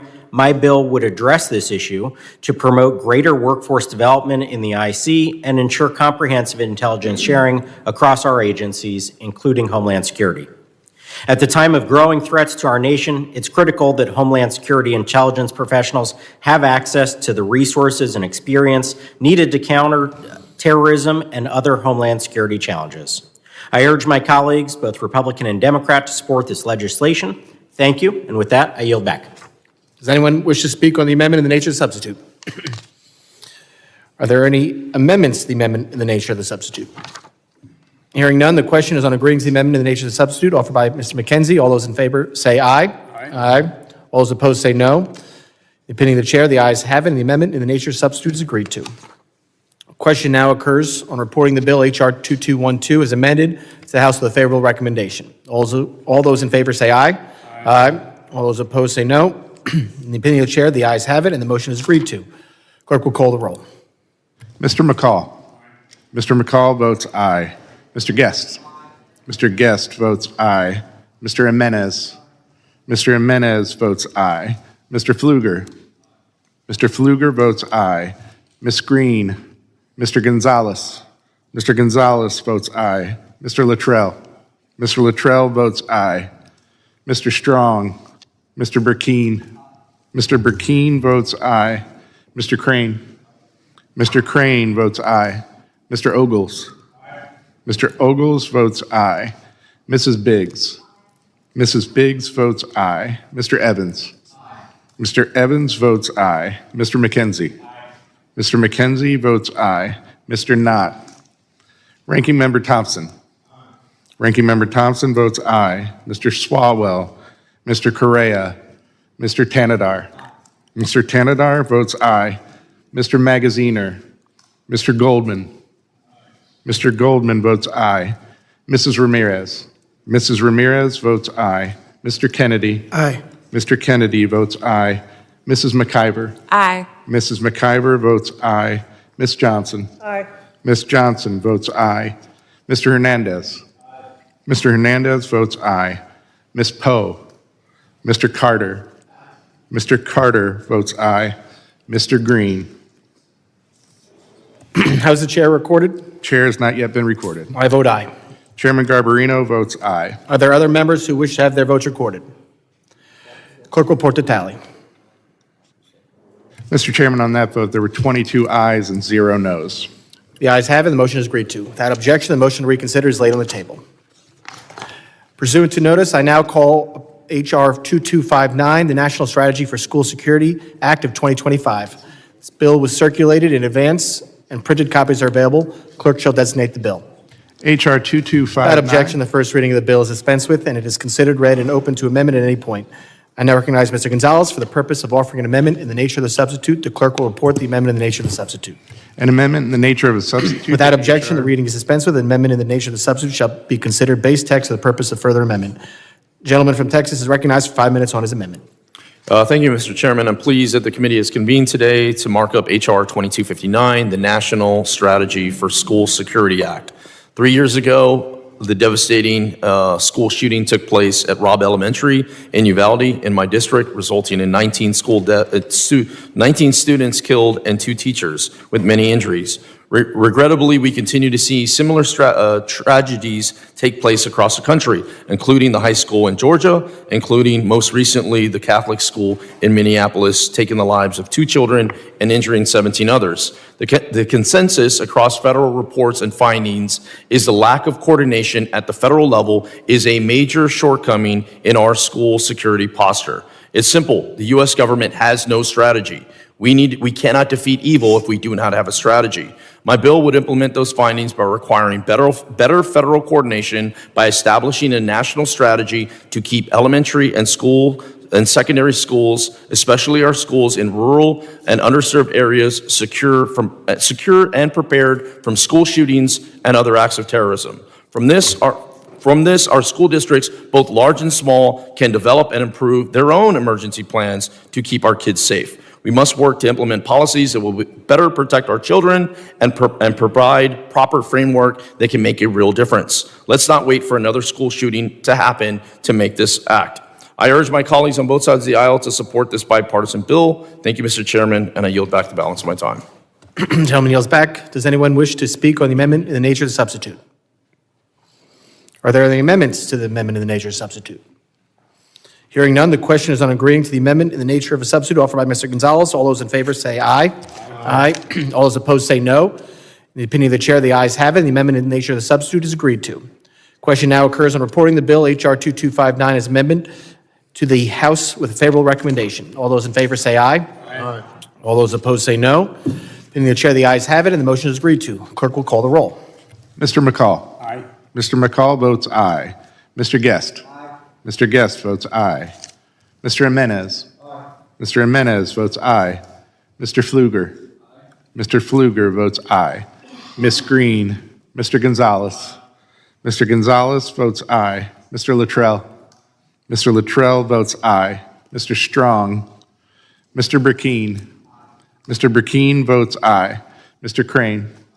Mr. Crane votes aye. Mr. Ogles. Mr. Ogles votes aye. Mrs. Biggs. Mrs. Biggs votes aye. Mr. Evans. Mr. Evans votes aye. Mr. McKenzie. Mr. McKenzie votes aye. Mr. Nutt. Ranking Member Thompson. Ranking Member Thompson votes aye. Mr. Swalwell. Mr. Correa. Mr. Tanadar. Mr. Tanadar votes aye. Mr. Magaziner. Mr. Goldman. Mr. Goldman votes aye. Mrs. Ramirez. Mrs. Ramirez votes aye. Mr. Kennedy. Aye. Mr. Kennedy votes aye. Mrs. McIver. Aye. Mrs. McIver votes aye. Ms. Johnson. Ms. Johnson votes aye. Mr. Hernandez. Mr. Hernandez votes aye. Ms. Poe. Mr. Carter. Mr. Carter votes aye. Mr. Green. How is the chair recorded? Chairman has not been recorded. I vote aye. Chairman Garbarino votes aye. Are there other members who wish to have their votes recorded? Clerk will report the tally.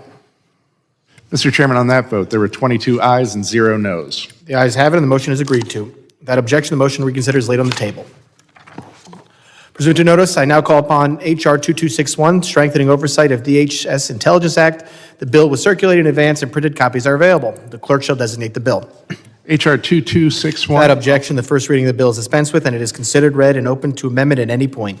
Gentleman from Puerto Rico, Mr. Hernandez, is recognized for 5 minutes on his measure. Thank you, Mr. Chairman, and congratulations on your new role. I am pleased that today the committee is considering my bill, H.R. 2261, the Strengthening Oversight of DHS Intelligence Act, which was reported favorably out of the Counterterrorism and Intelligence Subcommittee in March. DHS's Office of Intelligence and Analysis, or INA, has a unique and critical mission. It is the only member of the intelligence community charged with delivering homeland security information and intelligence to state, local, tribal, and territorial law enforcement, those on the front lines working to keep Americans safe. INA and the entire DHS intelligence enterprise was established in the wake of September 11 to ensure that we never again fail to connect the dots between law enforcement information and intelligence, and ultimately fail to prevent attacks on the homeland. My bill, the Strengthening Oversight of DHS Intelligence Act, ensures that the information and intelligence distributed by DHS to protect our communities does not infringe upon Americans' constitutional rights. My bill requires that all DHS intelligence products be reviewed by the DHS Chief Privacy Officer and the DHS Officer for Civil Rights and Civil Liberties. It also requires the Privacy and Civil Rights and Civil Liberties officers to train senior DHS intelligence personnel on privacy rights, civil rights, and civil liberties protections. While INA has some processes in place to verify compliance with internal guidelines for protecting privacy, civil rights, and civil liberties, my bill will ensure that all DHS intelligence information is shared, retained, and disseminated in a manner consistent with the protection of Americans' rights. I thank my colleagues for their support on this measure, and I yield back. Gentleman yields back. Does anyone wish to speak on the bill? Gentleman from Colorado, Mr. Evans, is recognized for 5 minutes. Thank you, Mr. Chairman, Ranking Member. Move to strike last word. And I just wanted to thank Mr. Hernandez for bringing the bill. Glad to join you on this piece of legislation. You all know my background, cop for 10 years, military for 12 years, a lot of that time as the intelligence practitioner for my unit. And so I know we can do two things at once. We can secure the country, we can crush the cartels, the organized crime that's making life so dangerous for everyday Americans, and we can do that while making sure that we are respecting the constitutional and civil liberties of our citizens. It's something that I did every day as a police officer working on the streets. And so again, just wanted to thank Mr. Hernandez for bringing the bill, and glad to work with you and join you on this measure. Yield back. Gentleman yields back. Does anyone wish to speak on the bill? Are there any amendments to the bill? Hearing none, the question is reporting the bill favorably to the House. All those in favor say aye. Aye. All those opposed say no. In the opinion of the chair, the ayes have it. The motion is agreed to. The clerk will call the roll. Mr. McCall. Aye. Mr. McCall votes aye. Mr. Guest. Mr. Guest votes aye. Mr. Jimenez. Mr. Jimenez votes aye. Mr. Pfluger. Ms. Green. Mr. Gonzalez. Mr. Gonzalez votes aye. Mr. Luttrell.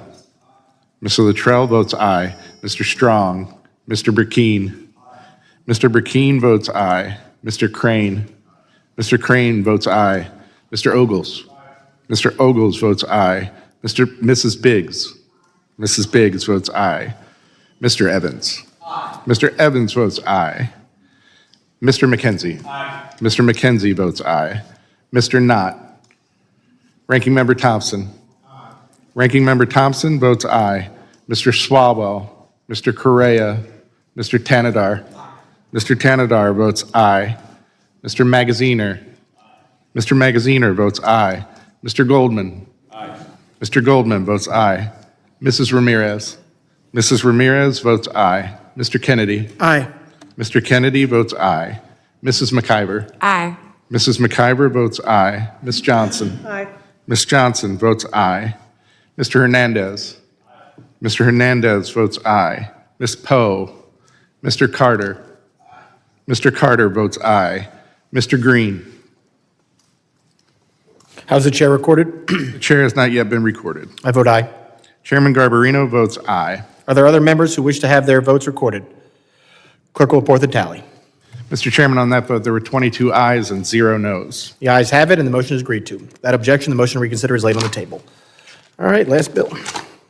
Pursuant to notice, I now call up H.R. 5062, the Pipeline Security Act. The bill was circulated in advance, and the printed copies are available. Clerk shall designate the bill. H.R. 50. Without objection, the first reading of the bill is dispensed with, and it is considered read and open to amendment at any time. Gentlewoman from Texas, Ms. Johnson, is recognized for 5 minutes on her measure. Thank you very much, Mr. Chairman. The pipeline network that distributes oil and natural gas and other hazardous liquids throughout the United States spans over 2.7 million miles, generates over $57 billion in yearly revenue, and directly supports hundreds of thousands of American jobs. These networks are a critical part of our energy supply chain, and we must increase security and resilience in our pipeline network against threats near and far. We saw firsthand how fragile the system is with the 2021 Colonial Pipeline cyber attack, which caused widespread fuel shortages, long gas lines, and price spikes for millions of Americans along the East Coast. Thankfully, we avoided a more serious crisis, but clearly the cyber attack on the Colonial Pipeline revealed the fragility of our system and served as a wake-up call to strengthen our defenses against increasingly sophisticated threats. If we fail to protect these critical pipelines from cyber attacks, terrorist attacks, and other threats, we don't just risk our national security, we risk supply chain disruptions that will create a ripple effect throughout our communities. Pipelines operating in the great state of Texas are vital to Texas's economy, generating billions of dollars in tax revenue and creating over 150,000 jobs directly while supporting over 1 million jobs that indirectly touch pipelines. That's why last week I reintroduced the Pipeline Security Act. For over 2 decades, TSA has been the primary federal agency with oversight of pipeline security. Yet TSA's Pipeline Security Office has never been codified into law, nor have its pipeline security responsibilities been explicitly outlined in statute. The 2021 Colonial Pipeline cyber attack renewed the need for improvement in TSA's statutory authority. By providing TSA's Pipeline Security Office with the permanence its mission demands, my legislation empowers TSA to strengthen its pipeline security operations. The office will be required to issue guidelines for pipeline security, conduct risk assessments of our nation's pipelines, and regularly inspect at-risk facilities. My bill also ensures that TSA has the staff and expertise it needs by requiring the agency to develop a personal strategy and hire employees with both pipeline and cybersecurity expertise. Finally, my bill instructs TSA to increase its security-related engagement with pipeline stakeholders and require the Government Accountability Office to undertake a review of TSA's efforts. Importantly, my bill does not require any new pipeline security regulations or directives. Our nation has seen a significant increase in cyber attacks on our critical infrastructure. It is more important than ever that Congress provide support for TSA's pipeline security mission. And I want to thank Representative Jimenez and Garcia for their co-sponsorship of this bill, and thrilled that we could work in such a bipartisan way. And with that, Mr. Chairman, I yield back my time. Gentlelady yields back. Does anyone wish to speak on the bill? Gentleman from Florida is recognized. Thank you, Mr. Chairman. I want to thank Ms. Johnson for introducing this bill. I strongly urge my colleagues to support this bill, H.R. 5062, the Pipeline Security Act, being considered today. This bill would codify TSA's statutory authorities to secure and protect pipelines against cybersecurity threats, acts of terrorism, and other security threats. In May 2021, the Colonial Pipeline, which supplies approximately 45% of all refined oil on the East Coast, was forced offline following a ransomware attack.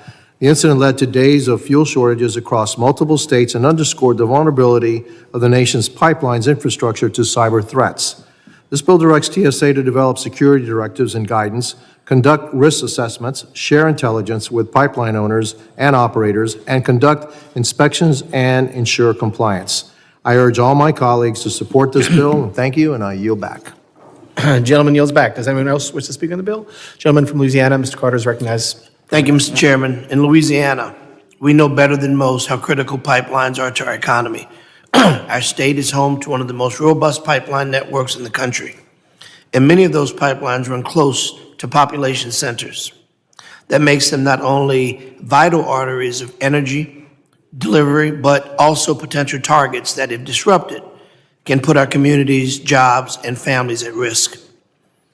The 2021 Colonial Pipeline cyber attack demonstrated how a single incident can have a ripple effect across the entire country, disrupting supply, spiking prices, and instilling fear. Imagine the consequence of such an attack were to hit a major line in Louisiana. Our state's refineries, our petrochemical industries, and the families who live and work alongside this infrastructure would feel the impact immediately. That's why this bill, the Pipeline Security Act, is so important. This bill clarifies TSA's authority over pipeline security, making sure that there's no doubt about who's responsible for protecting the infrastructure from cyber attacks, terrorist attacks, and other threats. TSA has already issued necessary directives since Colonial, but we need to put this authority into law to provide consistency, stability, and accountability going forward. Equally as important, this measure directs TSA to develop a workforce strategy with a specific focus on cybersecurity expertise. Louisiana's pipelines are increasingly connected to sophisticated digital systems. That connectivity makes them more efficient, but it also makes them more vulnerable. We need cybersecurity experts in the federal government who understand these risks and can work with industry to mitigate them. For Louisiana, where energy infrastructure and commodities live side by side, and communities live side by side, rather, the stakes are simply too high to delay. Passing this bill means protecting our pipelines, our economy, and our people. One of the most important commodities our country can ever have, our communities. Thank you, and I yield back. Gentleman yields back. Does anyone else wish to speak on the bill? Are there any amendments to the bill? Hearing none, the question is on reporting the bill favorably to the House. All those in favor say aye. Aye. All those opposed say no.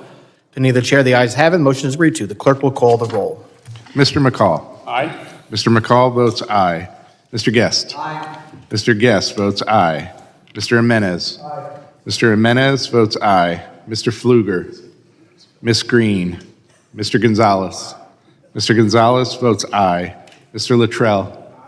Mr. Luttrell votes aye. Mr. Strong. Mr. Burkeen. Mr. Burkeen votes aye. Mr. Crane. Mr. Crane votes aye. Mr. Ogles. Aye. Mr. Ogles votes aye. Mrs. Biggs. Mrs. Biggs votes aye. Mr. Evans. Mr. Evans votes aye. Mr. McKenzie. Mr. McKenzie votes aye. Mr. Knott. Ranking Member Thompson. Ranking Member Thompson votes aye. Mr. Swalwell. Mr. Correa. Mr. Tanadar. Mr. Tanadar votes aye. Mr. Magaziner. Mr. Magaziner votes aye. Mr. Goldman. Mr. Goldman votes aye. Mrs. Ramirez. Mrs. Ramirez votes aye. Mr. Kennedy. Aye. Mr. Kennedy votes aye. Mrs. McIver. Aye. Mrs. McIver votes aye. Ms. Johnson. Aye. Ms. Johnson votes aye. Mr. Hernandez. Aye. Mr. Hernandez votes aye. Ms. Poe. Mr. Carter. Mr. Carter votes aye. Mr. Green. How is the chair recorded? Chair has not yet been recorded. I vote aye. Chairman Garbarino votes aye. Are there other members who wish to have their votes recorded? Clerk will report the tally. Mr. Chairman, on that vote, there were 22 ayes and 0 noes. The ayes have it, and the motion is agreed to. Without objection, the motion to reconsider is laid on the table. All right, without objection, staff is authorized to make any required technical or conforming changes to reflect the actions of the committee. Without objection, the measures amended during today's markup will be reported to the House in form of one amendment in nature of substitute for each bill. This concludes consideration of the bills noticed by the committee for today. Mr. Chairman. Gentleman's recognized. Mr. Chairman, pursuant to Clause 2L of Rule 11, I request that members have 2 calendar days to file with the clerk of the committee supplemental, additional, or minority views on the measures ordered reported by the committee today. So ordered. There being no further business, without objection, the committee stands adjourned.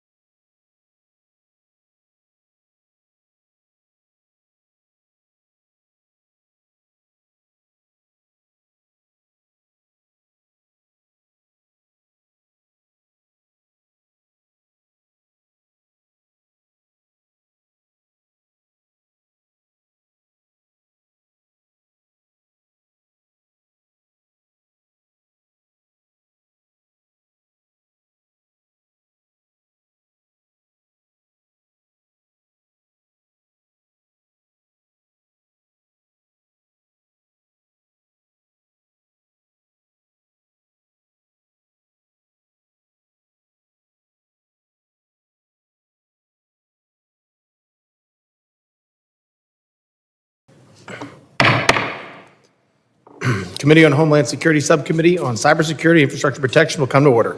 Without objection, the chair may declare the committee in recess at any point. The purpose of this hearing is to examine the nexus between artificial intelligence, or AI, and cybersecurity.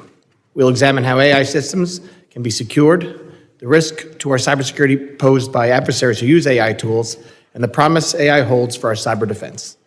I now recognize myself for an opening statement. In late 2022, generative artificial intelligence entered the public sphere and became a viral sensation. Today, generative AI has evolved into a useful tool for cyber criminals, nation-state cyber actors, and cyber defense teams across the globe. In just a few short years, AI has evolved so quickly that we are now discussing a new type of AI, agentic AI. The use of agents raises important questions about how much decision-making control AI should have and how these tools can be secured. Innovative American cybersecurity companies have developed cutting-edge tools to integrate AI into cyber defense across the public and private sectors. AI is upscaling cybersecurity teams' abilities to manage vulnerabilities, detect and analyze threats, track regulatory compliance, and automate responses to security incidents. These new capabilities can help reduce cybersecurity teams' workload and produce better cybersecurity outcomes. This is especially crucial considering our nation's significant shortage of skilled cybersecurity professionals. However, we must be clear-eyed. While AI bolsters our productivity and security, our adversaries also hope to use technology for their own gain. Our nation's adversaries increasingly weaponize AI to scale and more quickly develop attacks against American citizens, businesses, and government entities. Additionally, phishing attacks have increased nearly 1,200% since the rise of generative AI in late 2022.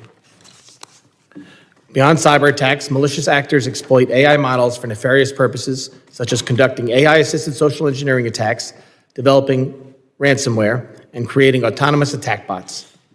The adversarial use of AI is most evident in deepfakes, where attackers can impersonate a trusted individual with AI-generated audio and video, seeking financial gain or access to secure networks. Threat actors also directly target the integrity of AI models, underscoring why security is an imperative. Through manipulation, attackers attempt to destabilize AI models, deteriorating their accuracy and performance by targeting training data, input data, and other structural components. As our enemies continue their endeavors to compromise and weaponize AI systems, we must ensure that security remains at the forefront of innovation in artificial intelligence. Emerging AI technology must be constructed with the appropriate security measures to be resilient against malicious actors.